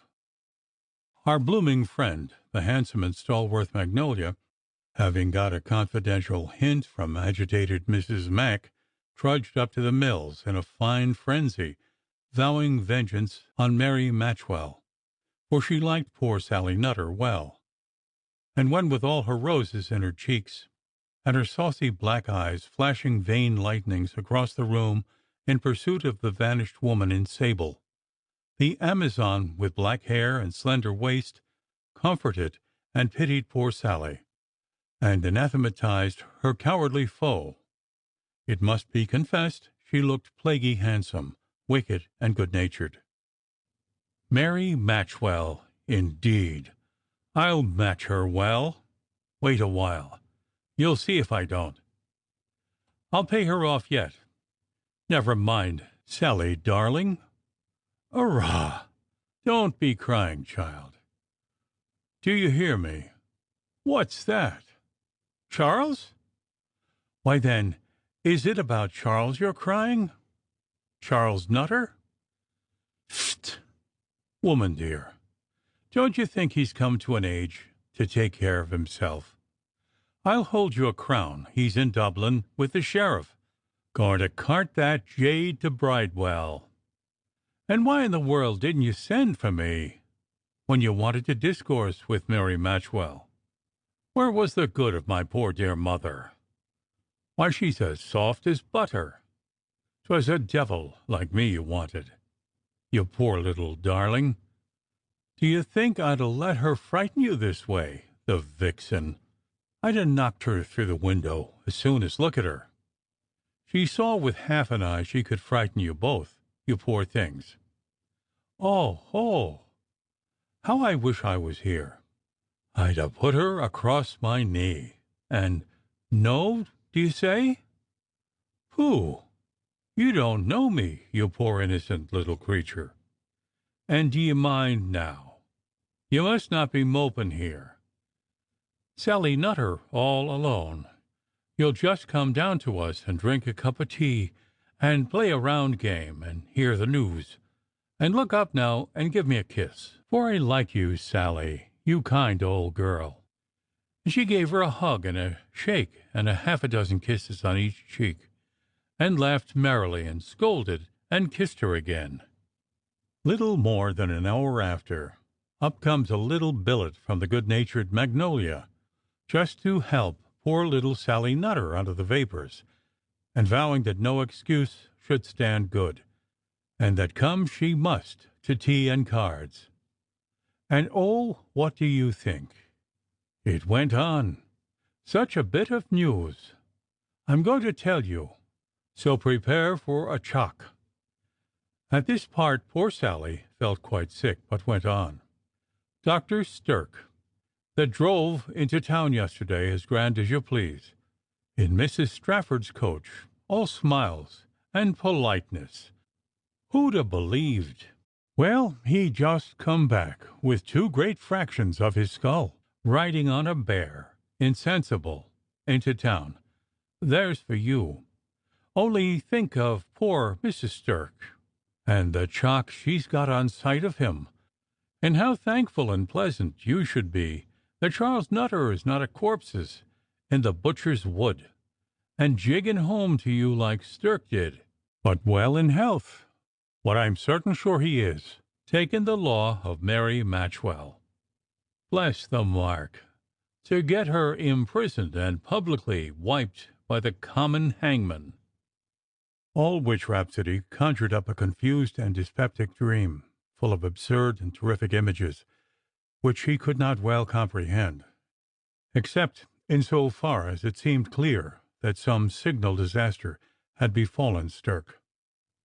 That night at 9 o'clock the great Dr. Pell arrived in his coach with steaming horses at Stirk's hall door, where the footman thundered a tattoo that might have roused the dead, for it was the family's business, if they did not want a noise, to muffle the knocker.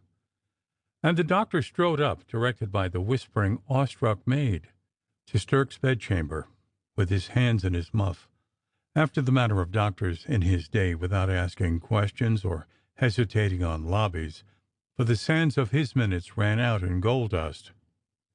So, with a sort of awe and suppressed bustle preceding and following him, he glided upstairs and straight to the patient's bedside, serene, saturnine, and rapid. In a twinkling the maid was running down the street for Toole, who had kept at home, in state costume, expecting the consultation with the great man, which he liked. And up came Toole, with his brows knit and his chin high, marching over the pavement in a mighty fuss, for he knew that the oracle's time and temper were not to be trifled with. In the club, Larry the Drawer, as he set a pint of mulled claret by old Arthur Slow's elbow, whispered something in his ear with a solemn wink. "Ho, by Jove, gentlemen, the doctor's come, Dr. Pell.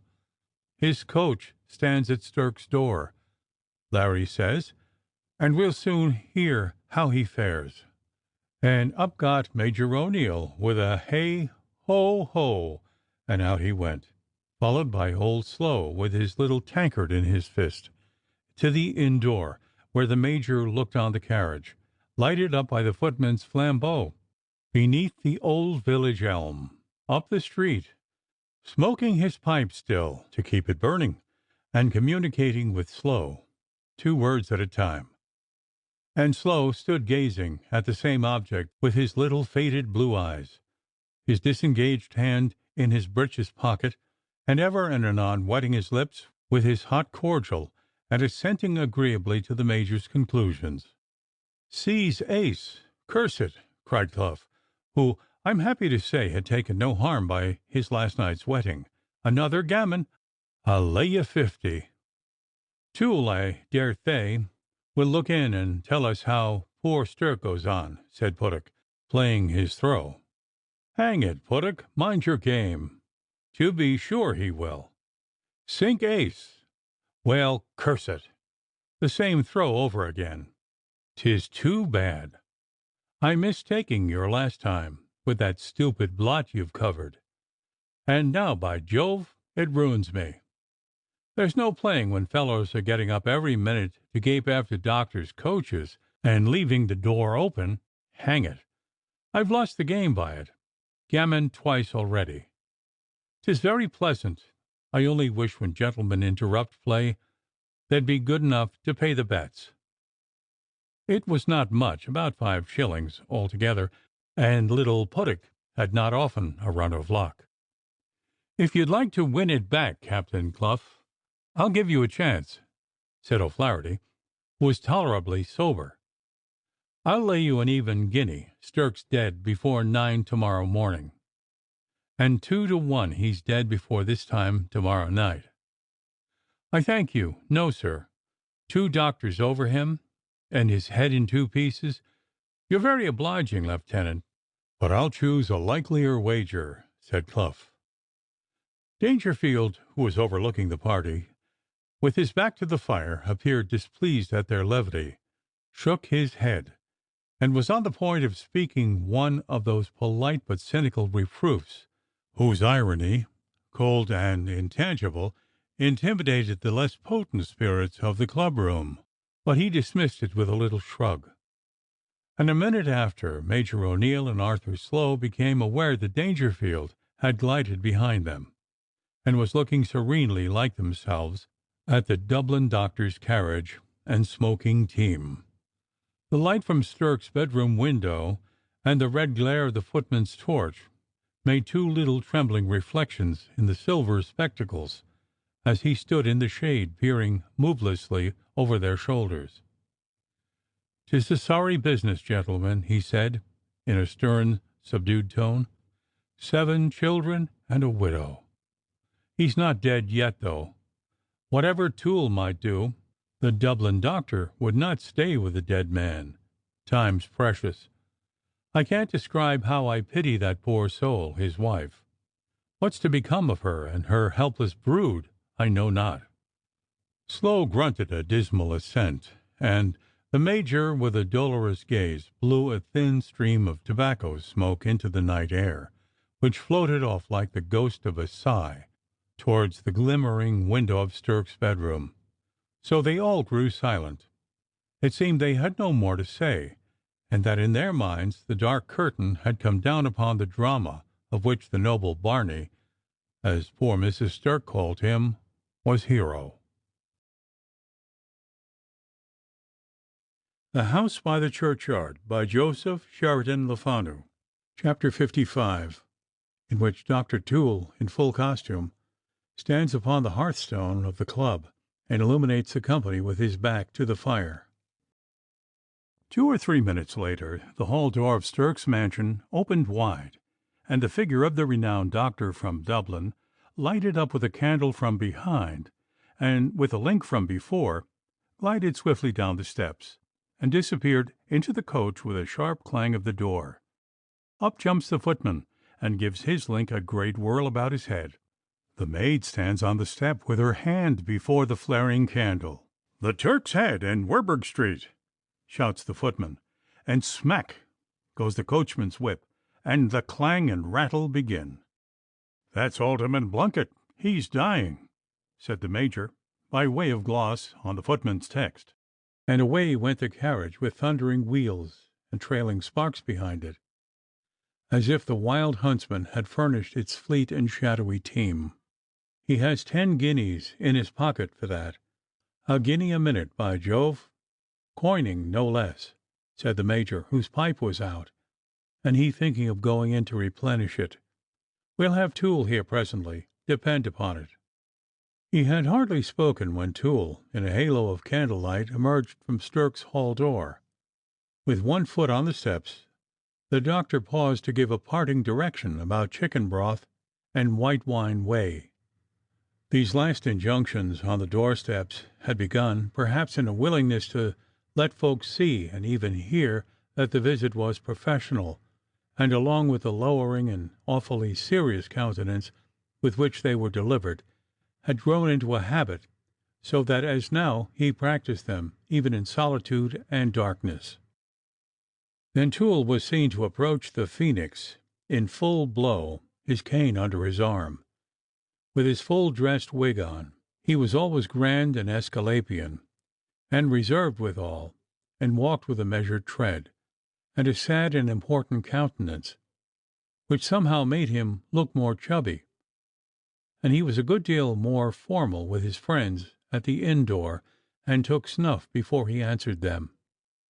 But this only lasted some 8 or 10 minutes after a consultation or momentous visit, and would melt away insensibly in the glow of the club parlor, sometimes reviving for a minute, when the little mirror that sloped forward from the wall showed him a passing portrait of his grand wig and toggery, and it was pleasant to observe how the odd fellows unconsciously deferred to this temporary self-assertion, and would call him not Tom nor Toole, but Doctor, or Dr. Toole, when the fit was upon him. And Devereux in this day won 2 or 3 wagers by naming the doctor with whom Toole had been closeted, reading the secret in the countenance and byplay of their crony. When it had been with tall, cold, stately Dr. Pell, Toole was ceremonious and deliberate and oppressively polite. On the other hand, when he had been shut up with brusque, half-savage, energetic Dr. Rogerson, Tom was laconic, decisive, and insupportably ill-bred, till, as we have said, the mirage melted away, and he gradually acquiesced in his identity. Then, little by little, the irrepressible gossip, jocularity, and ballad minstrelry were heard again. His little eyes danced, and his waggish smiles glowed once more, ruddy as a setting sun, through the nectarian vapors of the punch-bowl. The ghosts of Pell and Rogerson fled to their cold, dismal shades, and little Tom Toole was his old self again for a month to come. "Your most obedient gentleman, your most obedient," said Toole, bowing and taking their hands graciously in the hall. "A darkish evening, gentlemen." "And how does your patient, Doctor?" inquired Major O'Neill. The doctor closed his eyes and shook his head slowly with a gentle shrug. "He's in a bad case, Major. There's little to be said, and that little, sir, not told in a moment," answered Toole, and took snuff. "How stirk, sir?" repeated the silver spectacles a little sternly. "Well, sir, he's not dead, but by your leave, had we not better go into the parlor, eh? 'Tis a little chill, and, as I said, 'tis not at all told in a moment. He's not dead, though. That's the sum of it. You first. Pray proceed, gentlemen." Dangerfield grimly took him at his word, but the polite major got up a little ceremonious tussle with Toole in the hall.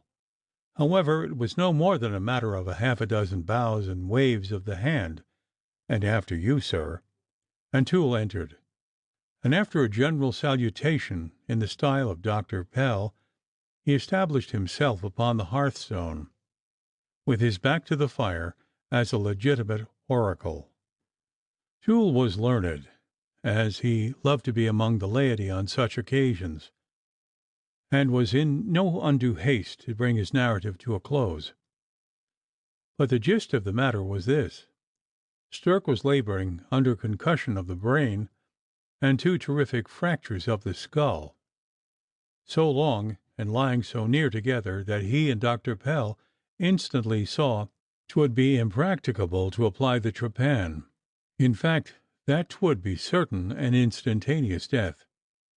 He was absolutely insensible, but his throat was not yet palsied, and he could swallow a spoonful of broth or sack whey from time to time.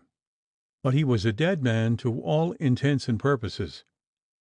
Inflammation might set in at any moment.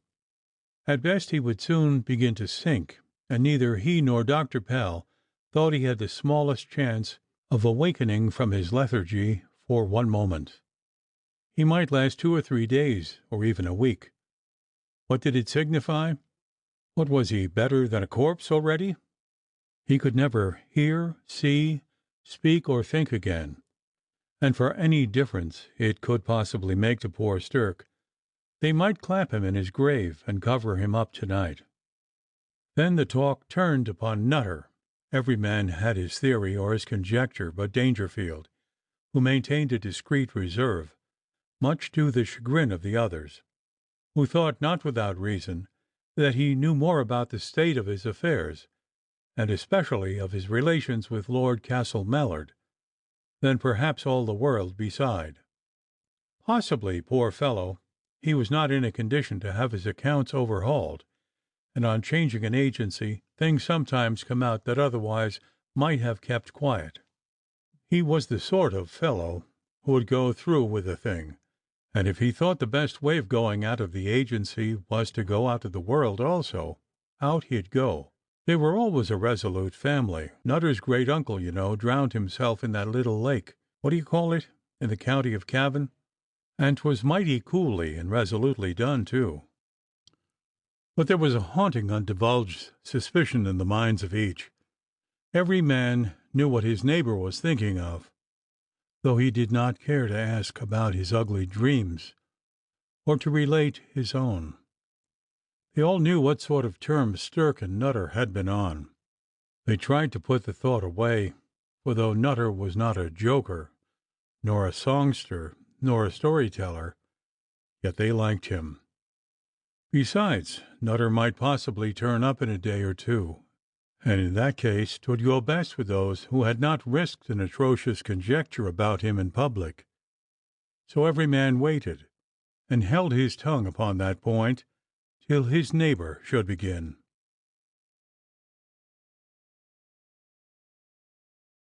Chapter 56. Dr. Walsingham and the Chapel Lizard Christians meet to the sound of the holy bell, and a vampire sits in the church. The next day the Sabbath bell from the ivied tower of Chapel Lizard Church called all good folk round to their pews and seats. Stirk's place was empty. Already it knew him no more, and Mrs. Stirk was absent. But the little file of children, of whom the neighbours looked with an awful and tender curiosity, was there. Lord Townsend, too, was in the vice-regal seat, with gentlemen of his household behind, splendid in star and peruke, and eyed over their prayer books by many inquisitive Christians. Nutter's little pew, under the gallery, was void like Stirk's. These sudden blanks were eloquent, and many, as from time to time the dismal gap opened silent before their eyes, felt their thoughts wander, and lead them away in a strange and dismal dance, among the nodding hawthorns in the butcher's wood, amidst the damps of night, where Stirk lay in his leggings and powder and blood, and a beetle droned by unheeding, and no one saw him save the guilty eyes that gleamed back as the shadowy shape stole swiftly away among the trees.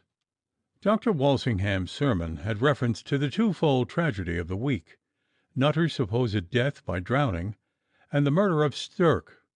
In his discourses he sometimes came out with a queer bit of erudition, such as, while it edified one portion of his congregation, filled the other with unfeigned amazement. "We may pray for rain," said he on one occasion, when the collect had been read, "and for other elemental influence with humble confidence. For if it be true, as the Roman annalists relate, that their augurs could, by certain rites and imprecations, produce thunderstorms; if it be certain that thunder and lightning were successfully invoked by King Porcina, and as Lucius Piso, whom Pliny calls a very respectable author, avers that the same thing had frequently been done before his time by King Numa Pompilius, surely it is not presumption in a Christian congregation," and so forth. On this occasion he warned his parishioners against assuming that sudden death is a judgment. On the contrary, the ancients held it a blessing, and Pliny declares it to be the greatest happiness of life. How much more should we? Many of the Roman worthies, as you are aware, perished thus suddenly. Quintius Aemilius Lepidus, going out of his house, struck his great toe against the threshold, and expired. Gnaeus Babius Pompilius, a man of praetorian rank, died while asking a boy what o'clock it was. Aulus Manlius Torquatus, a gentleman of consular rank, died in the act of taking a cheesecake at dinner. Lucius Tucius Valla, the physician, deceased while taking a draught of mulsum. Appius Sophius, while swallowing an egg, and Cornelius Gallus, the praetor, and Titus Haterius, a knight, each died while kissing the hand of his wife, and I might add many more names with which no doubt you are equally familiar. The gentlemen of the household opened their eyes. The officers of the Royal Irish Artillery, who understood their man, winked pleasantly behind their cocked hats at one another, and His Excellency coughed with his perfumed pocket-handkerchief to his nose a good deal, and Master Dicky Stirk, a grave boy who had a side view of His Excellency, told his nurse that the Lord Lieutenant laughed in church, and was rebuked for that scandalum magnatum with proper horror. Then the good doctor told them that the blood of the murdered man cried to heaven, that they might comfort themselves with the assurance that the man of blood would come to judgment. He reminded them of St. Augustine's awful words, God hath woolen feet, but iron hands. And he told them an edifying story of Mempricius, the son of Maidan, the fourth king of England, then called Bretagne, after Brute, who murdered his brother Manlius. And mark ye this, after 20 years he was devoured by wild beasts. And another of one Bessus, 'tis related by Plutarch, who having killed his father, was brought to punishment by means of swallows, which birds his guilty conscience persuaded him in their chattering language did say to one another that Bessus had killed his father, whereupon he bewrayed his horrible crime, and was worthily put to death. The great Martin Luther, he continued, reports such another story of a certain Almain, who, when thieves were in the act of murdering him, espying a flight of crows, cried aloud, O crows, I take you for witnesses and revengers of my death. And so it fell out, some days afterwards, as these same thieves were drinking in an inn, a flight of crows came and lighted on the top of the house, whereupon the thieves, jesting, said to one another, See yonder are those who are to avenge the death of him we dispatched t'other day, which the tapster, overhearing, told forthwith to the magistrate, who arrested them presently, and thereupon they confessed and were put to death. And so he went on, sustaining his position with strange narratives, culled here and there from the wilderness of his reading. Among the congregation that heard this sermon, and the eccentricities of which I have hinted, but which had, beside, much that was striking, simply pathetic, and even awful in it, there glided, shall I say, a phantom, with the light of death, and the shadows of hell, and the taint of the grave upon him, and sat among these respectable persons of flesh and blood, impenetrable, secure, for he knew there were but two in the church for whom clever disguises were idle and transparent as the air: the blue-chinned sly clerk who read the responses and quavered the psalms so demurely, and the white-headed, silver-speckled upright man in my Lord Castle Mallard's pew, who turned over the leaves of his prayer book so diligently, saw him as he was, and knew him to be Charles Archer. And one of these at least, as this dreadful spirit walked, with his light burning in the noonday, dogged by inexorable shadows, through a desolate world, in search of peace, he knew to be the slave of his lamp. Chapter 57, in which Dr. Toole and Mr. Lowe make a visit at the mills, and recognize something remarkable while there. After church, Dr. Toole, walking up to the mills, to pay an afternoon visit to poor little Mrs. Nutter, was overtaken by Mr. Lowe, the magistrate, who brought his tall, iron-grey hunter to a walk as he reached him. "Any tidings of Nutter?" asked he, after they had, in the old-world phrase, given one another the time of day. "Not a word," said the doctor. "I don't know what to make of it, but you know what's thought. The last place he was seen in was his own garden. The river was plaguey swollen Friday night, and just where he stood it's deep enough, I can tell you. Often I bathed there when I was a boy. He was consumedly in the dumps, poor fellow, and between ourselves, he was a resolute dog, an atrabilious, and just the fellow to make the jump into kingdom come if the maggot bit. And you know his hat was fished out of the river a long way down. They dragged next morning, but psh! 'Twas all nonsense and moonshine. Why, there was water enough to carry him to Ring's End in an hour. He was a good deal out of sorts, as I said latterly, a shabby design, sir, to thrust him out of my Lord Castle Mallard's agency. But that's past and gone, and besides, I have reason to know there was some kind of an excitement, a quarrel. It could not be. Poor Sally Nutter's too mild and quiet for that. But, a something, an agitation, or a bad news, or something, just before he went out. And so poor Nutter, you see, it looks very like as if he had done something rash." Talking thus, they reached the mills by the riverside, not far from Knockmaroon. On learning that Toole was about making a call there, Lowe gave his bridle to a little chapel-ised ragamuffin, and, dismounting, accompanied the doctor. Mrs. Nutter was in her bed. "Make my service to your mistress," said Toole, "and say I'll look in on her in 5 minutes, if she'll admit me." And Lowe and the doctor walked on to the garden, and so side by side down to the river's bank. "Hey, look at that!" said Toole, with a start, in a hard whisper, and he squeezed Lowe's arm very hard, and looked as if he saw a snake. It was the impression in the mud of the same peculiar footprint they had tracked so far in the park. There was a considerable pause, during which Lowe stooped down to examine the details of the footmark. "Hang it, you know, poor Mrs. Nutter, eh?" said Toole, and hesitated. "We must make a note of that. The thing's important," said Mr. Lowe, sternly fixing his grey eye upon Toole.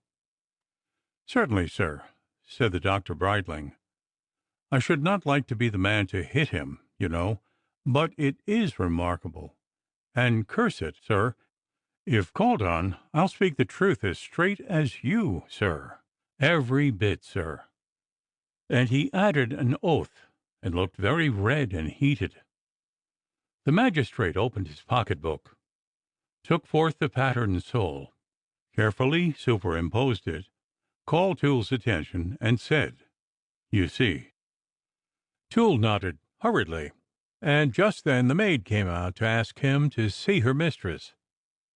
"I say, my good woman," said Lowe, "just look here. Whose footprint is that? Do you know it?" "Oh, why, to be sure I do. Isn't it the master's brogue's?" she replied, frightened.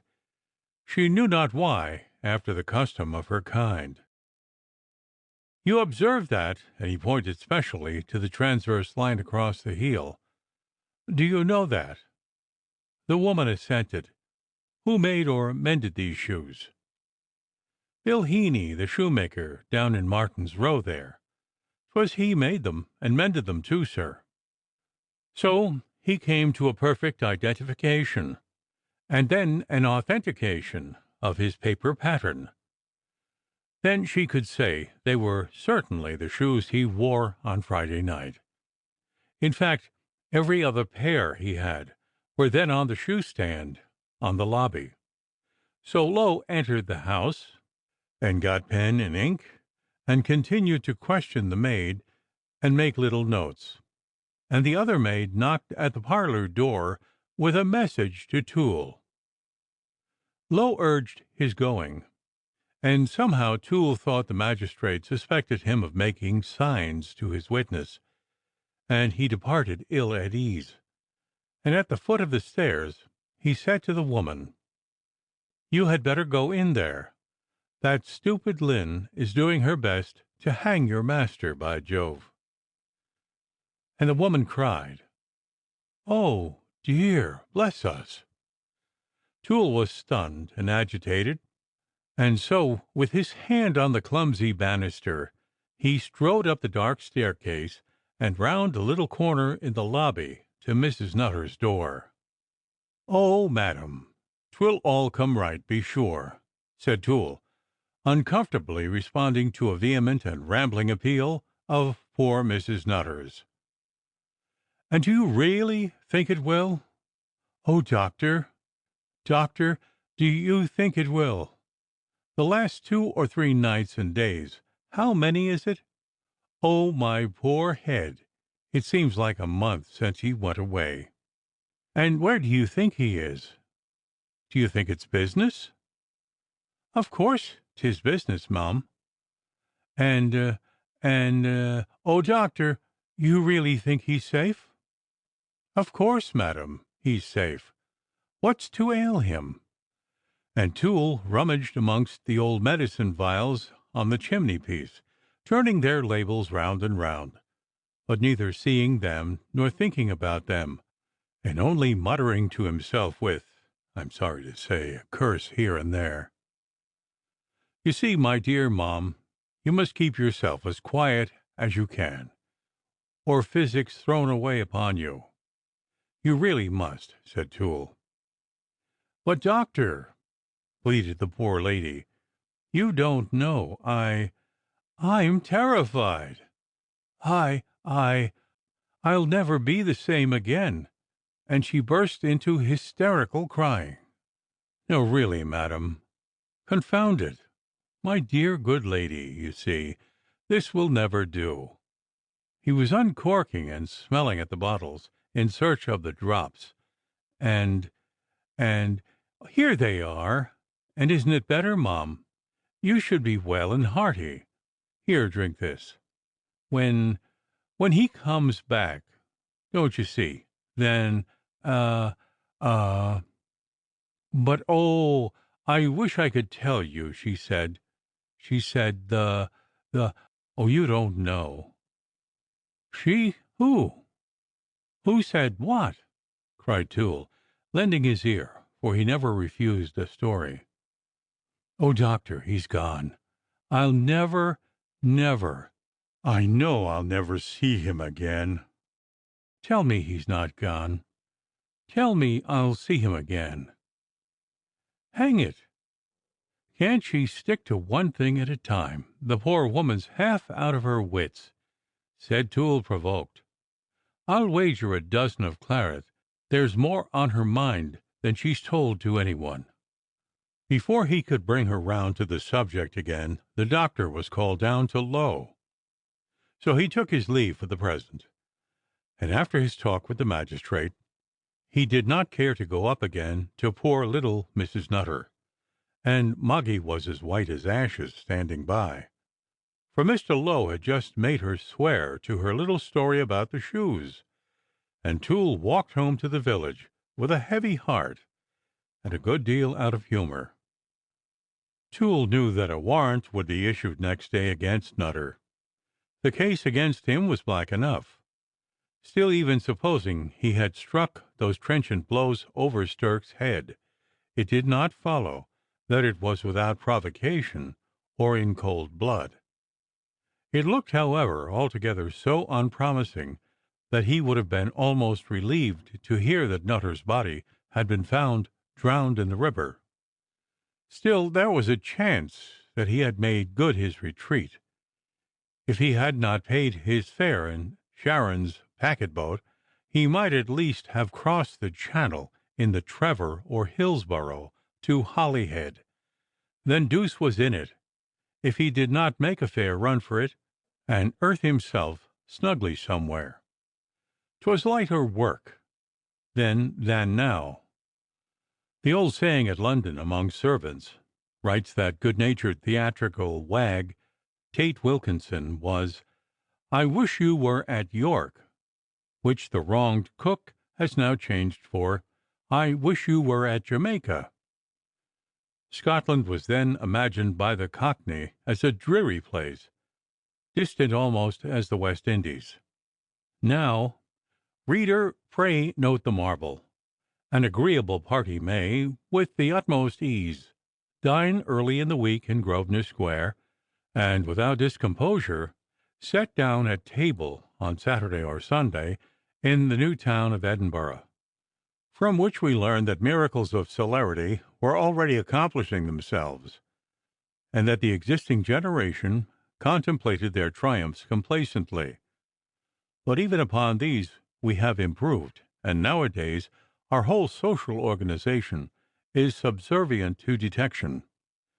Cut your telegraph wires, substitute sailboats for steam, and your old fair and easy 40 miles a day stage coaches for the train and the rail, disband your city police and detective organization, and make the transit of a letter between London and Dublin a matter of from 5 days to nearly as many weeks, and compute how much easier it was then than now for an adventurous highwayman, an absconding debtor, or a pair of fugitive lovers to make good their retreat. Slow, undoubtedly, was the flight. They did not run. They walked away. But so was pursuit, and altogether without authentic lights and official helps, a matter of post-chaises and perplexity, crossroads and rumor, foundering in a wild waste of conjecture, or swallowed in the quag of some country inn yard, where nothing was to be heard, and out of which there would be no relay of posters to pull you until 9 o'clock next morning. As Toole debouched from Martin's Row, on his return into the comparative amplitude of the main street of Chapel Izard, he glanced curiously up to Stirk's bedroom windows. There were none of the white signals of death there, so he ascended the doorstep and paid a visit, of curiosity, I must say, and looked on the snorting image of his old foe, and the bandaged head, spellbound and dreamless, that had machinated so much busy mischief against his own medical sovereignty and the rural administration of Nutter. As Toole touched his pulse and saw him swallow a spoonful of chicken broth, and parried poor Mrs. Stirk's eager, quivering pleadings for his life with kind, though cautious evasions, he rightly judged that the figure that lay there was more than half in the land of ghosts already, that the enchanter who met him in the butcher's wood, and whose wand had traced those parallel indentures in his skull, had not only exorcised forever the unquiet spirit of intrigue, but wound up the tale of his days.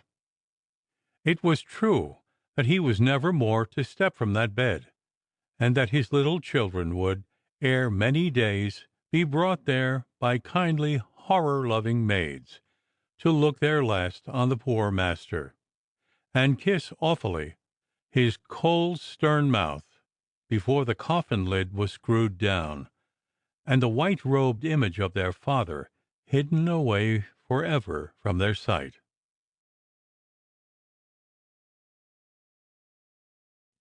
Chapter 58, in which one of Little Bo Peep's sheep comes home again, and various theories are entertained respecting Charles Nutter and Lieutenant Puttock.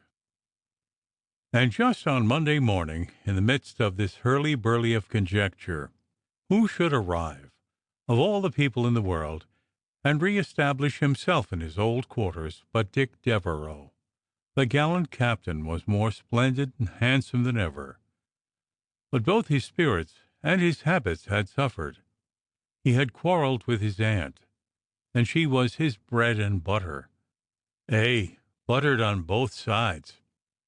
How lightly these young fellows quarrel with the foolish old worshippers who lay their gold, frankincense, and myrrh at the feet of the handsome, thankless idols. They think it all independence and high spirit, whereas we know it is nothing but a little egotistical tyranny that unconsciously calculates, even in the heyday of its indulgence, upon the punctual return of the penitent old worshipper with his or her votive offerings. Perhaps the gypsy had thought better of it, and was already sorry he had not kept the peace. At all events, though his toilet and wardrobe were splendid, for fine fellows in this plight deny themselves nothing, yet morally he was seedy, and in temper soured. His duns had found him out, and pursued him in wrath and alarm to England, and pestered him very seriously indeed. He owed money beside to several of his brother officers, and it was not pleasant to face them without a guinea. An evil propensity, at which, as you remember, General Chatsworth hinted, had grown amid his distresses, and the sting of self-reproach exasperated him.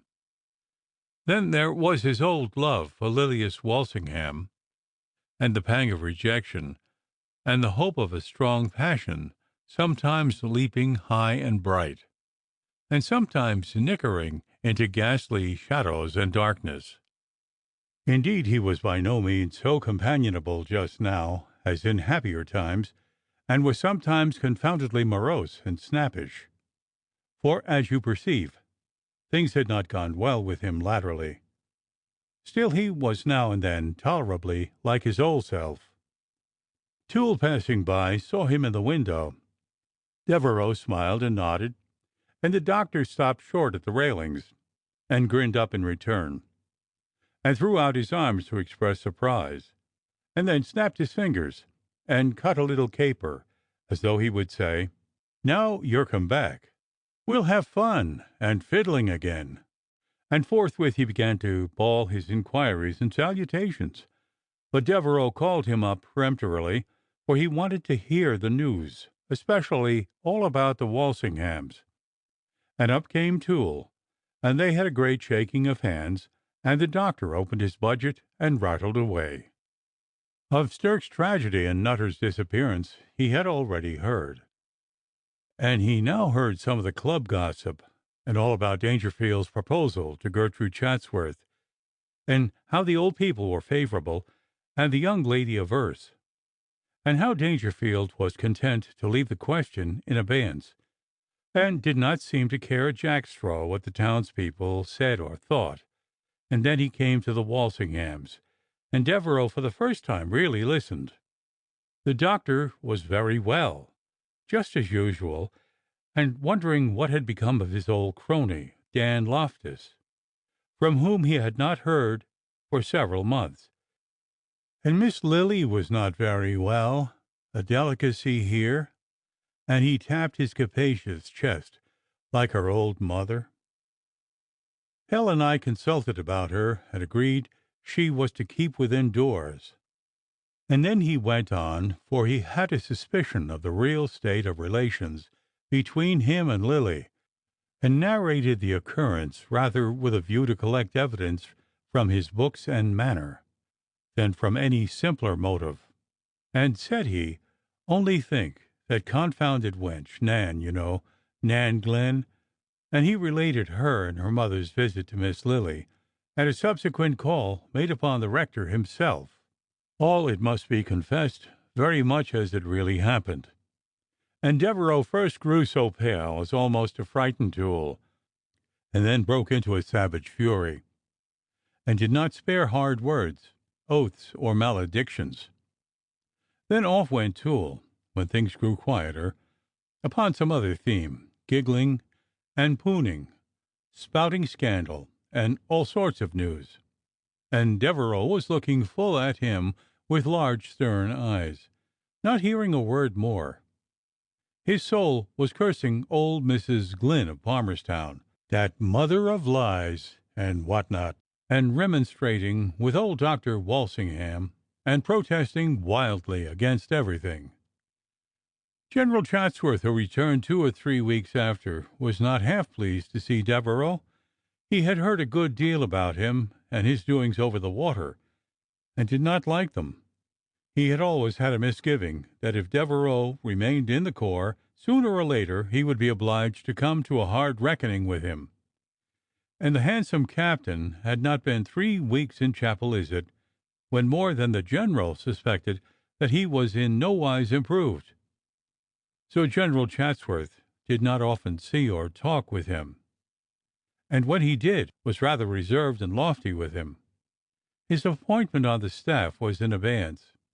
In fact, the vacancy on which it was expectant had not definitely occurred, and all things were at sixes and sevens with poor Dick Devereux. That evening, strange to say, Stirk was still living, and Toole reported him exactly in the same condition. But what did that signify?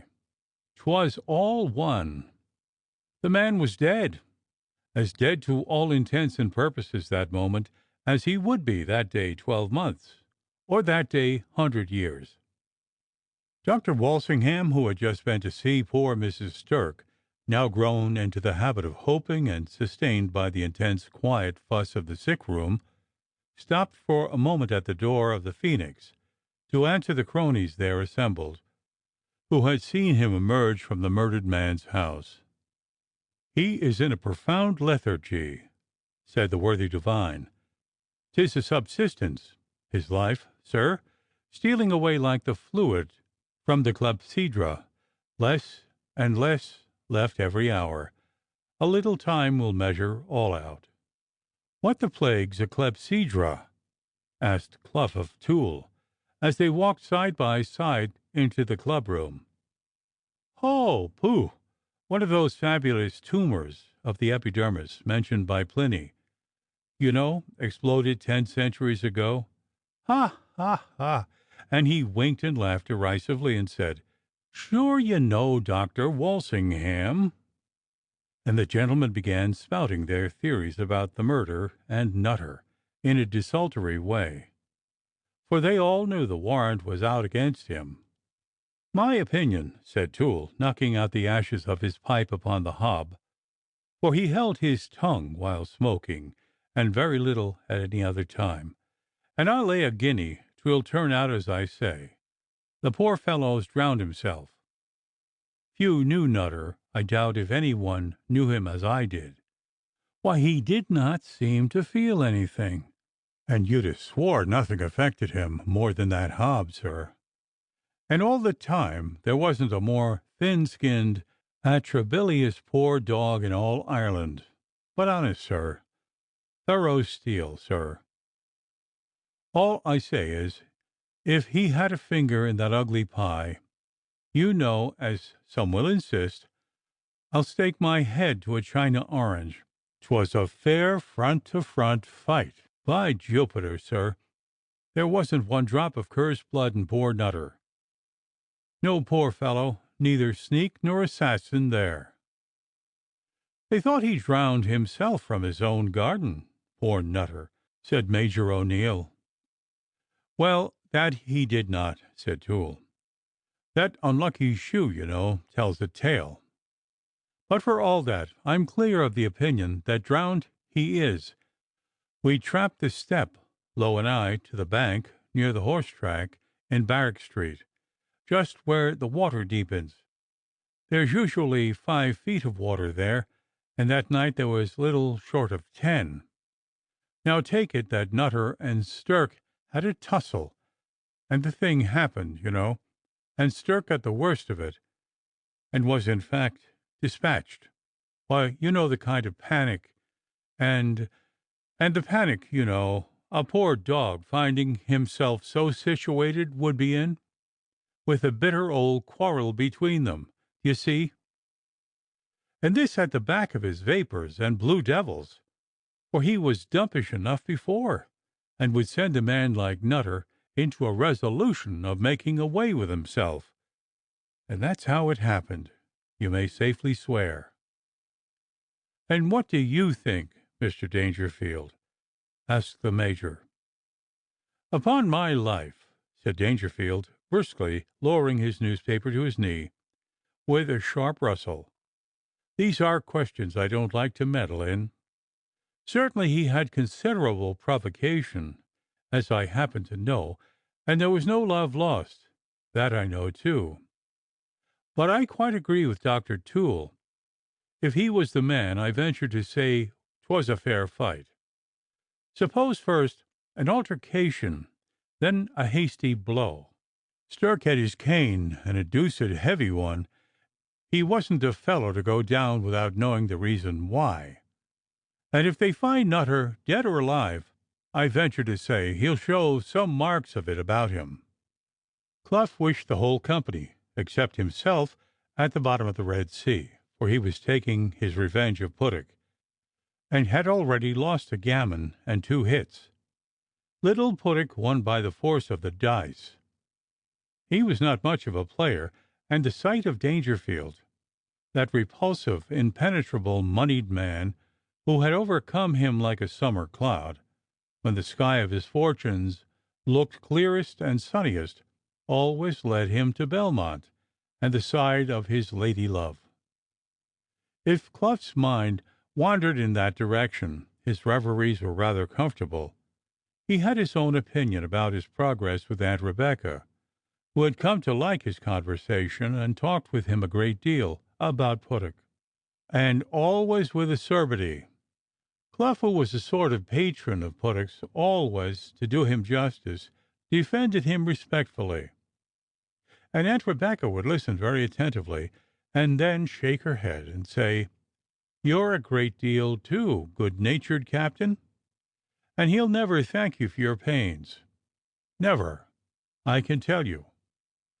Well, Clough knew that the higher powers favored Dangerfield, and that, beside his absurd sentiment, not to say passion, which could not be but provoking, Puttock's complicity in the abortive hostilities of poor Nutter and the gallant O'Flaherty rankled in Aunt Becky's heart. She was indeed usually appeasable and forgiving enough, but in this case her dislike seemed inveterate and vindictive, and she would say, "Well, let's talk no more of him. 'Tis easy finding a more agreeable subject, but you can't deny, Captain, that 'twas an unworthy hypocrisy, his pretending to sentiments against duelling to me, and then engaging as second in one of the very first opportunity that presented." Then Clough would argue his case, and plead his excuses, and fumbled over it a good while. Not that he'd have cried a great deal if Puttock had been hanged, but I am afraid chiefly because, being a fellow of more gaiety and accomplishment than quickness of invention, it was rather convenient than otherwise to have a topic, no matter what, supplied to him, and one that put him in an amiable point of view, and in a kind of graceful intercessorial relation to the object of his highly prudent passion. And Clough thought how patiently she heard him, though he was conscious 'twas rather tedious, and one time very like another. But then 'twasn't the talk, but the talker, and he was glad, at all risks, to help poor Puttock out of his disgrace, like a generous soul as he was. Chapter 59. Telling how a coach drew up at the Elms, and 2 fine ladies, dressed for the ball, stepped in. It was now more than a fortnight since Stirk's mishap in the Butcher's Wood, and he was still alive, but still under the spell of coma. He was sinking, but very slowly, yet it was enough to indicate the finality of that life in death. Dangerfield once or twice attacked Toole rather tartly about Stirk's case. Can nothing be done to make him speak? 5 minutes' consciousness would unravel the mystery. Then Toole would shrug and say, "Pooh, pooh, my dear sir, you know nothing. Why, there's life." "Ay, the mechanical features of life, but the brain's overpowered," replied Toole, with a wise frown. "Well, relieve it." "By Jupiter, sir, you make me laugh," cried Toole with a grin, throwing up his eyebrows. "I take it you think we doctors can work miracles." "Quite the reverse, sir," retorted Dangerfield with a cold scoff. "But you say he may possibly live 6 weeks more, and all that time the wick is smouldering, though the candle's short. Can't you blow it in, and give us even 1 minute's light?" "A smouldering wick and a candle, if you please, but enclosed in a glass bottle. How the deuce are you to blow it?" "Pish!" said the silver spectacles, with an icy flash from his glasses. "Why, sir, you'll excuse me, but you don't understand," said Toole, a little loftily. "There are 2 contused wounds along the scalp as long as that pencil, the whole line of each partially depressed, the depression all along being deep enough to lay your finger in. You can ask Irons, who dresses them when I'm out of the way."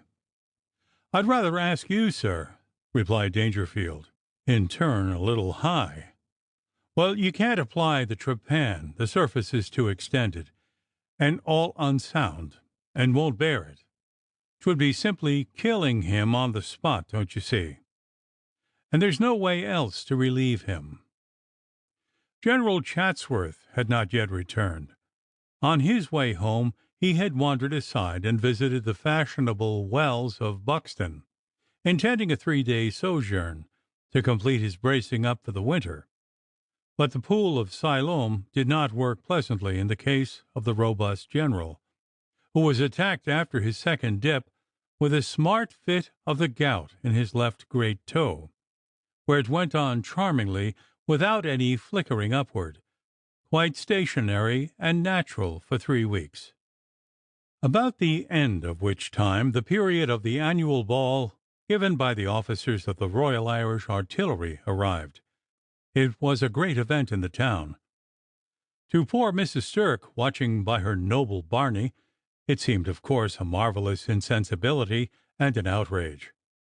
But the world must follow its instinct and vocation, and attend to its business and amuse itself too, though noble Barneys lie a dying here and there.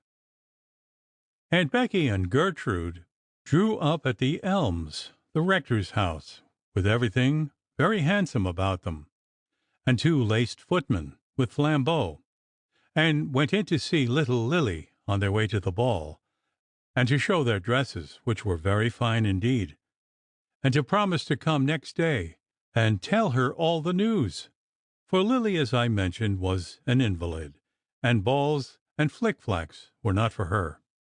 Little Lily smiled her bright girlish smile, and threw both her arms round grand Aunt Becky's neck. "You good dear Aunt Becky, 'twas so kind and like you to come, you and Gerty. And oh, Gemini, what a pair of ladies!" And she made a little rustic curtsy, like Nell in the farce. "And I never saw this before." A near peep at Gertrude's necklace. "And Aunt Becky, what beautiful lace! And does not she look handsome, Gerty? I never saw her look so handsome. She'll be the finest figure there. There's no such delicate waist anywhere." And she set her 2 slender forefingers and thumbs together as if spanning it. "You've no chance beside her, Gerty. She'll set all the young fellows a-sighing and simpering." "You wicked little rogue! I'll beat you black and blue for making fun of old Aunt Becky," cried Miss Rebecca, and ran a little race at her, about 2 inches to a step, her fan raised in her finger and thumb, and a jolly smile twinkling in her face, for she knew it was true about her waist, and she liked to be quizzed by the daring little girl. Her diamonds were on, too, and her last look in her mirror had given her a satisfactory assurance, and she always played with little Lily. When they met, everyone grew gay and girlish with her. So they stayed a full quarter of an hour, and the footman Coughing laboriously outside the window reminded Aunt Rebecca at last how time flew, and Lily was for sitting down and playing a minuet in a country dance, and making them rehearse their steps, and calling in old Sally to witness the spectacle before they went. And so she and Aunt Becky had another little sportive battle. They never met and seldom parted without one. How was it that when gay little Lily provoked these little mimic skirmishes, Aunt Becky would look for a second or two an inexpressibly soft and loving look upon her, and become quite girlish and tender? I think there is a way to every heart, and some few have the gift to reach it unconsciously and always. So away rustled the great ladies, leaving Lily excited, and she stood at the window with flushed cheek and her fingers on the sash, looking after them, and she came back with a little smile and tears in her eyes. She sat down with a bright color in her cheeks, and did play a country dance, and then a merry old Irish air, full of frolic and spirit, on the harpsichord, and gentle old Sally's face peeped in with a wistful smile at the unwonted sounds. "Come, sober old Sally, my sweetheart, I've taken a whim in my head, and you shall dress me, for to the ball I'll go." "Tut, tut, Miss Lily, darling," said old Sally, with a smile and a shake of the head. "What would the doctors say?" "What they please, my darling." And up stood little Lily, with her bright color and lustrous eyes. "Angel bright," said the old woman, looking in that beloved and lovely young face, and quite filling up, as the saying is. "There is not your peer on earth, no, not one among them all, to compare with our Miss Lilias." And she paused, smiling, and then she said, "But, my darling, sure you know you weren't outside the door this 5 weeks, and is that not long enough, and too long, to shut me up? You cruel old woman! Come, come, Sally girl, I'm resolved, and to the ball I'll go. Don't be frightened. I'll cover my head and send in for Aunt Becky, and only just peep in, muffled up, for 10 minutes, and I'll go and come in the chair, and what harm can I take by it?" Was it spirit? Did she want to show the folk that she did not shrink from meeting somebody, or that, though really ill, she ventured to peep in, through sheer liking for the scrape of the fiddle and the fun, to show them that at least she was not heartsick? Or was it the mysterious attraction, the wish to see him once more, just through her hood, far away, with an unseen side glance, and to build endless speculations, and weave the filmy web of hope, for who knows how long, out of these airy tints, a strange sad smile, or deep wild glance, just seen and fixed forever in memory? She had given him up in words, but her heart had not given him up. Poor little Lily! She hoped all that was so bad in him would one day mend. He was a hero still, and oh, she hoped would be true to her. So Lily's love, she scarce knew how, lived on this hope, the wildest of all wild hopes, waiting on the reformation of a rake. "But, darling Miss Lily, don't you know the poor master would break his heart if he thought you could do such a wild thing as to go out again the doctor's orders at this time o' night, and into that hot place, and out again among the cold draughts?" Little Lily paused. "'Tis only a step, Sally. Do you honestly think it would vex him?" "Vex him, darling? No. But break his heart? Why, he's never done asking about you, and oh, it's only joking you are, my darling, that's all." "No, Sally, dear love, I meant it," said little Lily sadly. "But I suppose it was a wild thought, and I'm better at home." And she played a march that had somehow a dash of the pathetic in it, in a sort of reverie, and she said, "Sally, do you know that?" And Sally's gentle face grew reflective, and she said, "Sure, Miss Lily, that's the tune, isn't it? The artillery plays when they march out to the park."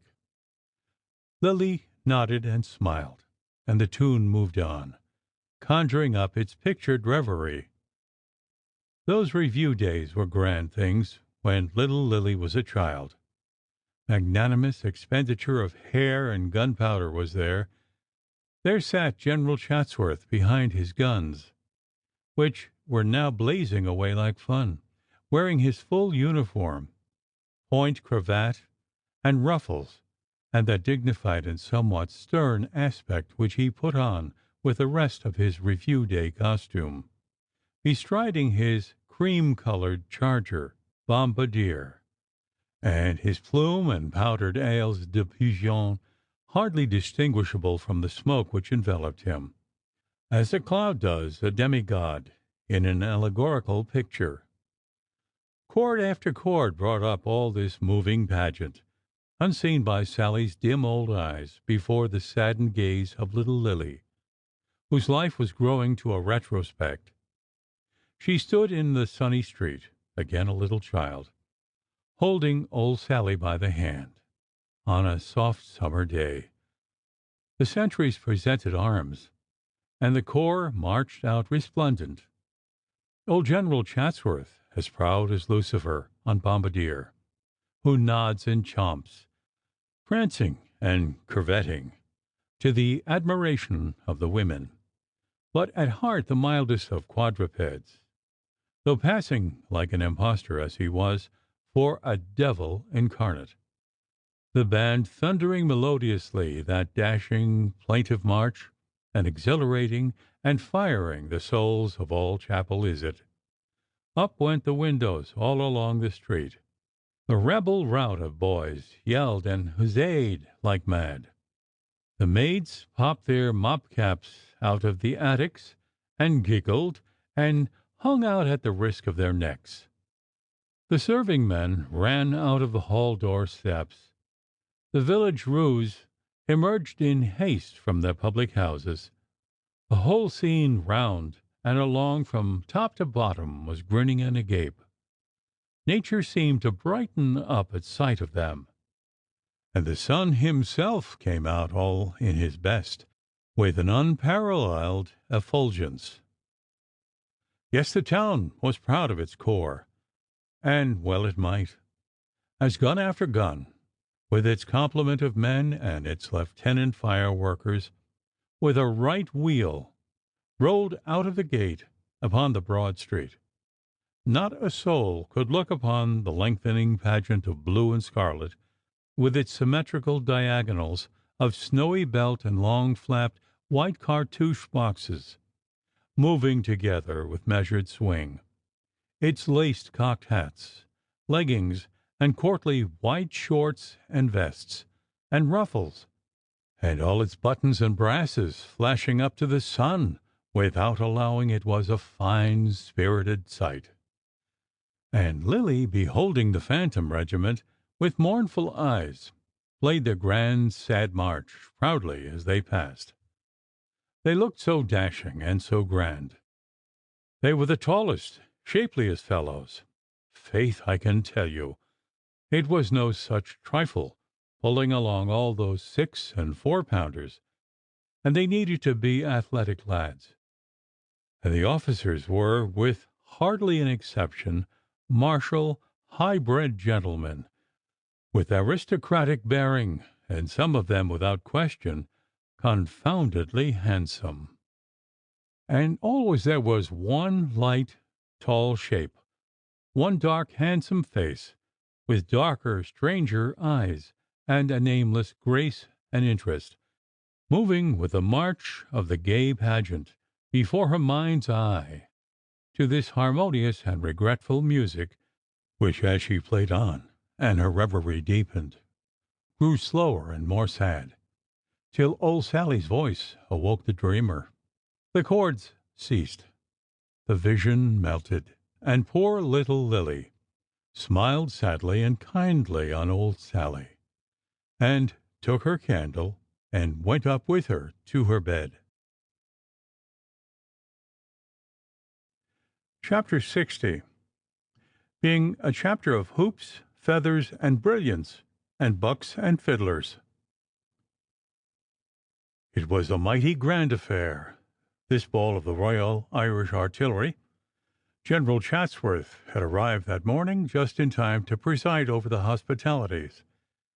He could not contribute much to the dancing, and his advent still a little lame, but looking, as his friends told him, 10 years younger for his snug little fit of the gout at Buxton, reinstated Aunt Becky in her place of power, to the secret disappointment of Madame Strafford, who had just set her heart on doing the honors, and rehearsed for weeks, over her toilette, and even in bed, her little speeches, airs, and graces.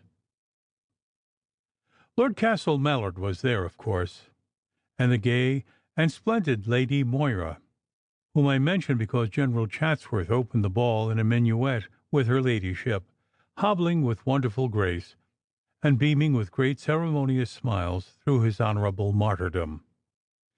But there were more than a score of peers there beside, with their peeresses in tall feathers, diamonds, and monstrous hoops, and the Lord Lieutenant was very near coming. And a Lord Lieutenant in those days, with a Parliament to open, and all the regalia of his office about him, was a far greater personage than in any democratic age the sovereign in person. Captain Clough had gone down in a chair to Puddock's lodgings, to borrow a pair of magnificent knee-buckles. Puddock had a second pair, and Clough's own had not, he thought, quite recovered their good looks since that confounded ducking on the night of the serenade. The gallant captain, learning that Puddock and Devereux intended walking, it was only a step across to the barrack yard, and finding that Puddock could not at the moment lay his hand upon the buckles, and not wishing to keep the chair longer, for he knew delay would inflame the fare, and did not like dispensing his shillings. "Hey! Walk?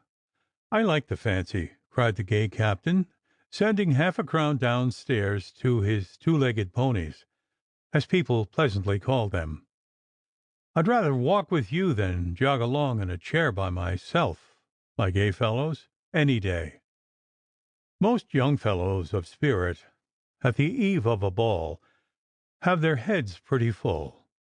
There is always some one bright particular star to whom, even as they look at their own handsome features in the mirror, their admiration is paid.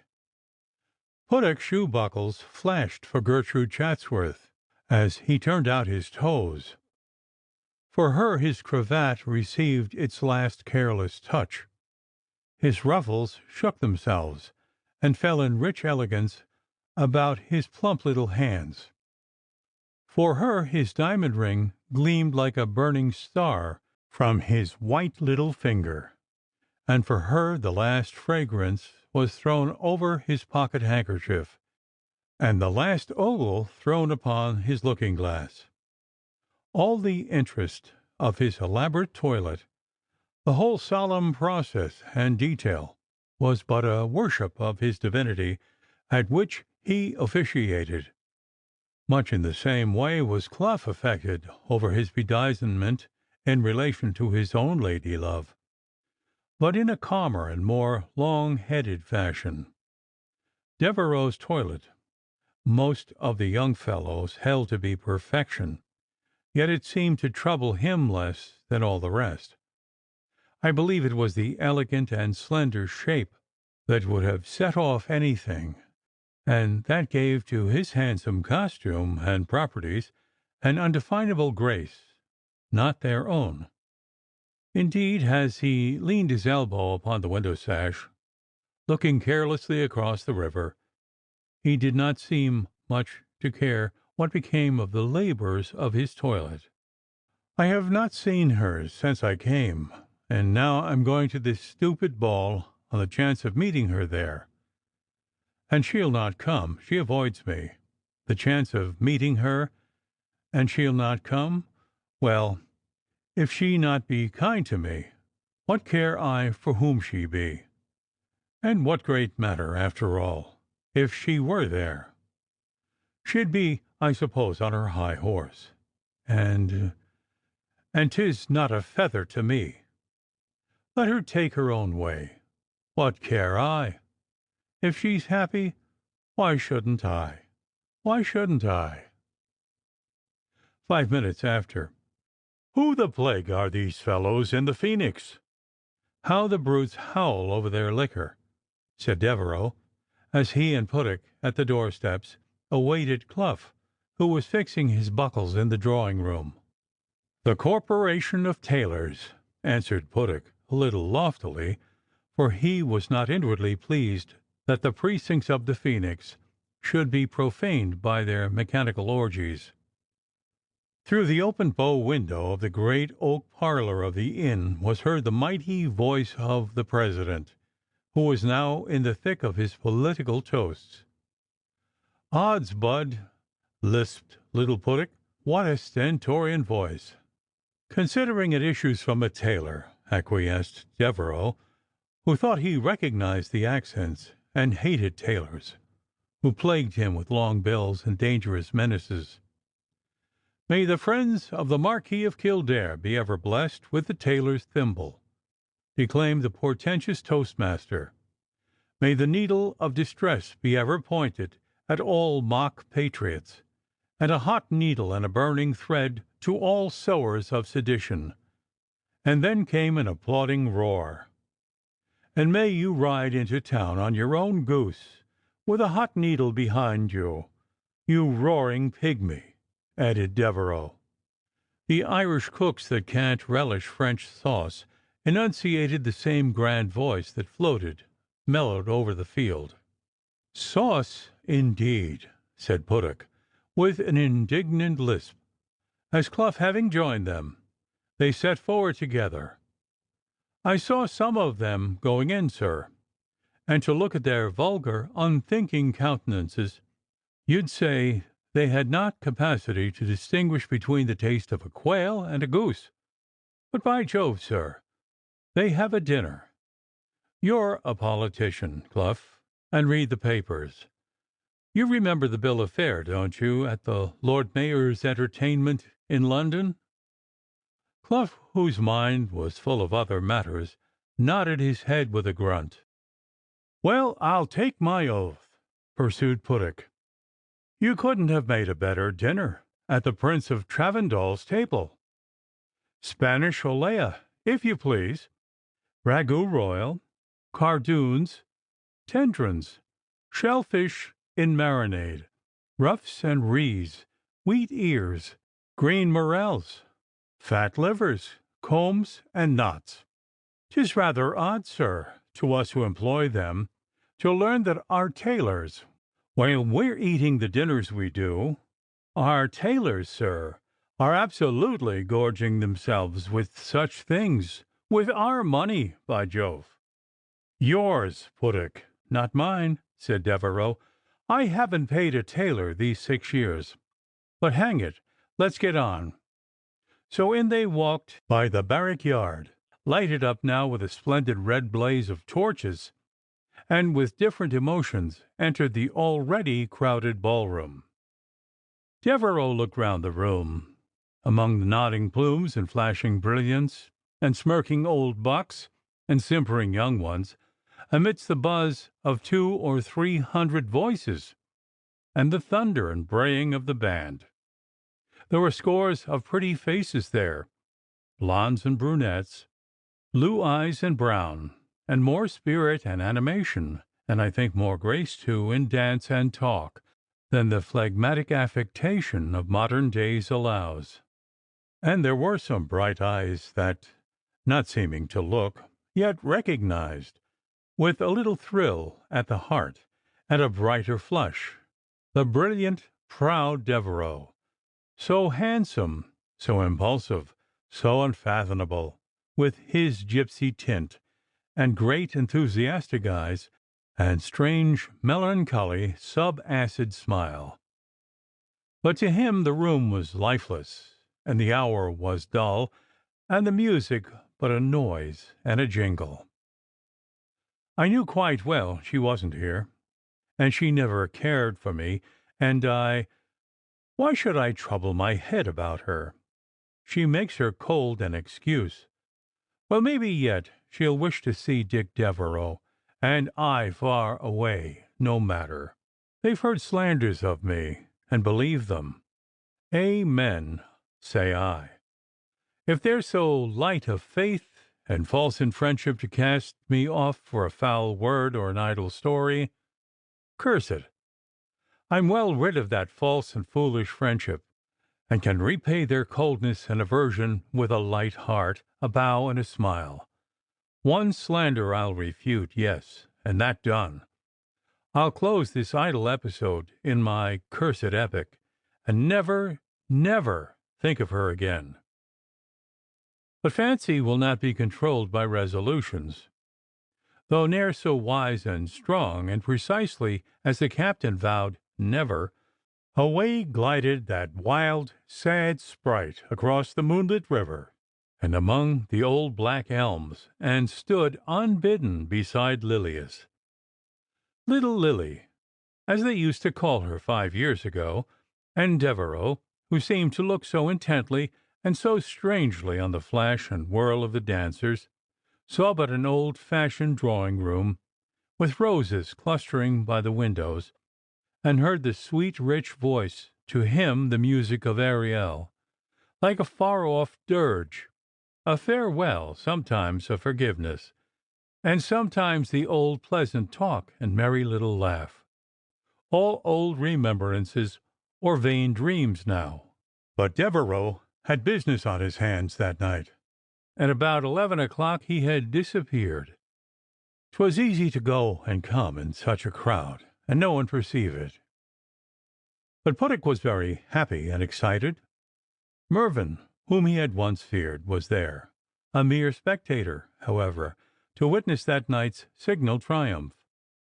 He had never danced so much with Miss Gertrude before. That is to say, at a great ball like this, at which there was a plenty of bucks, with good blood and lots of money, and indeed it seemed to favour the idea of his success that Aunt Rebecca acknowledged him only with a silent and by no means gracious curtsy. She was talking to Toole about Lilias, and saying how much better she had looked that evening. "She's not better, Mom. I'd rather she hadn't the bright flush you speak of. There's something, you see, not quite right in that left lung. And that bright tint, madam, is hectic. She's not better, madam. Not that we don't hope to see her so, heaven forbid, but 'tis an anxious case." And Toole shook his head gravely. When Aunt Becky was getting on her hood and mantle, she invariably fell into talk with some crony who had a story to tell, or a point to discuss. So, as she stood listening to old Colonel Bligh's hard, reedy gabble, and popping in her decisive word now and then, Gertrude, equipped for the night air, and with little Puttick for her escort, glided out and took her place in the great state coach of the Chatsworths, and the door being shut, she made a little nod and a faint smile to her true knight, and said with the slightest possible shrug, "How cold it is tonight! My aunt, I think, will be obliged for your assistance, Lieutenant Puttick. As for me, I must shut up my window, and wish you good night." And with another smile she accordingly shut up the window, and when his best bow was accomplished, She leaned back with a pale and stricken countenance and a great sigh, such a one as caused Lady Macbeth's physician long ago to whisper, "What a sigh is there! The heart is sorely charged." The footmen were standing by the open door through which Aunt Becky was to come, and there were half a dozen carriages crowded side by side, the lackeys being congregated with links lighted.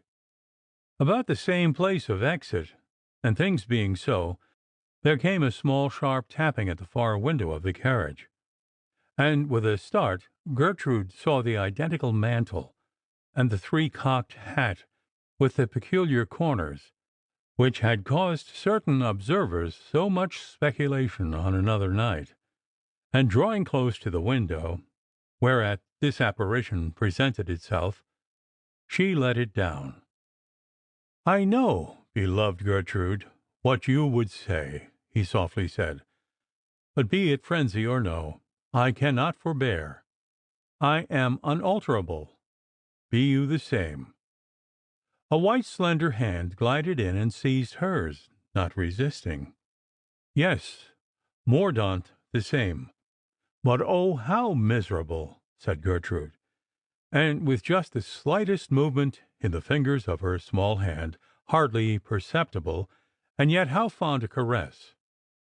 "I'm like a man who has lost his way among the catacombs, among the dead," whispered this muffled figure close to the window, still fervently holding her hand, and sees at last the distant gleam that shows him that his wanderings are to end.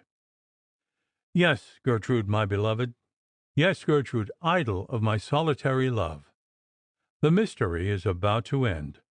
I'll end it. Be I what I may, you know the worst, and have given me your love and troth. You are my affianced bride. Rather than lose you, I would die. And I think, or I am walking in a dream, I've but to point my finger against two men, and all will be peace and light, light and peace, to me long strangers." At this moment Aunt Becky's voice was heard at the door, and the flash of the flambeau glared on the window. He kissed the hand of the pale girl hurriedly, and the French cocked hat and mantle vanished. In came Aunt Rebecca in a fuss, and it must be said in no very gracious mood, and rather taciturn and sarcastic. And so away they rumbled over the old bridge towards Belmont. Chapter 61, in which the ghosts of a bygone sin keep tryst. Devereux, wrapped in his cloak, strode into the park through Parson's Gate, up the steep hill, and turned towards Castle Knock, and the firs and hawthorn wood that interposes. The wide plain spread before him in solitude, and the thin vapours of night lying over it like a film in the moonlight. 2 or 3 thorn trees stood out from the rest, a pale and solitary group, stooping eastward with the prevailing sweep of 100 years or more of westerly winds. To this the gypsy captain glided in a straight military line, his eye searching the distance, and after a while, from the skirts of the wood, there moved to meet him a lonely female figure, with her light clothing fluttering in the cold air. At first she came hurriedly, but as they drew near, she came more slowly.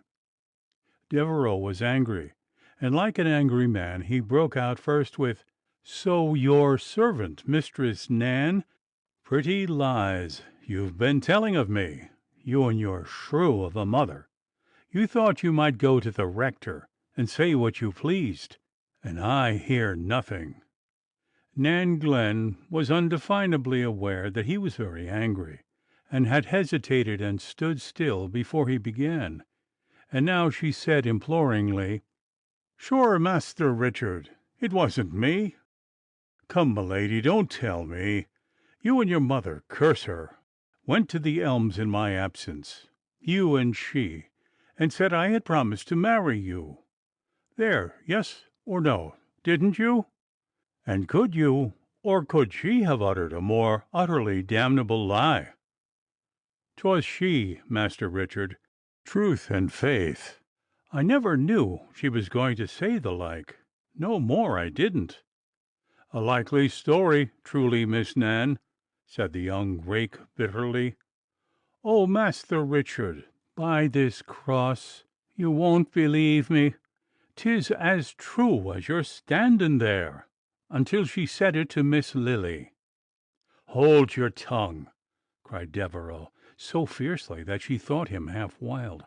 Do you think 'tis a pin's point to me which of you first coined or uttered the lie? Listen to me. I'm a desperate man, and I'll take a course with you both you'll not like, unless you go to-morrow and see Dr. Walsingham yourself, and tell him the whole truth. Yes, the truth. What the devil do I care? Speak that, and make the most of it. But tell him plainly that your story about my having promised to marry you, do you hear, was a lie, from first to last. A lie! A lie! Without so much as a grain of truth mixed up in it. All a cursed, devil's, woman's invention. Now mind ye, Miss Nan, if you don't, I'll bring you and your mother into court, or I'll have the truth out of you. But there's no need to threaten. Sure you know, Master Richard, I'd do anything for you, I would. I'd beg, or I'd rob, or I'd die for you, Master Richard. And whatever you bid me, your poor wild Nan'll do. Devereux was touched. The tears were streaming down her pale cheeks, and she was shivering. You're cold, Nan. Where's your cloak and riding hood? He said gently. I had to part them, Master Richard. You want money, Nan? He said, and his heart smote him. I'm not cold when I'm near you, Master Richard. I'd wait the whole night long for a chance of seeing you. But oh, ho! She was crying as if her heart would break, looking in his face, and with her hands just a little stretched towards him. Oh, Master Richard, I'm nothing to you now, your poor wild Nan. Poor thing! Her mother had not given her the best education. I believe she was a bit of a thief, and she could tell fibs with fluency and precision. The woman was a sinner, but her wild, strong affections were true, and her heart was not in pelf. Now don't cry. Where's the good of crying? Listen to me, said Devereux. Sure, I heerd you were sick last week, Master Richard, she went on, not heeding, and with her cold fingers just touching his arm timidly, and the moon glittered on the tears that streamed down her poor imploring cheeks. And I'd like to be carrying you. And I think you look bad, Master Richard. No, Nan, I tell you, no. I'm very well, only poor, just now, Nan, or you should not want. Sure I know, Master Richard, it is not that. I know you'd be good to me if you had it, and it does not trouble me. But see, Nan, you must speak to your friends and say, Sora a friend I have, Sora a friend, Master Richard, and I did not spake to the priest this year or more, and I daren't go near him, said the poor Palmerstown lass that was once so merry. Why won't you listen to me, child? I won't have you this way. You must have your cloak and hood. 'Tis very cold, and by heavens, Nan, you shall never want while I have a guinea. But you see I'm poor now, curse it. I'm poor. I'm sorry, Nan, and I have only this one about me. Oh, no, Master Richard, keep it. Maybe you'd want it yourself. No, child, don't vex me. There, I'll have money in a week or two, and I'll send you some more, Nan. I'll not forget you. He said this in a sadder tone. And, Nan, I'm a changed man. All's over, you know, and we'll see one another no more. You'll be happier, Nan, for the parting. So here and now, Nan, we'll say good-bye." "Oh, no, no, no, not good-bye. You couldn't. Your poor wild Nan." And she clung to his cloak, sobbing in wild supplication. "Yes, Nan, good-bye it must be. No other word." "And oh, Master Richard, is it in earnest? You wouldn't? Oh, sure you wouldn't." "Now, Nan, there's a good girl. I must go. Remember your promise, and I'll not forget you, Nan. On my soul, I won't." Well, mayn't I chance to see you, maybe? Mayn't I look at you marching, Master Richard, at a distance only? I wouldn't care so much, I think, if I could see you sometimes." "Now there, Nan, you must not cry. You know 'tis all past and gone, more than a year ago. 'Twas all damned folly, all my fault. I'm sorry, Nan, I'm sorry, and I'm a changed man, and I'll lead a better life. And so do you, my poor girl." "But mayn't I see you? Not to spake to you, Master Richard, only sometimes to see you far off, maybe." Poor Nan was crying all the time she spoke. Well, I'll go, I will indeed, Master Richard. Only let me kiss your hand. And oh, no, no, don't say good-bye, and I'll go. I'm gone now, and maybe, just maybe, you might sometime chance to wish to see your poor wild Nan again, only to see her, and I'll be thinking of that." The old feeling, if anything so coarse deserved the name, was gone, but he pitied her with all his heart, and that heart, such as it was, though she did not know it, was bleeding for her. He saw her, poor creature, hurrying away in her light clothing, through the sharp moonlight chill, which even in the wrapping of his thick cloak he felt keenly enough. She looked over her shoulder, then stopped. Perhaps, poor thing, she thought he was relenting, and then she began to hurry back again. They cling so desperately to the last chance. But that, you know, would never do. Another pleading, another parting. So he turned sharply and strode into the thickets of the close brushwood, among which the white mists of night were hanging. He thought as he stepped resolutely and quickly on, with a stern face and heavy heart, that he heard a wild sobbing cry in the distance, and that was poor Nan's farewell. So Devereux glided on like a ghost through the noiseless thicket, and scarcely knowing or caring where he went, emerged upon the broad open plateau, and skirting the 15 acres, came at last to a halt upon the high ground overlooking the river, which ran partly in long trains of silver sparkles, and partly in deep shadow beneath him. Here he stopped, and looked towards the village, where he had passed many a pleasant hour, with a profound and remorseful foreboding that there were no more such pleasant hours for him. And his eye wandered among the scattered lights that still twinkled from the distant windows, and he fancied he knew, among them all, that which gleamed pale and dim through the distant elms, the star of his destiny. And he looked at it across the water. A greater gulf severed them, so near, and yet a star in distance, with a strange mixture of sadness and defiance, tenderness and fury. Chapter 62.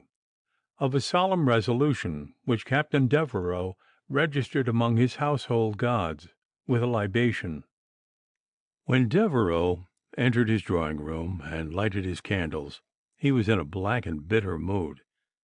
He stood at the window for a while and drummed on the pane, looking in the direction of the barrack, where all the fun was going on, but thinking in a chaotic way of things very different, and all toned with that strange sense of self-reproach and foreboding which of late had grown habitual with him, and not without just cause. This shall be the last.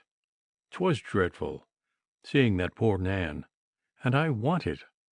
I can swear I really and honestly want it. Only one glass to stay my heart. Every one may drink in moderation, especially if he's heartsick, and has no other comfort.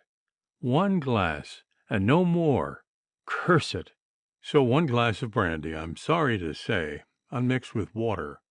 The handsome misanthropist sipped and sipped to the last drop, and then sat down before his fire, and struck and poked and stabbed at it in a bitter personal sort of way, until here and there some blazes leaped up, and gave his eyes a dreamy sort of occupation, and he sat back with his hands in his pockets and his feet on the fender, gazing among the plutonic peaks and caverns between the bars.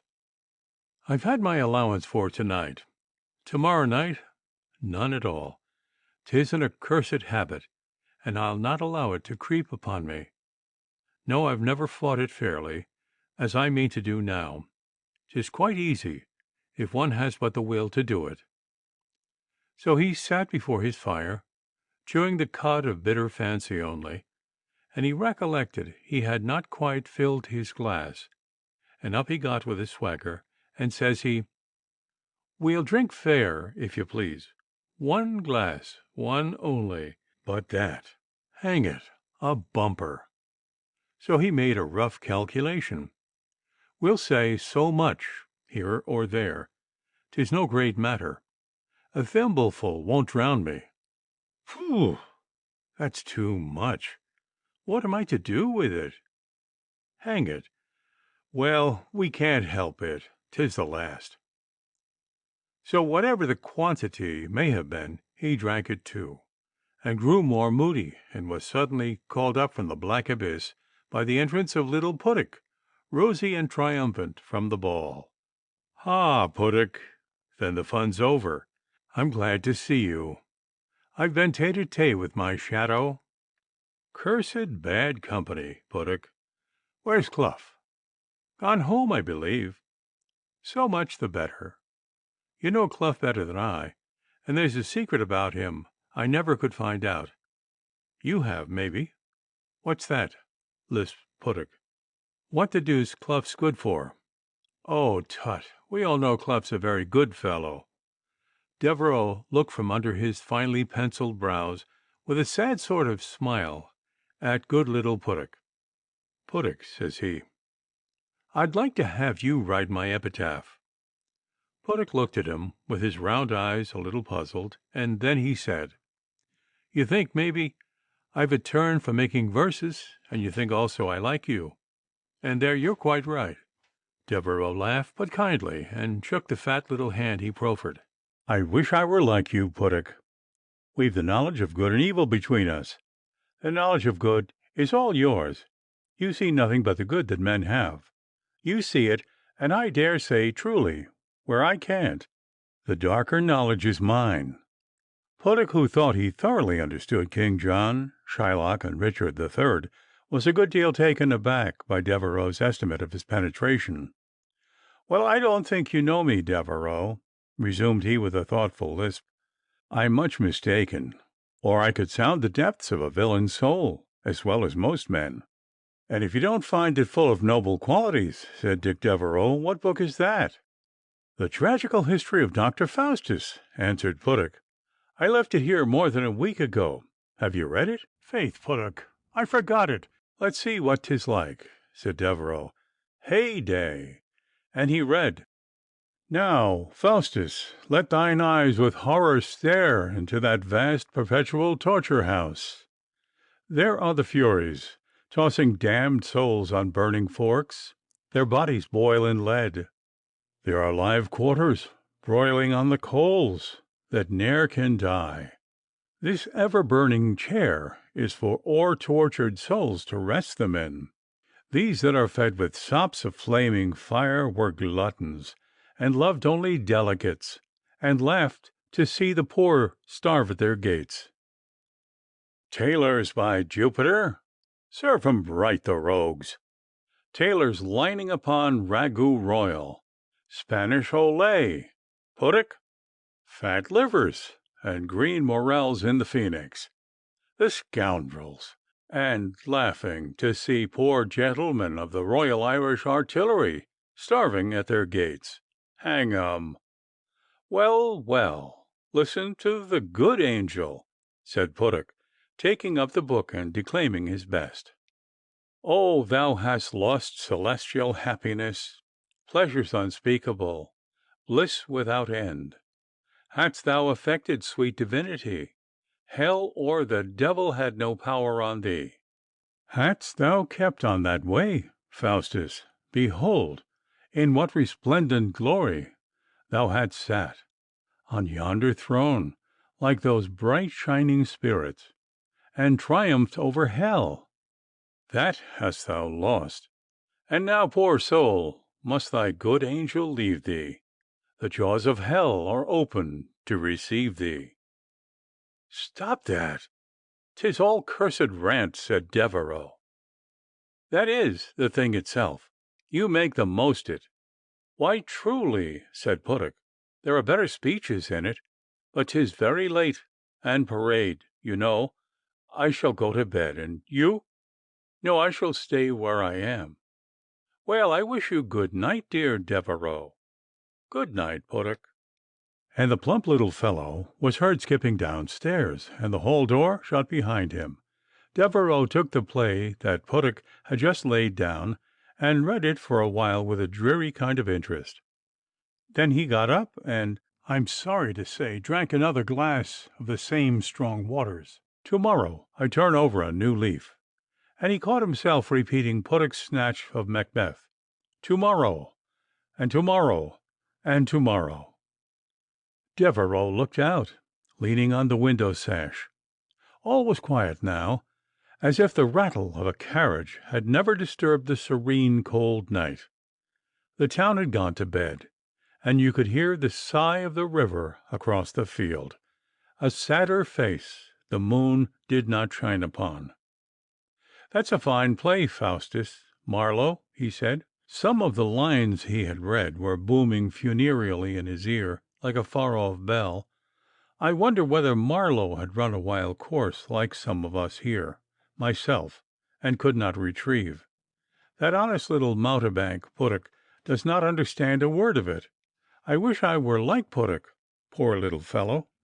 So after a while Devereux returned to his chair before the fire, and on his way again drank the waters of the Leith, and sat down, not forgetting, but remorseful over the fire. I'll drink no more tonight. There, curse me if I do. The fire was waxing low in the grate. Tomorrow's a new day. Why, I never made a resolution about it before. I can keep it. 'Tis easily kept. Tomorrow I begin. And with fists clenched in his pockets, he vowed his vow, with an oath into the fire, and 10 minutes were not past and over when his eye wandered thirstily again to the flask on the middle of the table, and with a sardonic, flushed smile, he quoted the good angel's words, "O Faustus, lay that damned book aside, and gaze not on it lest it tempt thy soul." And then pouring out a dram, he looked on it, and said with the evil angel, "Go forward, Faustus, in that famous art, wherein all nature's treasure is contained. Be thou on earth as Jove is in the sky, lord and commander of the elements."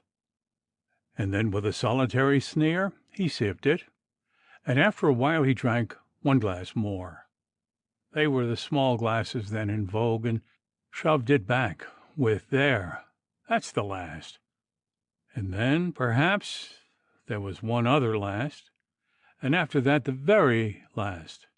Hang it, it must be the last, and so on. I suppose." And Devereux was pale and looked wild and sulky on parade next morning. Chapter 63, in which a liberty is taken with Mr. Nutter's name, and Mr. Dangerfield stands at the altar. Poor Mrs. Nutter continued in a state of distracted and flighty tribulation, not knowing what to make of it, nor indeed knowing the worst, for the neighbors did not tell her half they might, nor drop a hint of the dreadful suspicion that dogged her absent helpmate. She was sometimes up rummaging among the drawers and fidgeting about the house without any clear purpose, but oftener lying on her bed, with her clothes on, crying. When she got hold of a friend, she disburdened her soul and called on him or her for endless consolations and assurances, which for the most part she herself prescribed. There were, of course, fits of despair as well as starts of hope, and bright ideas accounting for everything, and then clouds of blackness and tornadoes of lamentation.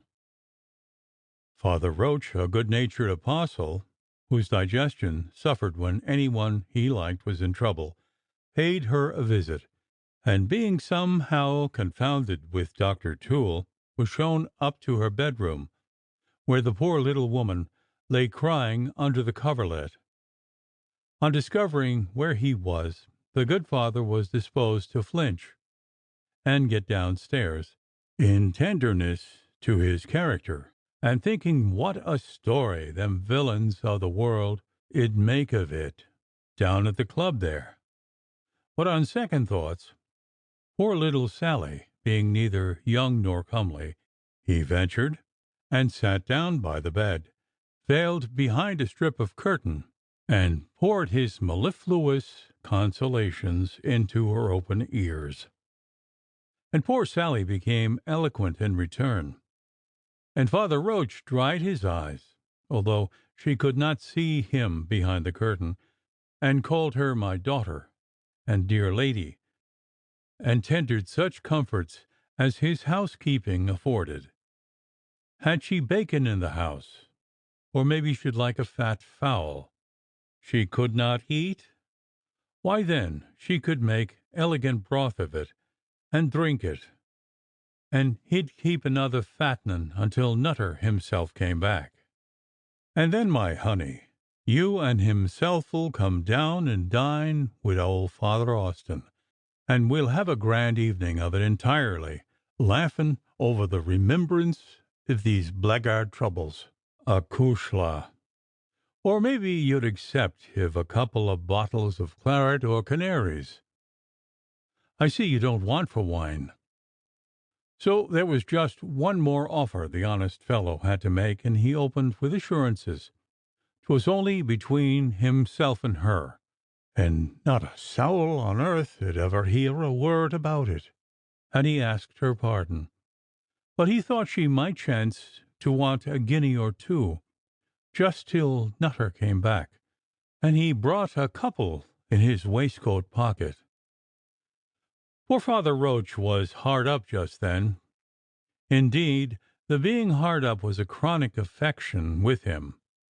2 horses were not to be kept for nothing, nor for the same moderate figure was it possible to maintain an asylum for unfortunates and outlaws, pleasant fellows enough, but endowed with great appetites, and an unquenchable taste for consolation in fluid forms. A clerical provision in Father Roach's day and church was not by any means what we have seen it since. At all events, he was not even troubled with the possession of money, and when half a dozen good weddings brought him in £50 or £100, the holy man was constrained forthwith to make distribution of his assets among a score of sour and sometimes dangerous tradespeople. I mention this in no disparagement of Father Roach. Quite the contrary. In making the tender of his 2 guineas, which, however, Sally declined, the worthy cleric was offering the widow's mite, not like some lucky dogs who might throw away 1,000 or 2 and be nothing the worse. And you may be sure the poor fellow was very glad to find she did not want it. "Rather hard measure, it strikes me," said Dangerfield in the club, "to put him in the hue and cry."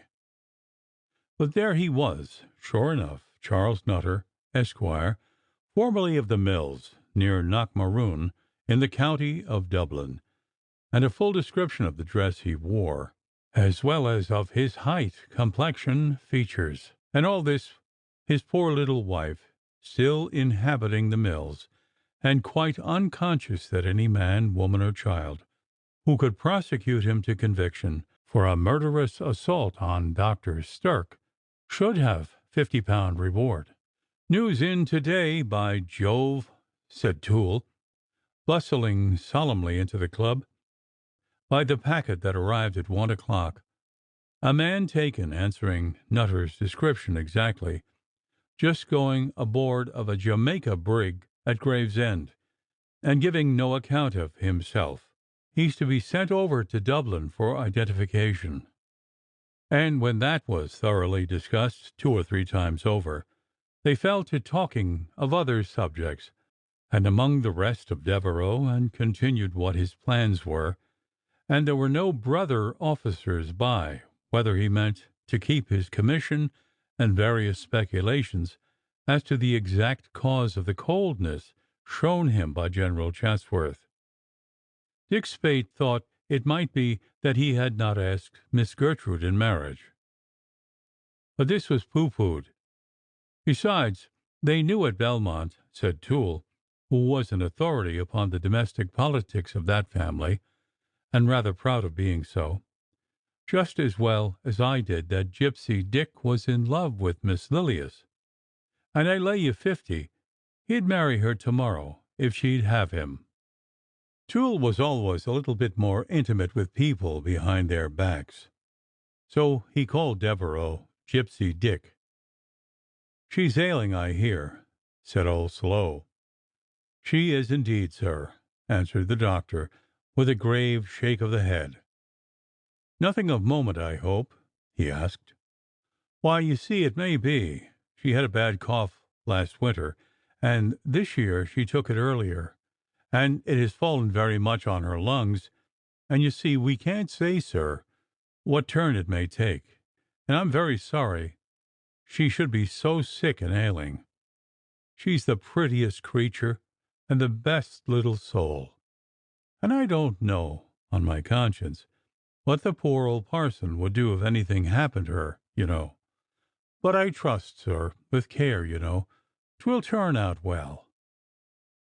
The season for trout fishing was long past and gone, and there were no more pleasant rambles for Dangerfield and Irons along the flowery banks of the devious Liffey, their rods and nets hung up, awaiting the return of genial spring, and the churlish stream, abandoned to its wintry mood, darkled and roared savagely under the windows of the brass castle.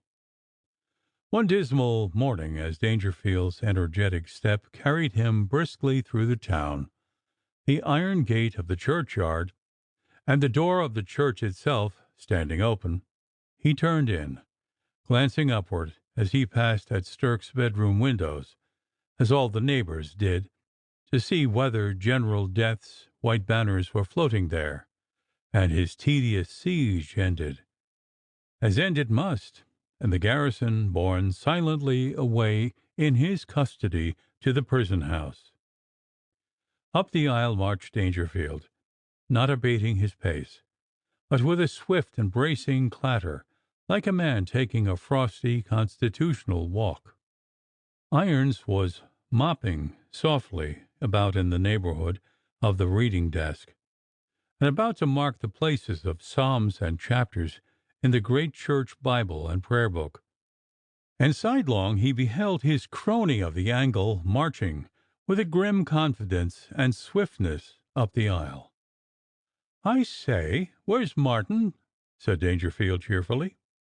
"He's gone away, sir." "Hey! Then you've no one with you?" "No, sir." Dangerfield walked straight on. up the step of the communion table, and shoving open the little balustraded door, he made a gay stride or two across the holy precinct, and with a quick, right-about face, came to a halt. The white, scoffing face, for exercise never flushed it, and the cold, broad sheen of the spectacles looked odd in the clerk's eyes, facing the church door from beside the table of the sacrament, displayed as it were in the very frame, foreground, background, and all, in which he was wont to behold the thoughtful, simple, holy face of the rector. "Alone among the dead, and not afraid," croaked the white face pleasantly. The clerk seemed almost to writhe and sweat silently under the banter of his comrade of the landing net, and he answered, without lifting his head, in a constrained and dogged sort of way, like a man who expects something unpleasant. "Alone? Yes, sir. There's none here but ourselves." And his face flushed, and the veins on his forehead stood out, as will happen with a man who tugs at a weight that is too much for him. "I saw you steal a glance at Charles when he came into the church here, and it strikes me I was at the moment thinking of the same thing as you, to wit, will he require any special service at our hands?" "Well, he does, and you or I must do it. He'll give £1,000, mind ye, and that's something in the way of fellows like you and me. And whatever else he may have done, Charles has never broke his word in a money matter. And hark'ee, can't you thumb over that Bible and prayer book on the table here, as well as there? Do so. Well," and he went on in a lower key, still looking full front at the church door, and a quick glance now and then upon Irons across the communion table. "'Tis nothing at all, don't you see? What are you afraid of? It can't change events. 'Tis only a question of today or tomorrow, a whim, a maggot, eh? You can manage it this way, mark ye."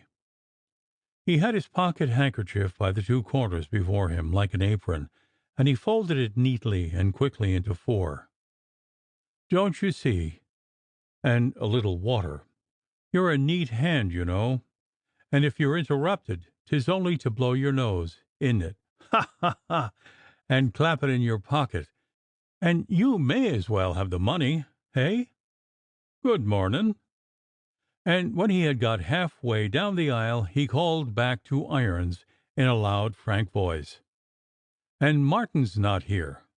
Could you say where he is?"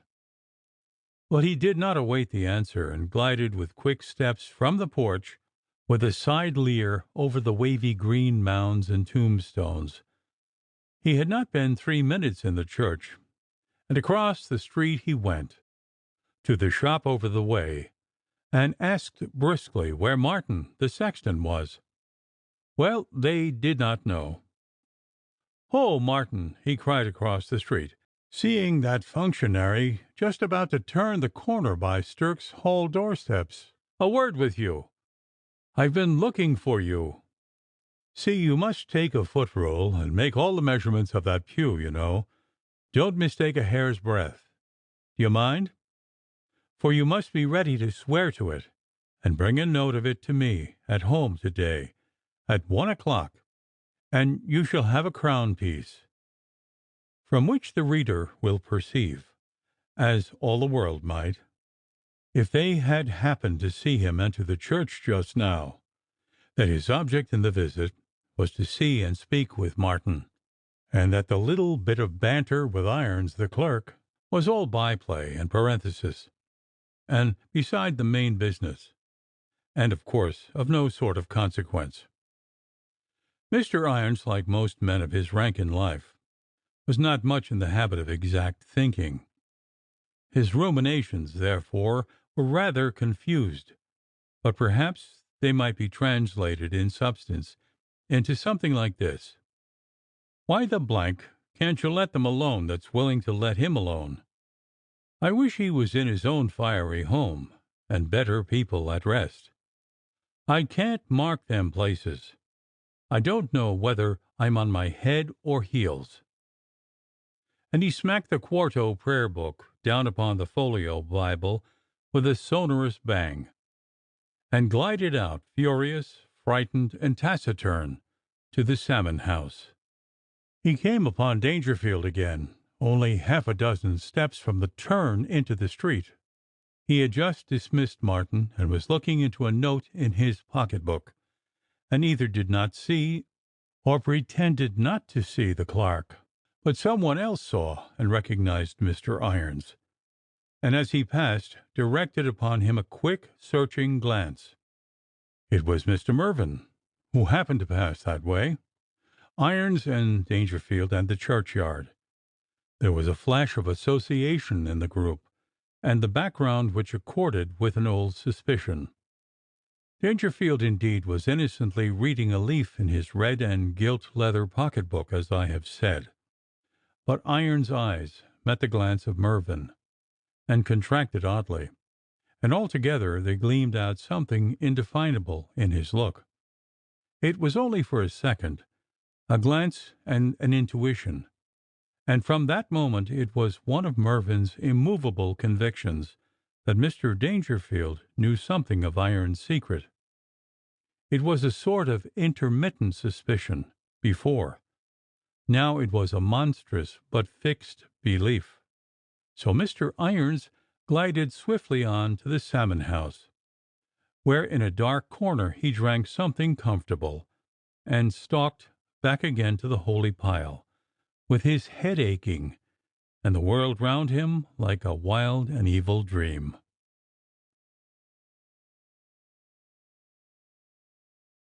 The House by the Churchyard, by Joseph Sheridan Le Fanu. Chapter 64. Being a night scene, in which Miss Gertrude Chatsworth, being adjured by Aunt Becky, makes answer. In Aunt Becky's mind, the time could not be far off when the odd sort of relations existing between the Belmont family and Mr. Dangerfield must be defined. The Crassus himself, indeed, was very indulgent. He was assiduous and respectful, but he wisely abstained from pressing for an immediate decision, and trusted to reflection and to Aunt Becky's good offices, and knew that his gold would operate by its own slow but sure gravitation. At one time he had made up his mind to be peremptory, and politely to demand an unequivocal yes or no. But a letter reached him from London. It was from a great physician there. Whatever was in it, the effect was to relieve his mind of an anxiety. He never, indeed, looked anxious, or moped like an ordinary man in blue devils. But his servants knew when anything weighed upon his spirits by his fierce, short, maniacal temper. But with the seal of that letter the spell broke. The evil spirit departed for a while, and the old jocose, laconic irony came back and glittered whitely in the tall chair by the fire, and sipped its claret after dinner, and sometimes smoked its long pipe, and grinned into the embers of the grate. At Belmont there had been a skirmish over the broiled drumsticks at supper, and the ladies had withdrawn in towering passions to their nightly devotions and repose.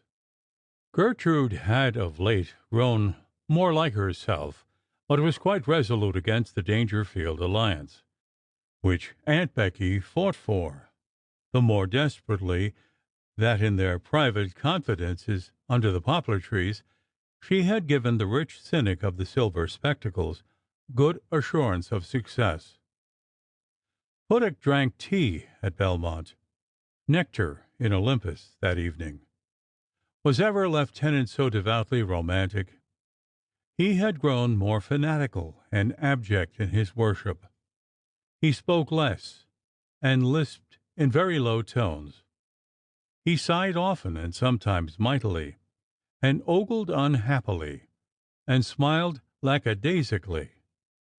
The beautiful damsel was, in her high, cold way, kind to the guest, and employed him about the room on little commissions, and listened to his speeches without hearing them, and rewarded them now and then with a gleam of a smile, which made his gallant little heart flutter up to his solitaire, and his honest powdered head giddy. "I marvel, brother," ejaculated Aunt Becky, suddenly appearing in the parlor, where the General had made himself comfortable over his novel, and opening her address with a sharp stomp on the floor. The veteran's heart made a little jump, and he looked up over his gold spectacles. "I marvel, brother, what you can mean, desire, or intend by all this ogling, sighing, and love-making. 'Tis surely a strange way of forwarding Mr. Dangerfield's affair." He might have blustered a little, as he sometimes did, for she had startled him, and her manner was irritating. But she had caught him in a sentimental passage between Lovelace and Miss Harlowe, which always moved him, and he showed no fight at all, but his innocent little light blue eyes looked up wonderingly and quite gently at her. "Who? I? What ogling, Sister Becky?" "You, Tut. That foolish, ungrateful person, Lieutenant Puttock. What can you propose to yourself, brother, in bringing Lieutenant Puttock here? I hate him." "Why, what about Puttock? What has he done?" asked the General, with round eyes still, and closing his book on his finger. "What has he done? Why, he's at your daughter's feet," cried Aunt Becky, with scarlet cheeks and flashing eyes, "and she, artful gypsy, has brought him there by positively making love to him. Sweet upon Tooty, the General's old pet name for Gertrude. Why, half the young fellows are, you know, poo-poo." And the General stood up with his back to the fire, looking uneasy, for, like many other men, he thought a woman's eyes saw further in such a case than this. "Do you wish the young hussy, do you, to marry Lieutenant Puttock?" "I should not wonder. Why, of course, her fortune you and she may give away to whom you like, but remember she's young, and has been much admired, brother, and may make a great match, and in our day young ladies were under direction, and did not marry without apprising their parents or natural guardians. Here's Mr. Dangerfield, who proposes great settlements. Why won't she have him? For my part, I think we're little better than cheats, and I mean to write to-morrow morning and tell the poor gentleman that you and I have been bamboozling him to a purpose, and meant all along to marry the vixen to a poor lieutenant in your corps. Speak truth, and shame the devil, brother. For my part, I'm sick of the affair. I'm sick of deception, ingratitude, and odious fools." Aunt Becky had vanished in a little whirlwind, leaving the General with his back to the fire, looking blank and uncomfortable, and from his little silver tankard he poured out a glassful of his mulled claret, not thinking, and smelled it deliberately, as he used to do when he was tasting a new wine, and looked through it, and set the glass down, forgetting he was to drink it, for his thoughts were elsewhere.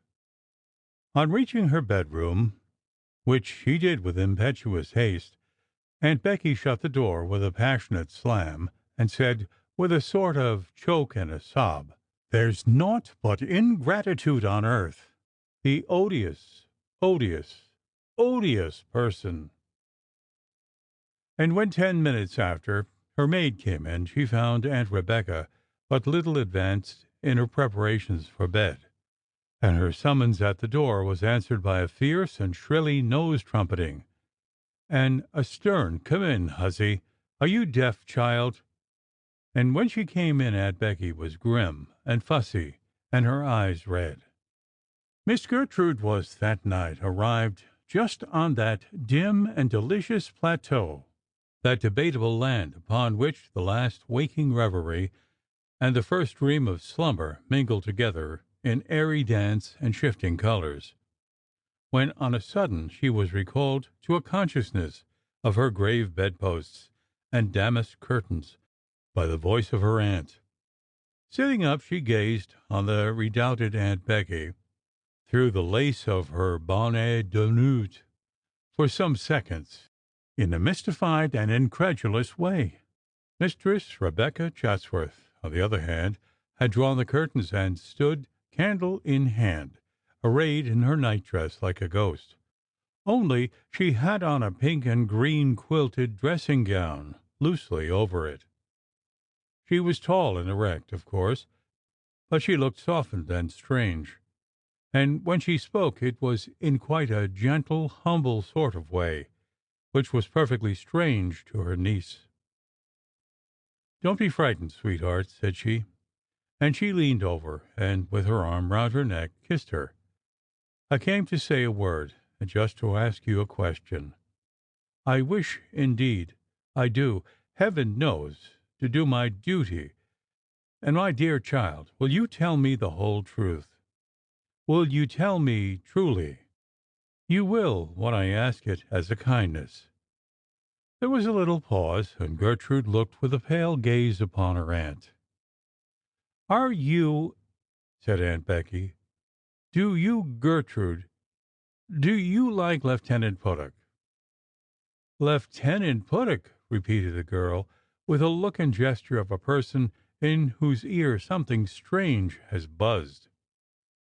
"Because if you really are in love with him, Gertie, and that he likes you, and that, in short—" Aunt Becky was speaking very rapidly, but stopped suddenly. "In love with Lieutenant Puttock," was all that Miss Gertrude said. "Now do tell, Gertrude, if it be so. Tell me, dear love. I know 'tis a hard thing to say." And Aunt Becky considerately began to fiddle with the ribbon at the back of her niece's nightcap, so that she need not look in her face. "But, Gertie, tell me truly, do you like him? And why, if it be so? I will mention Mr. Dangerfield's suit no more.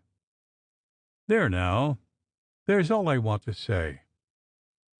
"Lieutenant Puttock," repeated young Madam in the nightcap, and by this time the film of slumber was gone, and the suspicion struck her somehow in altogether so comical a way that she could not help laughing in her aunt's sad, earnest face. Fat, funny little Lieutenant Puttock was ever so diverting a disgrace? Oh, dear aunt, what have I done to deserve so prodigious a suspicion? It was plain from her heightened color that her aunt did not choose to be laughed at. "What have you done?" said she quite briskly. "Why, what have you done?" And Aunt Becky had to consider just for a second or two, staring straight at the young lady through the crimson damask curtains. "You have. Why, what have you done?" And she covered her confusion by stooping down to adjust the heel of her slipper. "Oh, it's delightful! Plump little Lieutenant Puttock!" And the graver her aunt looked, the more irrepressibly she laughed, till that lady, evidently much offended, took the young gentlewoman pretty roundly to task. "Well, I'll tell you what you have done," she said almost fiercely.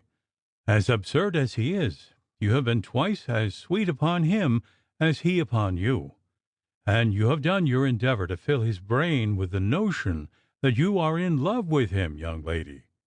And if you're not, you have acted, I promise you, a most unscrupulous and unpardonable part by a most honorable and well-bred gentleman. For that character I believe he bears.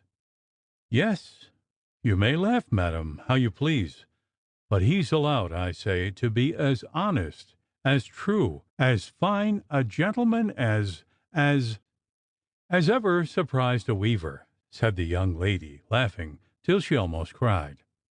In fact, she was showing in a new light, and becoming quite a funny character upon this theme.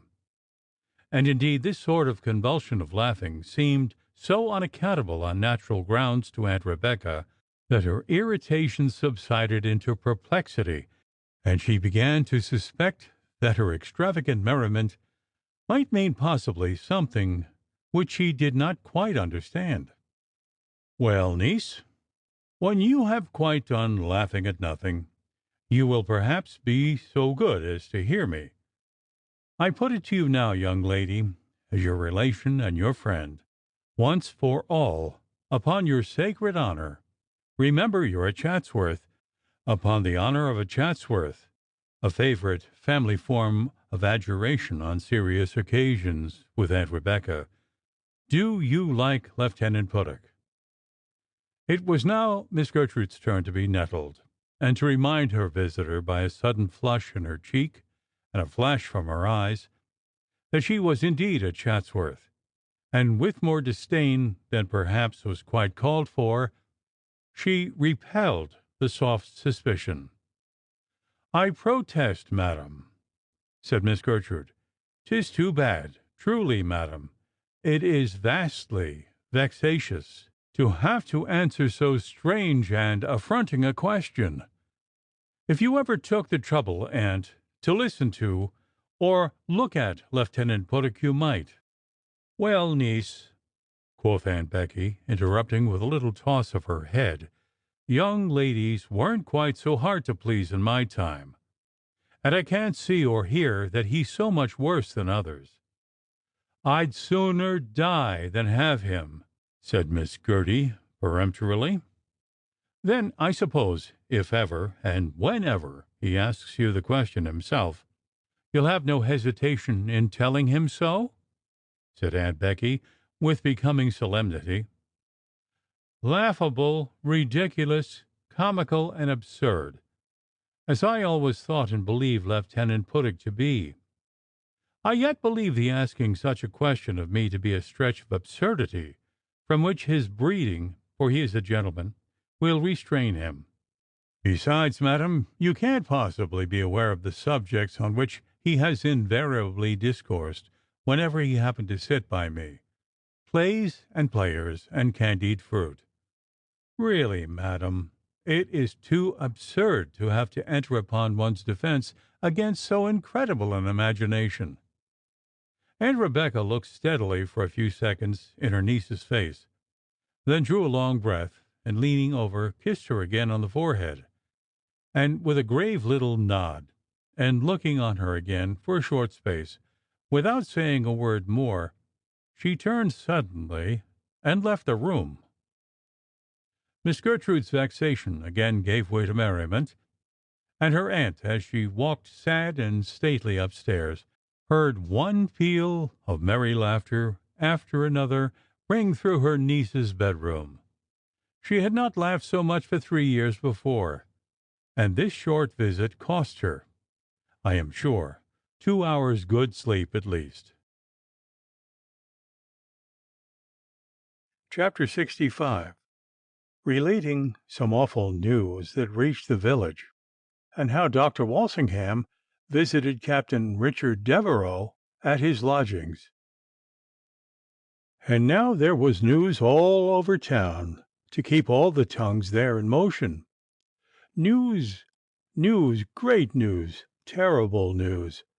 Peter Fogarty, Mr. Tresham's boy, had it that morning from his cousin Jim Redmond, whose aunt lived at Ringsend, and kept a little shop over against the Plume of Feathers, where you might have your pick and choice of all sorts of nice and useful things: bacon, brass snuff-boxes, penny ballads, eggs, candles, cheese, tobacco pipes, pinchback buckles for knee and instep, soap, sausages, and who knows what beside. No one quite believed it.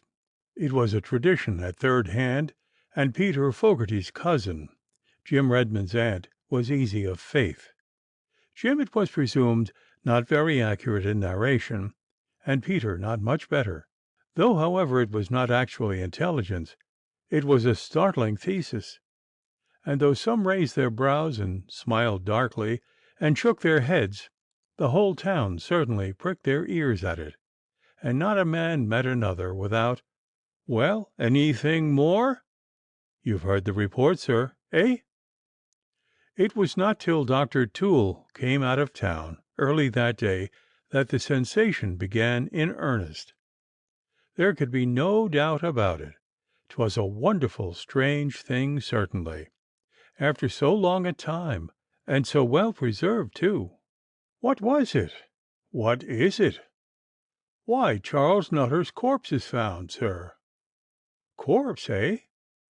So Toole says. Hullo, Toole. Dr. Toole, I say. Here's Mr. Slow. Hasn't heard about poor Nutter. Ho, neighbor Slow. Give you good day, sir. Not heard it? By Jove, sir, poor Nutter. 'Tis true. His body's found. Picked up this morning, just at sunrise, by 2 Dunleary fishermen off Bullock. Justice Lowe has seen it, and Spate saw it too. I've just been speaking with him, not an hour ago, in Thomas Street. It lies at Ring's End, and an inquest in the morning. And so on in Dr. Toole's manner until he saw Dr. Walsingham, the good rector, pausing in his leisurely walk just outside the row of houses that fronted the turnpike, in one of which were the lodgings of Dick Devereux.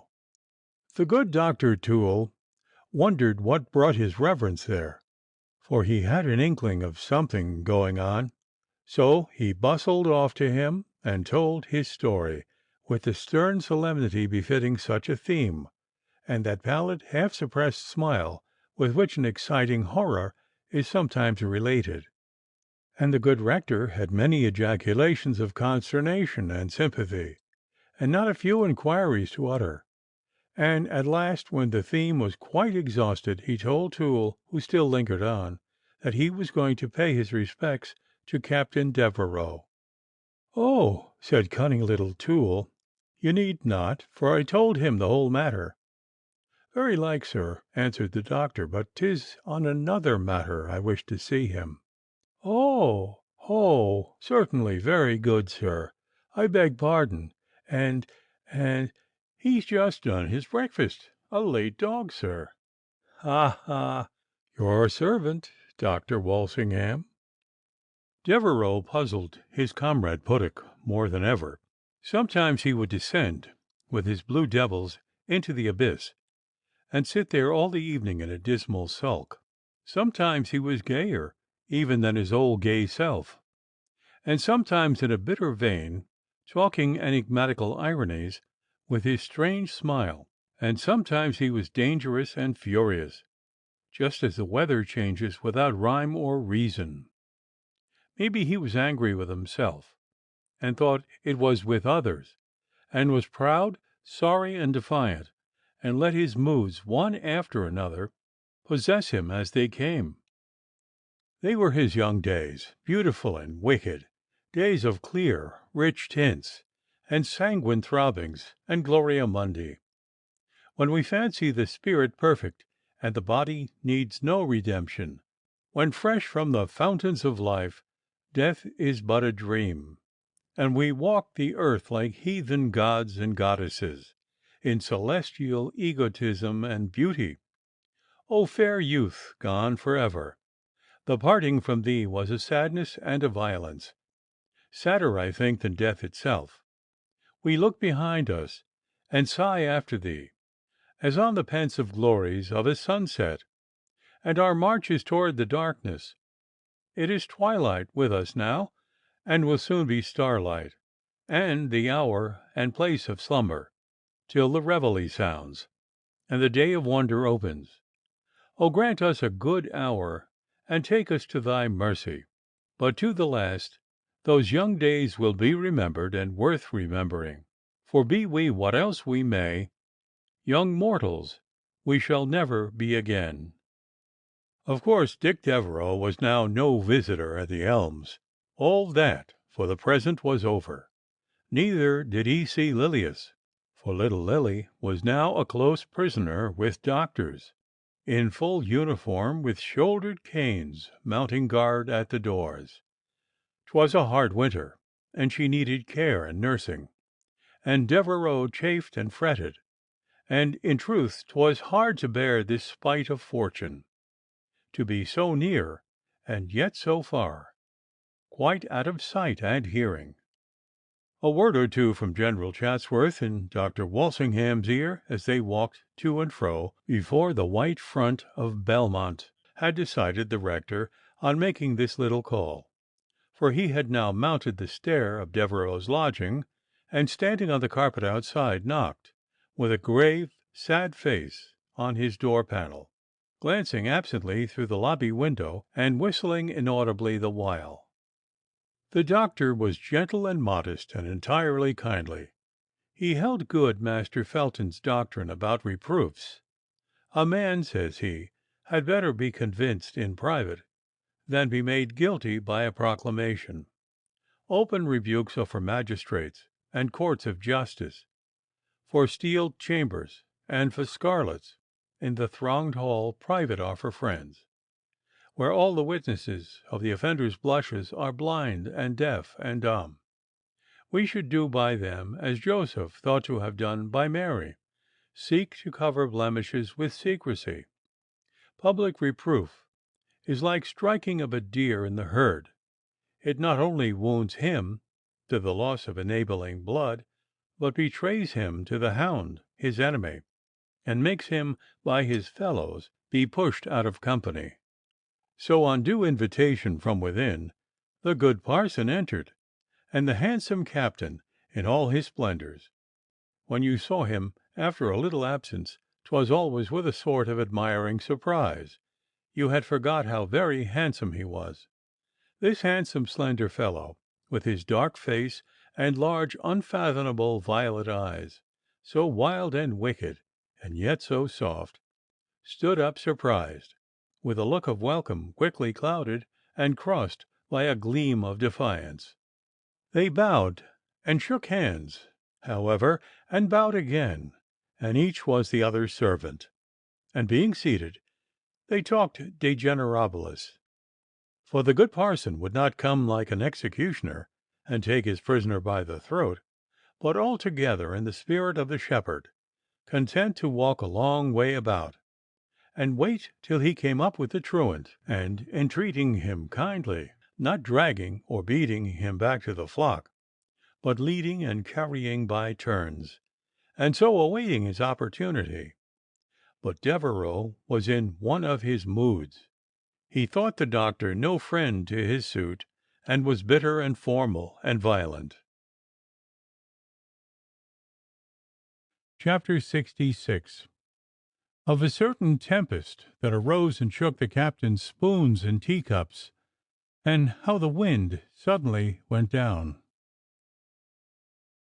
"I'm very glad, sir, to have a few quiet minutes with you," said the doctor, making then a little pause, and Devereux thought he was going to reopen the matter of his suit, "for I've had no answer to my last letter, and I want to know all you can tell me of that most promising young man, Daniel Loftus, and his most curious works." "Dan Loftus is dead, and I'm sorry to say," he added something else, "and his works have followed him, sir," said the strange captain savagely, for he could not conceive what business the doctor had to think about him when Captain Devereux's concerns were properly to be discussed. So, though he had reason to believe he was quite well, and in Malaga with his honourable and sickly cousin, he killed him off-hand, and disposed summarily of his works. There was an absolute silence of some seconds after this scandalous explosion, and Devereux said, "In truth, sir, I don't know. They hold him capable of taking charge of my wise cousin, hang him, so I dare say he can take care of himself, and I don't see what the plague ails to happen to him." The doctor's honest eyes opened, and his face flushed a little. But reading makes a full man, not a quick one, and so while he was fashioning his answer, the iron cooled. Indeed, he never spoke in anger.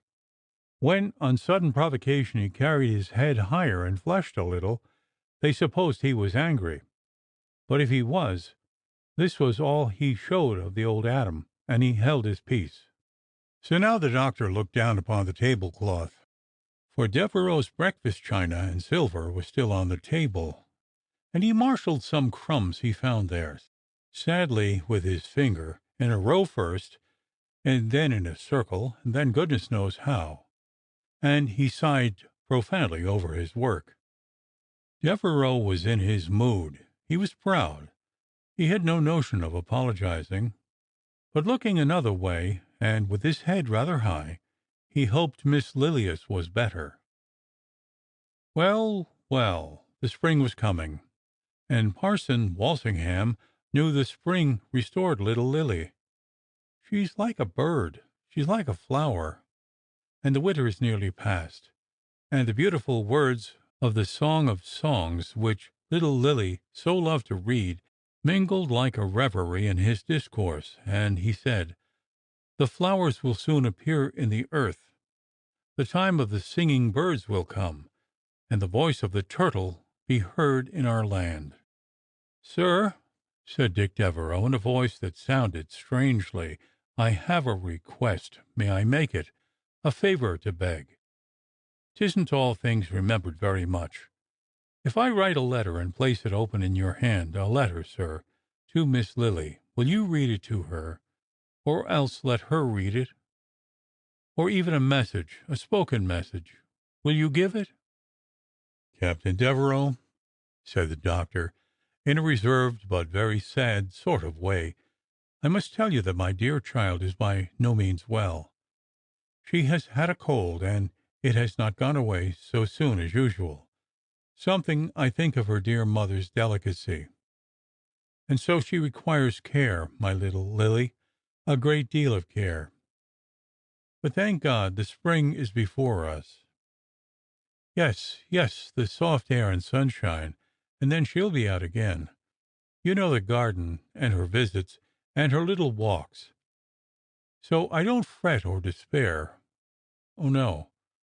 He spoke very gently, in a reverie after his wont, and he sighed heavily.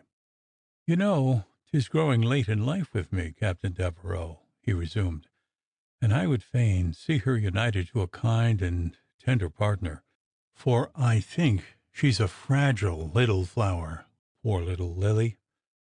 Something I often think of her dear mother's delicacy, and I have always nursed her, you know. She has been a great pet," and he stopped suddenly and walked to the window. "A great pet, indeed. If she could have been spoiled, I should have spoiled her long ago. But she could not. Ah, no, sweet little Lily." Then, quite firmly but gently, Parson Walsingham went on. "Now, the doctors say she mustn't be agitated, and I can't allow it, Captain Devereux. I gave her your message. Let me see. Why, 'tis 5 months ago. I gave it with a good will, for I thought well of you." "And you don't any longer? There, 'tis all out," broke in Devereux fiercely. "Well, you know her answer. It was not lightly given, nor in haste, and first and last 'twas quite decided, and I sent it to you under my own hand."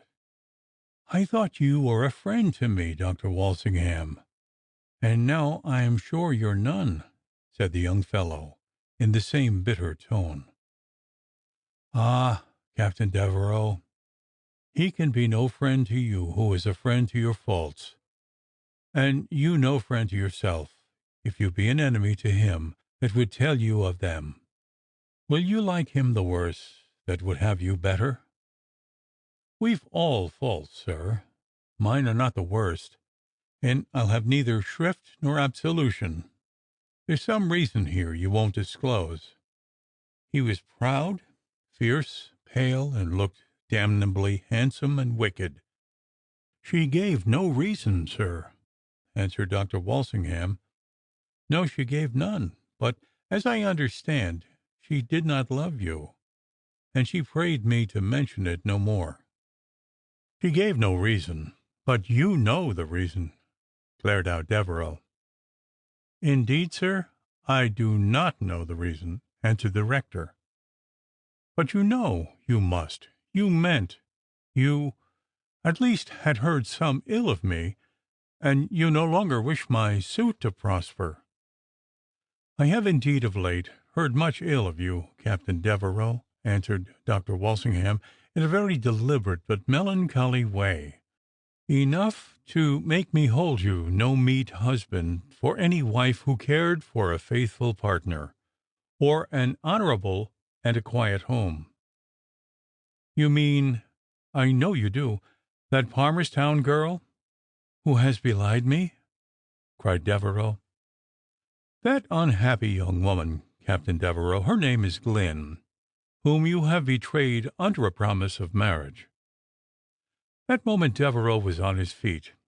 It was the apparition of Devereux, a blue fire gleaming in his eyes, not a word from his white lips, while 3 seconds might have ticked from Mrs. Irons's prosy old clock on the stairhead. His slender hand was outstretched in appeal and defiance, and something half celestial, half infernal, the fallen angelic, in his whole face and bearing.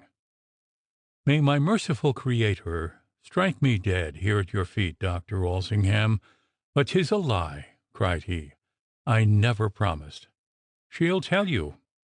I thought she told you long ago. 'Twas that devil incarnate, her mother, who forged the lie. Why or wherefore, except for her fiendish love of mischief, I know not. I cannot tell, sir, about your promise, said the doctor gravely. With or without it, the crime is heinous, the cruelty immeasurable. Dr. Walsingham, cried Dick Devereux, a strange scorn ringing in his accents, with all your learning, you don't know the world. You don't know human nature. You don't see what's passing in this very village before your eyes every day you live. I'm not worse than others. I'm not half so bad as 50 older fellows who ought to know better, but I'm sorry, and 'tisn't easy to say that, for I am as proud as the devil, proud as you, and if it were to my Maker, what more can I say? I'm sorry, and if heaven forgives us when we repent, I think our wretched fellow mortals may. Captain Devereux, I have nothing to forgive, said the parson kindly. But I tell you, sir, this cruel, unmeaning separation will be my eternal ruin, cried Devereux. Listen to me. By heaven, you shall. I fought a hard battle, sir. I've tried to forget her, to hate her. It won't do. I tell you, Dr. Walsingham, 'tis not in your nature to comprehend the intensity of my love. You can't. I don't blame you. But I think, sir, I might make her like me, sir. They come at last, sometimes, to think those that love them so desperately. That may not be for me, 'tis true. I only ask to plead my own sad cause. I only want to see her, gracious heaven, but to see her, to show her how I was wronged, to tell her she can make me what she will, an honourable, pure, self-denying, devoted man, or leave me in the dark alone, with nothing for it but to wrap my cloak about my head and leap over the precipice. Captain Devereux, why will you doubt me? I've spoken the truth. I've already said I must not give your message, and you are not to suppose I dislike you, because I would fain have your faults mended. Faults, have I? To be sure I have. So have you more, sir, and worse than I, maybe, cried Devereux, wild again. And you come here in your spiritual pride to admonish and to lecture and to insult a miserable man, who's better perhaps than yourself. You've heard ill of me. You hear I sometimes drink maybe a glass too much. Who does not? You can drink a glass yourself, sir. Drink more, and show it less than I, maybe. And you listen to every damned slander that any villain, to whose vices and idleness you pander with what you call your alms, may be pleased to invent. And you deem yourself charitable. Save us from such charity. Charitable. And you refuse to deliver my miserable message. Hard-hearted Pharisee. It is plain poor Captain Devereux was not quite himself. Bitter, fierce, half mad, and by no means so polite as he ought to have been. Alas, as Job says, "Ye imagine to reprove words as the speeches of one that is desperate, which are as wind." Yes, hard-hearted, unrelenting Pharisee. The torrent roared on, and the wind was up. It was night and storm with poor Devereux. You who pray every day, O damnable hypocrisy, lead us not into temptation. You neither care nor ask to what courses your pride and obstinacy are driving me, your fellow creature. Ah, Captain Devereux, you are angry with me. And yet it is not my doing. The man that is at variance with himself will hardly be at one with others. You have said much to me that is unjust and perhaps unseemly, but I won't reproach you. Your anger and trouble make wild work with your words. When one of my people falls into sin, I ever find it is so through lack of prayer. Ah, Captain Devereux, have you not of late been remiss in the duty of private prayer? The captain laughed, not pleasantly, into the ashes in the grate, but the doctor did not mind, and only said, looking upward, "Lord, if thou hadst been here, my brother had not died." There was kindness and even tenderness in the tone in which simple Dr. Walsingham spoke the appellative brother, and it smote Devereux now, as sometimes happens with wayward fellows, and his better nature was suddenly moved. "I'm sorry, sir, I am. You're too patient. I'm very sorry. 'Tis like an angel. You're noble, sir. And I such an outcast. I wish you'd strike me, sir.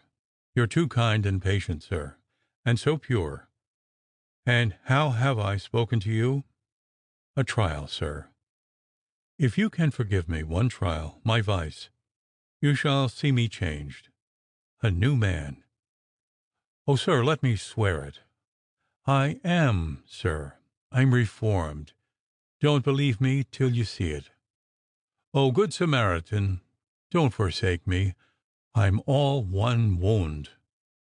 Well, they talked some time longer, and parted kindly. Chapter 67, in which a certain troubled spirit walks. Mr. Dangerfield was at the club that night, and was rather in spirits than otherwise, except indeed when poor Charles Nutter was talked of. Then he looked grave, and shrugged and shook his head, and said, "A bad business, sir. And where's his poor wife?" "Spending the night with us, poor soul," said Major O'Neill mildly, "and hasn't an idea, poor thing. And indeed I hope she mayn't hear it." "Pooh! Sir, she must hear it. But you know she might have heard worse." "Sir, eh?" rejoined Dangerfield. "True for you, sir," said the Major, suspending the filling of his pipe to direct a quiet glance of significance at Dangerfield, and then closing his eyes with a nod. And just at this point in came Spate.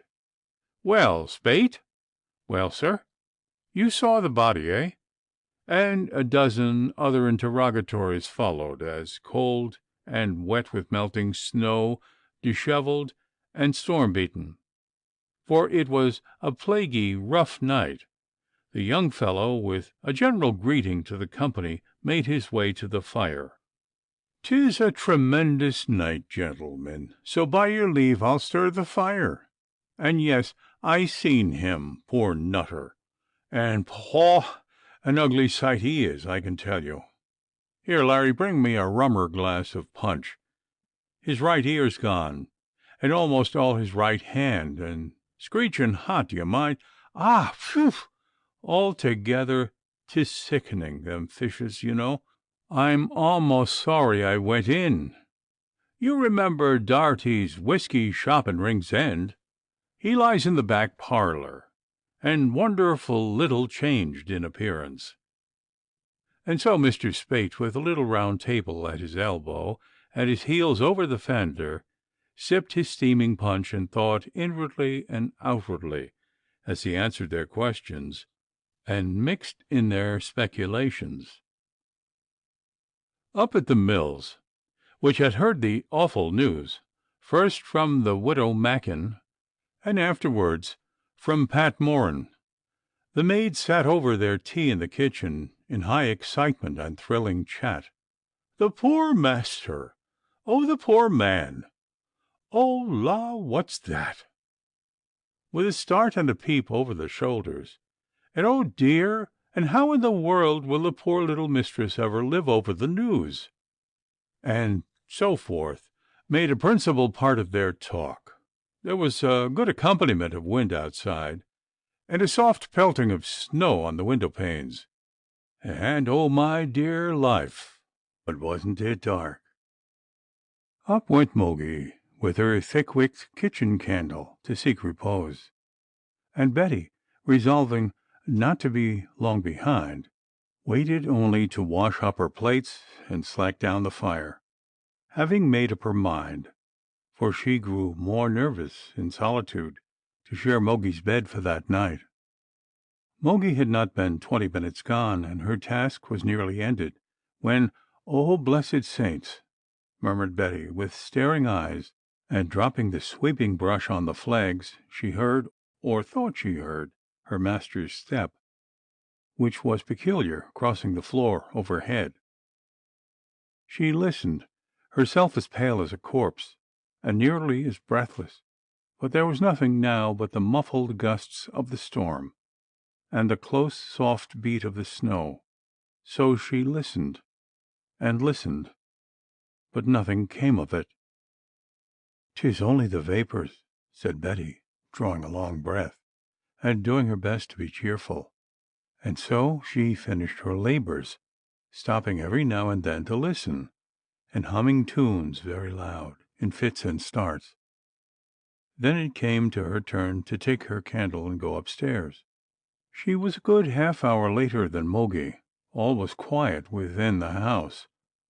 Only the sound of the storm, the creak and rattle of its strain, and the hurly-burly of the gusts over the roof and chimneys. Over her shoulder she peered jealously this way and that, as with flaring candle she climbed the stairs. How black the window looked on the lobby, with its white patterns of snowflakes in perpetual succession sliding down the panes. Who could tell what horrid face might be looking in close to her as she passed, secure in the darkness and that drifting white lace veil of snow? So nimbly and lightly up the stairs climbed Betty, the cook. If listeners seldom hear good of themselves, it is also true that peepers sometimes see more than they like, and Betty, the cook, as she reached the landing, glancing askance with ominous curiosity, beheld a spectacle, the sight of which nearly bereft her of her senses. Crouching in the deep doorway on the right of the lobby, the cook, I say, saw something, a figure, or a deep shadow, only a deep shadow, or maybe a dog. She lifted the candle, she peeped under the candlestick. 'Twas no shadow, as I live, 'twas a well-defined figure. He was draped in black, cowering low, with the face turned up. It was Charles Nutter's face, fixed and stealthy. It was only while the fascination lasted. while you might count 1, 2, 3 deliberately, that the horrid gaze met mutually. But there was no mistake there. She saw the stern, dark picture as plainly as ever she did. The light glimmered on his white eyeballs. Starting up, he struck at the candle with his hat. She uttered a loud scream, and flinging stick and all at the figure, with a great clang against the door behind, all was swallowed in instantaneous darkness. She whirled into the opposite bedroom, she knew not how, and locked the door within, and plunged head foremost under the bedclothes, half mad with terror. The squall was heard, of course. Mogi heard it, but she heeded not, for Betty was known to scream at mice and even moths, and as her door was heard to slam, as was usual in panics of the sort, and as she returned no answer, Mogi was quite sure there was nothing in it. But Mogi's turn was to come. When spirits walk, I've heard they make the most of their time, and sometimes pay a little round of visits on the same evening. This is certain: Mogi was by no means so great a fool as Betty, in respect of goblins, witches, banshees, pookas, and the world of spirits in general. She eat heartily, and slept soundly, and as yet had never seen the devil. Therefore such terrors as she that night experienced were new to her, and I can't reasonably doubt the truth of her narrative. Awaking suddenly in the night, she saw a light in the room, and heard a quiet rustling going on in the corner, where the old painted press showed its front from the wall. So Mogi popped her head through her thin curtains at the side, and blessed hour! There she saw the shape of a man looking into the press, the doors being wide open, and the appearance of a key in the lock. The shape was very like her master. The saints between us and harm! The glow was reflected back from the interior of the press, and showed the front part of the figure in profile, with a sharp line of light. She said he had some sort of thick slippers over his boots, a dark coat, with the cape buttoned, and a hat flapping over his face, coat and hat and all, sprinkled over with snow. As if he heard the rustle of the curtain, he turned toward the bed, and with an awful ejaculation she cried, "'Tis you, sir!" "Don't stir, and you'll meet no harm," he said, and over he posts to the bedside, and he laid his cold hand on her wrist, and told her again to be quiet, and for her life to tell no one what she had seen. And with that, she supposed, she swooned away. For the next thing she remembered was listening in mortal fear, the room being all dark, and she heard a sound of the press again, and then steps crossing the floor, and she gave herself up for lost. But he did not come to the bedside any more, and the tread passed out at the door, and so, as she thought, went downstairs. In the morning the press was locked and the door shut, and the hall door and back door locked, and the keys on the hall table, where they had left them the night before. You may be sure these two ladies were thankful to behold the grey light and hear the cheerful sounds of returning day, and it would be no easy matter to describe which of the two looked most pallid, scared, and jaded that morning, as they drank a hysterical dish of tea together in the kitchen, close up to the window, and with the door shut, discoursing and crying and praying over their teapot in miserable companionship.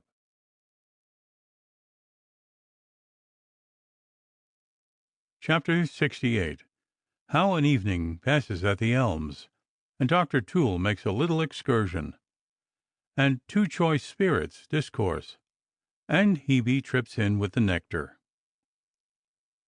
Up at the Elms, little Lily that night was sitting in the snug old-fashioned room with the good old rector. She was no better. still in doctor's hands and weak, but always happy with him, and he more than ever gentle and tender with her.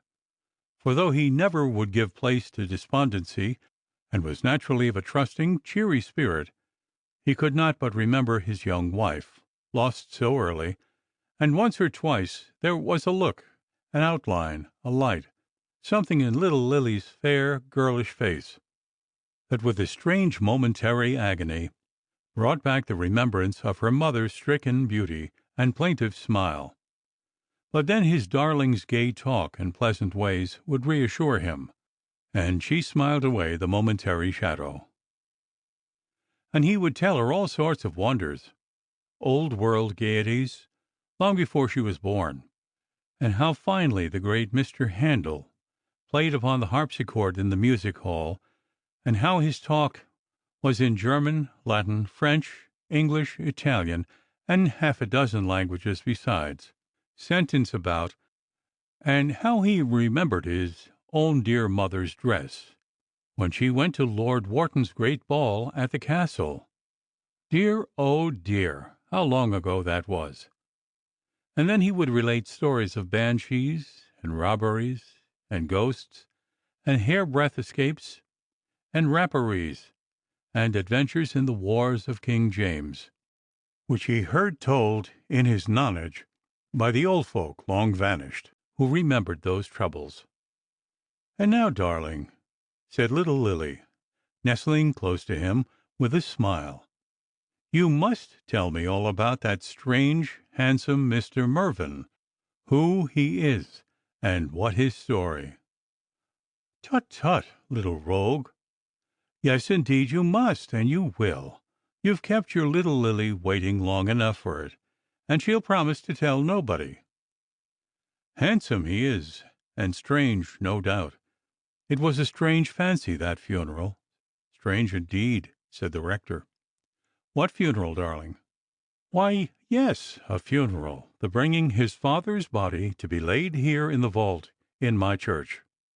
It is their family vault. 'Twas a folly, but what folly will not young men do?" And the good parson poked the fire a little impatiently. Mr. Mervyn, not Mervyn. That was his mother's name. But see, you must not mention it, Lily. If I tell you, not Mr. Mervyn, I say, but my Lord Dunnoran, the only son of that disgraced and blood-stained nobleman, who, lying in jail under sentence of death for a foul and cowardly murder, swallowed poison, and so closed his guilty life with a tremendous crime, in its nature inexpiable. There, that's all, and too much, darling." "And was it very long ago?" "Why, 'twas before little Lily was born, and long before that I knew him, only just a little. He used the tiled house for a hunting lodge, and kept his dogs and horses there. A fine gentleman, but vicious always, I fear, and a gamester, an overbearing man, with a dangerous cast of pride in his eye." "You don't remember Lord Dunnoran?" "Pooh, pooh! What am I thinking of? No, to be sure you could not. 'Tis from her chiefly, poor lady, he has his good looks.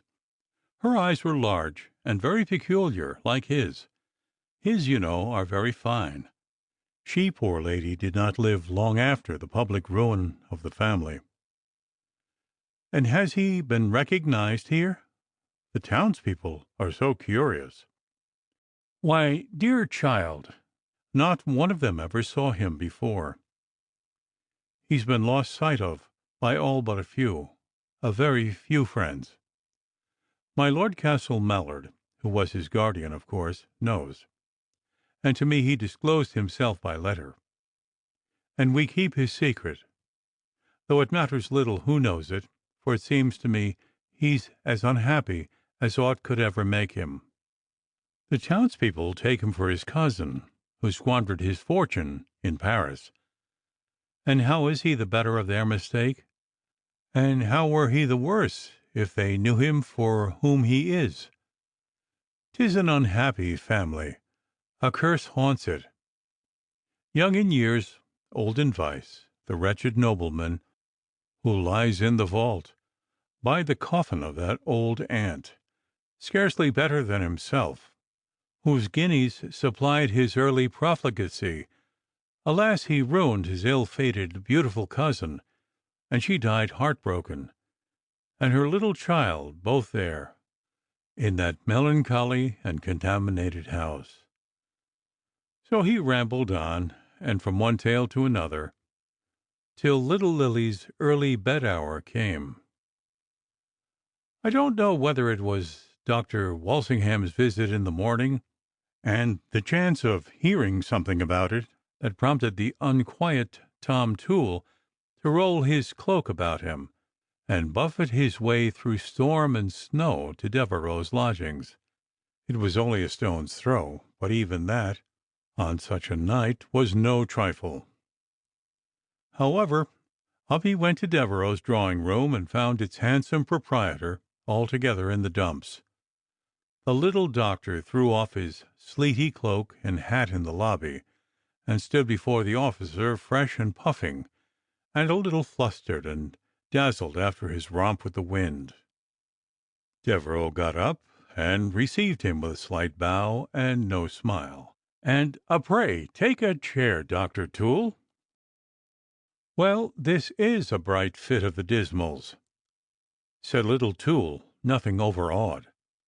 "May I sit near the fire?" "Upon it," said Devereux sadly.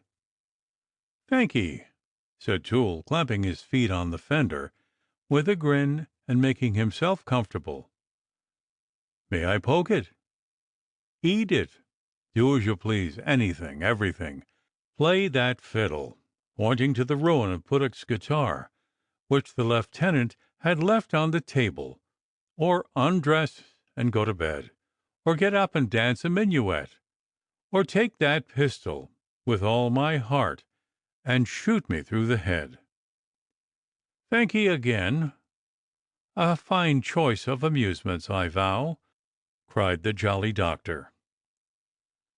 "There, don't mind me, nor all I say, Toole. I suppose, in the vapours. But truly I'm glad to see you, and I thank you, indeed I do, heartily, for your obliging visit. 'Tis very neighbourly. But hang it, I am weary of the time. The world is a dull place. I'm tired of this planet, and should not mind cutting my throat and trying a new star. Suppose we make the journey together, Toole. There's a brace of pistols over the chimney, and a fair wind for some of them." "Rather too much of a gale for my taste, thanking you again," answered Toole, with a cosy chuckle. "But if you're bent on the trip, and can't wait, why, at least let's have a glass together before parting." "With all my heart. What you will. Shall it be punch?" "Punch be it. Come, hang saving. Get us up a ha'porth of whiskey," said little Toole gaily. "Hullo, Mrs. Irons, madam, will you do us the favour to make a bowl of punch as soon as may be?" cried Devereux over the banister. "Come, Toole," said Devereux, "I'm very dismal. Losses and crosses and deuce knows what. Whistle or talk, what you please. I'll listen. Tell me anything. Stories of horses, dogs, dice, snuff, women, cocks, parsons, wine, what you will. Come, how's Stirk? He's beaten poor Nutter and won the race, though the stakes after all were scarce worth taking. And what's life without a guinea? He's grown, I'm told, so confoundedly poor. Quis pauper avarice. A worthy man was Stirk, and in some respects resembled the prophet Shylock. But you know nothing of him. Why the plague don't you read your Bible, Toole?" "Well," said Toole candidly, "I don't know the Old Testament as well as the New, but certainly, whoever he's like, he's held out wonderfully. 'Tis 9 weeks since he met that accident, and there he's still above ground. But that's all. just above ground, you see. And how's Clough? Pooh, Clough indeed. Nothing ever wrong with him, but occasional overeating. Sir, you'd have laughed today had you seen him. I gave him a bolus, twice the size of a gooseberry. What's this? Said he. A bolus, says I. The devil, says he. Diabolus, then, says I. Hey, said I. Well? Ha ha! And by Jove, sir, it actually half stuck in his esophagus, and I shoved it down like a bullet, with a probang. You'd have died a laughing. Yet 'twasn't a bit too big. Why, I tell you, upon my honour, Mrs. Rebecca Chatsworth's black boy only t'other day swallowed a musket bullet twice the size. Ha ha! He did, and I set him to rights in no time with a little powder. Gunpowder? Said Devereux. And what of O'Flaherty? I'm told he was going to shoot poor Miles O'More. Ha ha! Hey! Well, I don't think either remembered in the morning what they quarrelled about, replied Toole. So it went off in smoke, sir. Well, and how is Miles? Why, ha ha! He's back again with a bill, as usual, and a horse to sell, a good one, the black one, don't you remember? He wants 35 guineas. 'Tisn't worth £2.10. Do you know anyone who wants him? I would not mind taking a bill with a couple of good names upon it, says he. Upon my credit, I believe he thought I'd buy him myself. Well, says I think I do know a fellow that would give you his value, and pay you cash besides, says I. 'Twas as good as a play to see his face. Who is he? Says he, taking me close by the arm. The knacker, says I. 'Twas a bite for Miles, eh? Ha ha ha! And is it true old Tresham's going to join our club at last? He? Hang him! He's like a brute beast, and never drinks but when he's dry, and then small beer. But I forgot to tell you, by all that's lovely, they do say the charming Magnolia, a fine bouncing girl that, is all but betrothed to Lieutenant O'Flaherty. Devereux laughed, and thus encouraged, Toole went on with a wink and a whisper. Why, the night of the ball, you know, he saw her home, and they say he kissed her, by Bacchus, on both sides of the face, at the door there, under the porch. And you know, if he had not a right, she'd have knocked him down. Pshaw! The girl's a Christian, and when she's smacked on one cheek, she turns the other. And what says the Major to it? Why, as it happened, he opened the door precisely as the thing occurred, and he wished Lieutenant O'Flaherty good night, and paid him a visit in the morning. And they say 'tis all satisfactory, and by Jove, 'tis good punch. And Mrs. Irons entered with a china bowl on a tray.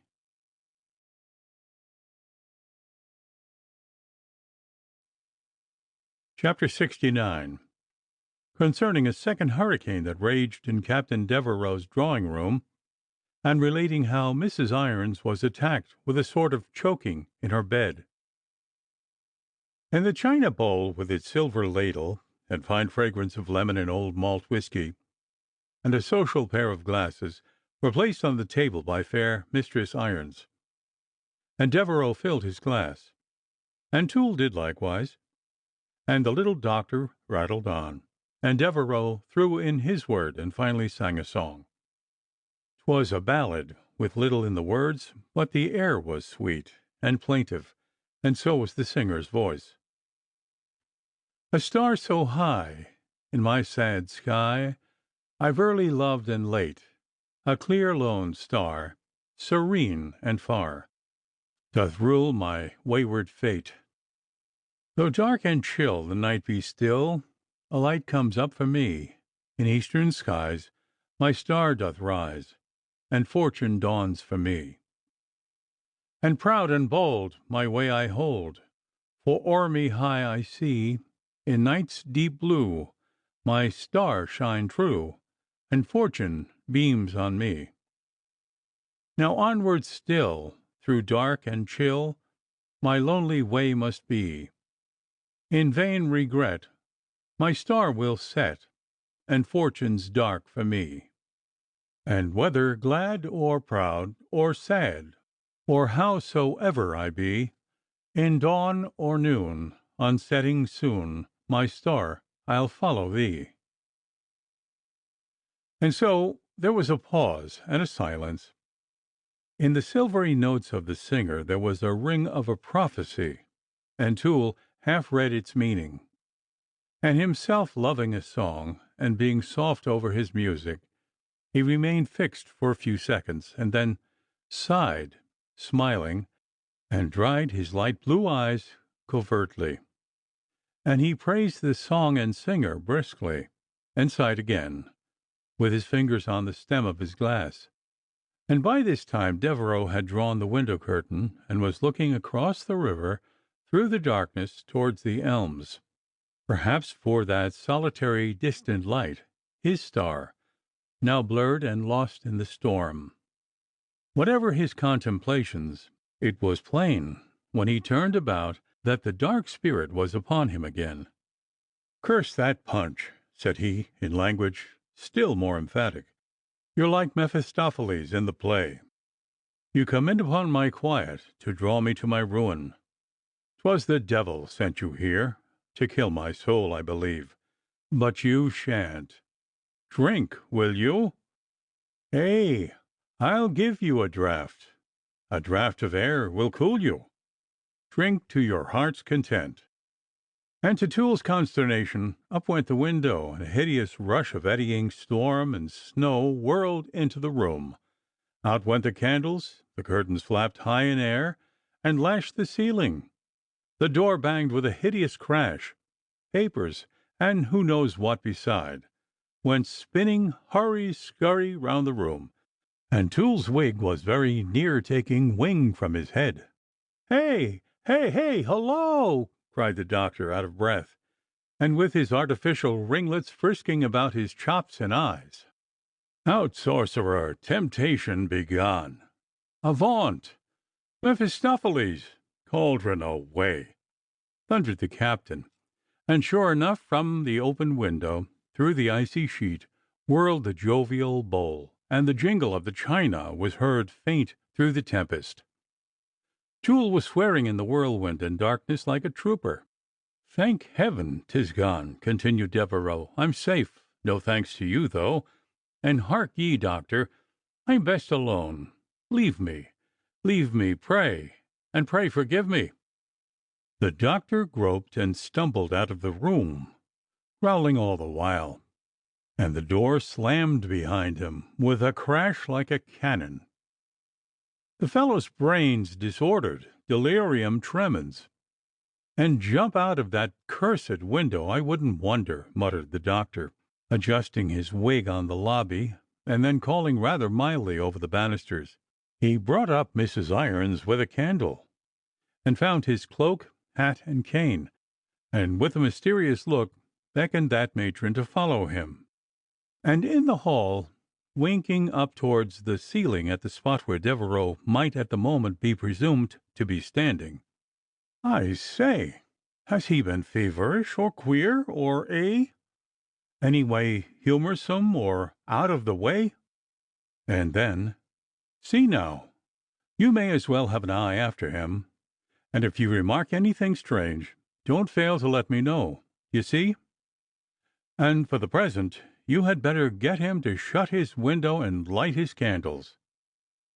And so the doctor, wrapped in his mantle, plunged into the hurricane and darkness, and was sensible, with a throb of angry regret, with a whiff of punch rising from the footpath, as he turned the corner of the steps.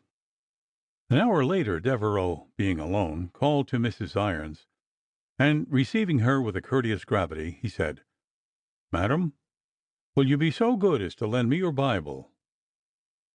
Devereux was prosecuting his reformation, which, as the reader sees, had set in rather tempestuously, but was now settling in serenity and calm.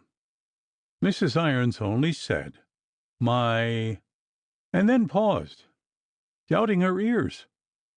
"Your Bible, if you please, madam." "Oh, oh, my Bible? I, to be sure, Captain Jewel." And she peeped at his face, and loitered for a while at the door, for she had unpleasant misgivings about him, and did not know what to make of his request, so utterly without parallel. She'd have fiddled at the door some time longer, speculating about his sanity, but Devereux turned full upon her with a proud stare, and rising, he made her a slight bow, and said, "I thank you, madam," with a sharp curtsy, that said "Avaunt," and quit my sight so sternly, though politely, that she vanished on the instant, and downstairs she marvelled with Juggy Byrne what the pluck the captain could want of a Bible. "Upon my conscience, it sounds well. It's what he's not right in his head, I'm afeard. A Bible?" And an aerial voice seemed to say, "A pistol," and another, "A coffin." "And I'm sure I wish that quare little Lieutenant Puttock 'ud come up and keep him company. I dunno what's come over him." And they tumbled about the rattle traps under the cupboard, and rummaged the drawers in search of the sacred volume. For though Juggy said there was no such thing, and never had been in her time, Mrs. Irons put her down with asperity. It was not to be found, however, and the matron thought she remembered that old Mrs. Legg's cook had borrowed it some time ago for a charm. So she explained the accident to Captain Devereux, who said, "I thank you, madam. 'Tis no matter. I wish you a good night, madam," and the door closed. "No Bible," said Devereux. "The old witch!" Mrs. Irons, as you remember, never spared her rhetoric, which was fierce, shrill, and fluent, when the exercise of that gift was called for. The parish clerk bore it with a cynical and taciturn patience, not perhaps so common as it should be in his sex; and this night, when she awoke, and her eyes rested on the form of her husband at her bedside, with a candle lighted, and buckling on his shoes, with his foot on the chair, she sat up straight in her bed, wide awake in an instant. For it was wonderful how the sight of that meek man roused the wife in her bosom, especially after an absence, and she had not seen him since 4 o'clock that evening. So you may suppose his reception was warm, and her expressions every way worthy of her feelings. Meek Irons finished buckling that shoe, and then lifted the other to the edge of the chair, and proceeded to do the like for it, serenely after his wont, and seeming to hear nothing. So Mrs. Irons proceeded, as was her custom when that patient person refused to be roused. She grasped his collar near his cheek, meaning to shake him into attention. But instantly as the operation commenced, the clerk gripped her with his long horny fingers by the throat, with a snap so sure and energetic that not a cry, not a gasp even, or a wheeze could escape through the trachea, as medical men have it, and her face and forehead purpled up, and her eyes goggled and glared in her head, and her husband looked so insanely wicked that as the pale picture darkened before her, and she heard curse after curse, and one foul name after another hiss off his tongue like water off a hot iron in her singing ears, she gave herself up for lost. He closed this exercise by chucking her head viciously against the board of the bed half a dozen times, and leaving her thereafter a good deal more confused even than on the eventful evening when he had first declared his love.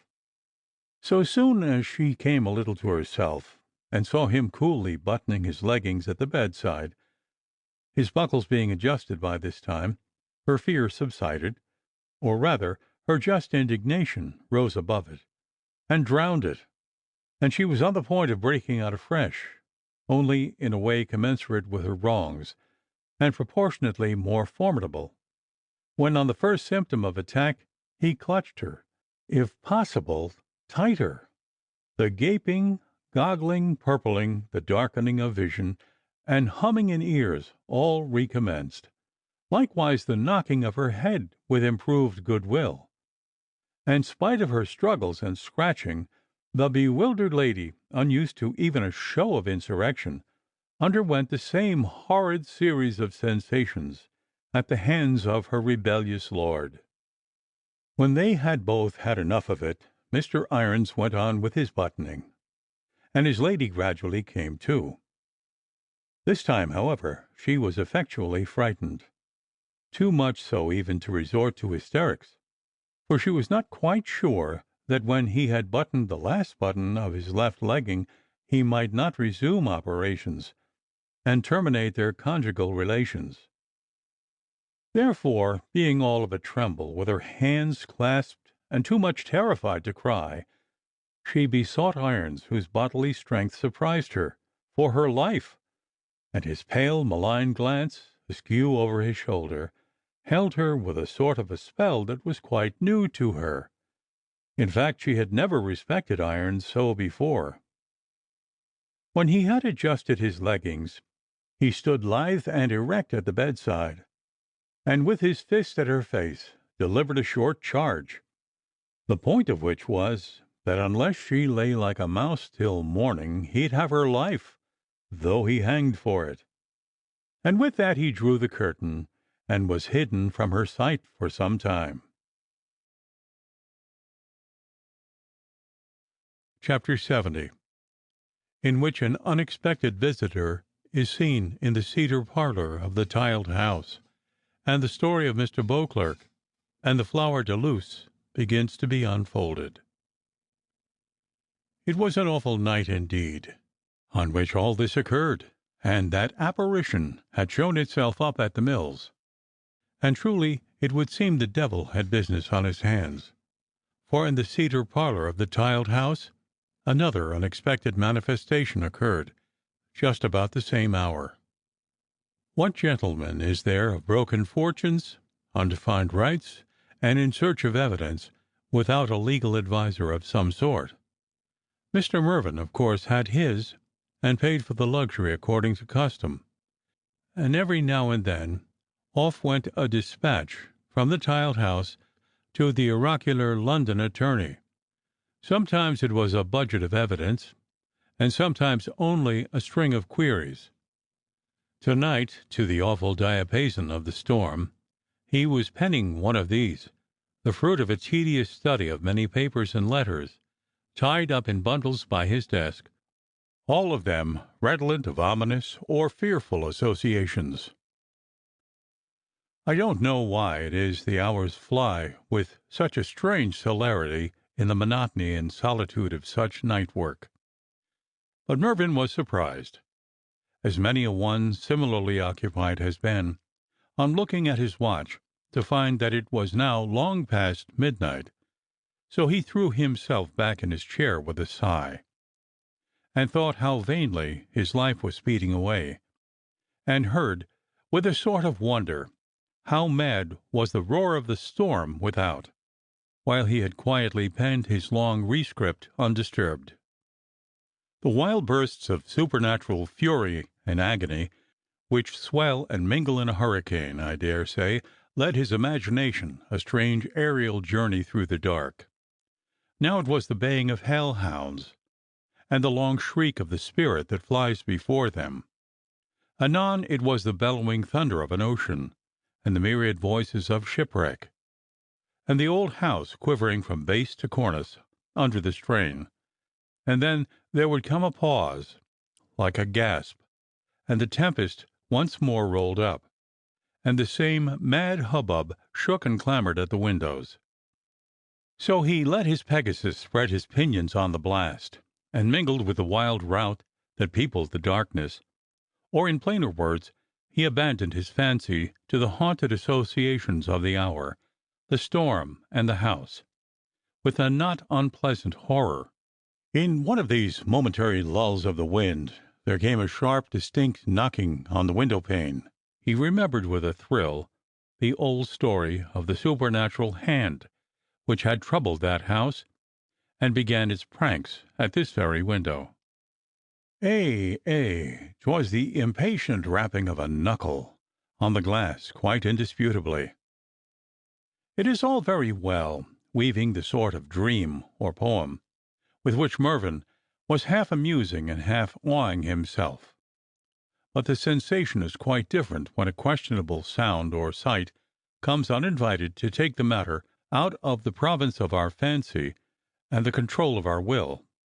Mervyn found himself on his legs, and listening in a less comfortable sort of horror, with his gaze fixed in the direction of that small sharp knocking. But the storm was up again, and drowning every other sound in its fury. If Mr. Mervyn had been sufficiently frightened, he would have forthwith made good his retreat to his bedroom; or if he had not been frightened at all, he would have kept his seat and allowed his fancies to return to their old channel. But in fact he took a light in his hand and opened a bit of the window shutter.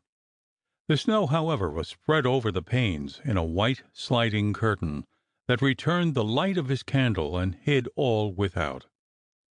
'Twas idle trying to peer through it, but as he did, the palm of a hand was suddenly applied to the glass on the outside, and began briskly to rub off the snow, as if to open a peephole for distinct inspection.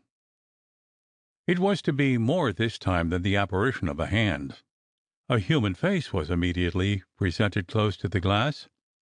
Not that of Nutter either, no, it was the face of Irons, pale, with glittering eyes and blue chin, and wet hair quivering against the glass in the storm.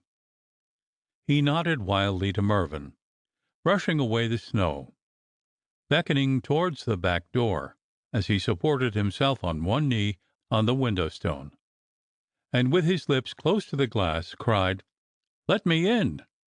But in the uproar of the storm it was by his gestures, imperfectly as they were seen, rather than by his words, that Mervyn comprehended his meaning.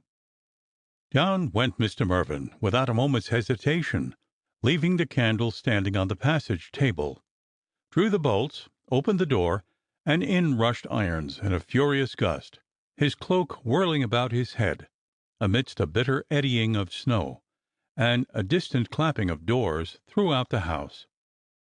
The door secured again, Mr. Irons stood in his beflaked and dripping mantle, storm-tossed, dishevelled, and alone, once again in the shelter of the tiled house, to explain the motive of his visit.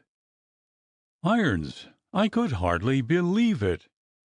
And Mervyn made a pause, and then, filled with the one idea, he vehemently demanded, "In Heaven's name, have you come to tell me all you know?" "Well, maybe, no," answered the clerk. "I don't know. I'll tell you something. I'm going, you see, and I came here on my way, and I'll tell you more than last time, but not all. Not all yet." "Going? And where? What are your plans?" "Plans? I have no plans. Where am I going? Nowhere. Anywhere. I'm going away, that's all." "You're leaving this place? To return no more?" "I'm leaving it tonight. I've the doctor's leave. Parson Walsingham. What do you look at, sir? Do you think it's what I murdered anyone? Not but if I stayed here I might, though." And Mr. Irons laughed a frightened, half maniacal sort of laugh. "I'm going for a bit, a fortnight or so, maybe, till things get quiet. Lead us not into temptation. To Mullingar, or anywhere, only I won't stay longer at hell's door, within stretch of that devil's long arm." "Come to the parlour," said Mervyn, perceiving that Irons was chilled and shivering. There, with the door and window shutters closed, a pair of candles on the table, and a couple of faggots on that pleasant bog wood which blazes so readily and fragrantly on the hearth, Irons shook off his cloak, and stood lank and grim, and, as it seemed to Mervyn, horribly scared, but well in view, and trying sullenly to collect his thoughts. I'm going away, I tell you, for a little while. But I'm come to see you, sir, to think what I may tell you now, and above all, to warn you again, saying to any living soul one word of what passed between us when I last was here. You've kept your word, honourable as yet. If you break it, I'll not return. And he clenched it with an oath. I daren't return. I'll tell you the way it happened, he resumed. 'Tis a good while now, 22 years. Your noble father's dead these 22 years and upwards. 'Twas a bad murder, sir. They were both bad murders. I look on it, he's a murdered man. He? Who? Demanded the young man. Your father, sir. My father murdered? Said Mervyn. Well, I see no great differ. I see none at all. I'll tell you how it was. And he looked over his shoulder again, and into the corners of the room. And then Mr. Irons began. I believe, sir, there's no devil like a vicious young man, with a hard heart and cool courage, in want of money. Of all the men I ever met with, or heard tell of, Charles Archer was the most dreadful. I used sometimes to think he was the devil. It wasn't long-headed or cunning he was, but he knew your thoughts before you half knew them yourself. He knew what every one was thinking of. He made up his mind at a glance, and struck like a thunderbolt. As for pity or fear, he did not know what they were, and his cunning was so deep and sure there was no catching him. He came down to the Pied Horse Inn, where I was a drawer at Newmarket twice. Mervyn looked in his face quickly, with a ghastly kind of a start. Sir, of course you know it. You read the trial. Of course you did. Well, he came down there twice. 'Twas a good old house, sir, lots of room, and a well-accustomed inn. And I think there was but 2 bad men among all the servants of the house, myself and Glasscock.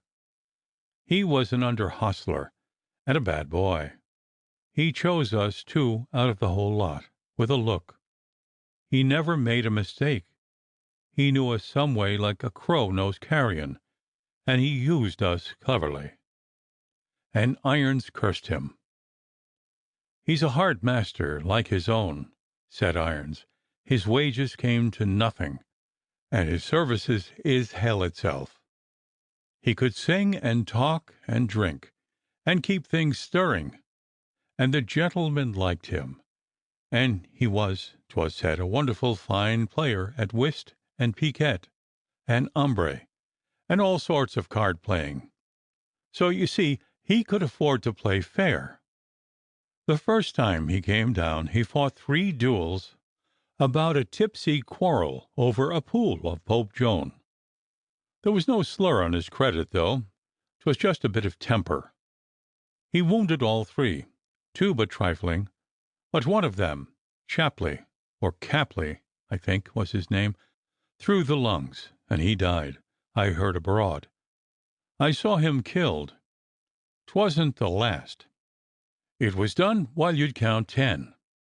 Mr. Archer came up with a sort of a sneer, pale and angry, and 'twas a clash of the small swords. 1, 2, 3, and a spring like a tiger, and all over. He was frightful strong, 10 times as strong as he looked. All a deception.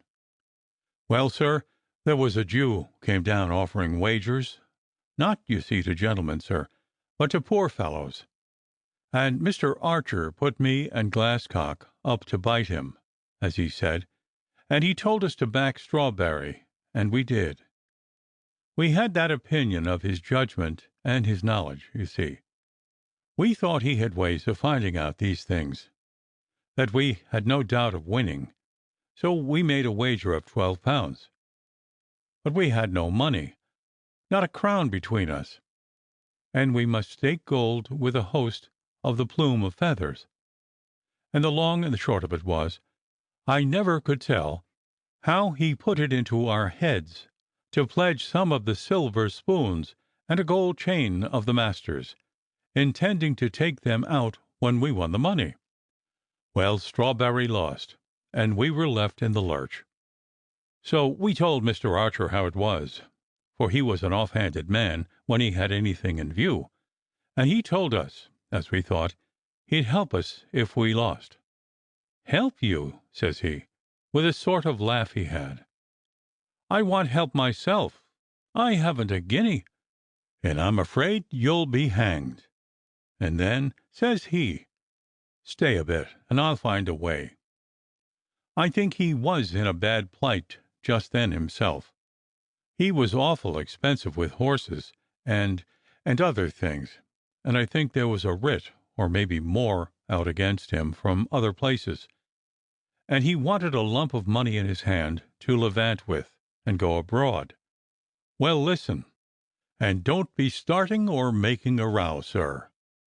And a sulky, lowering, hangdog shadow came over Irons. "Your father, Lord Donoran, played cards.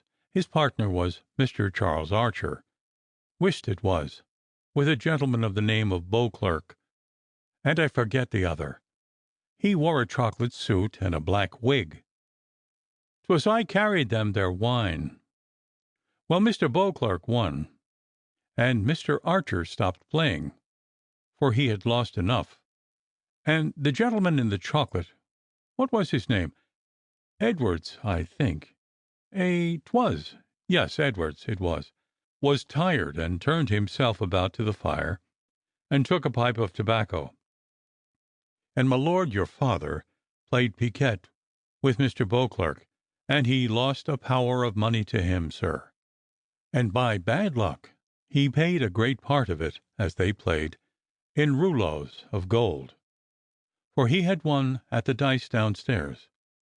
Well, Mr. Beauclerk was a little hearty, and he grew tired, and was for going to bed, but my lord was angry, and being disguised with liquor too, he would not let him go till they played more, and play they did, and the luck still went the same way, and my lord grew fierce over it, and cursed and drank, and that did not mend his luck, you may be sure, and at last Mr. Beauclerk swears he'd play no more, and both kept talking together, and neither heard well what t'other said.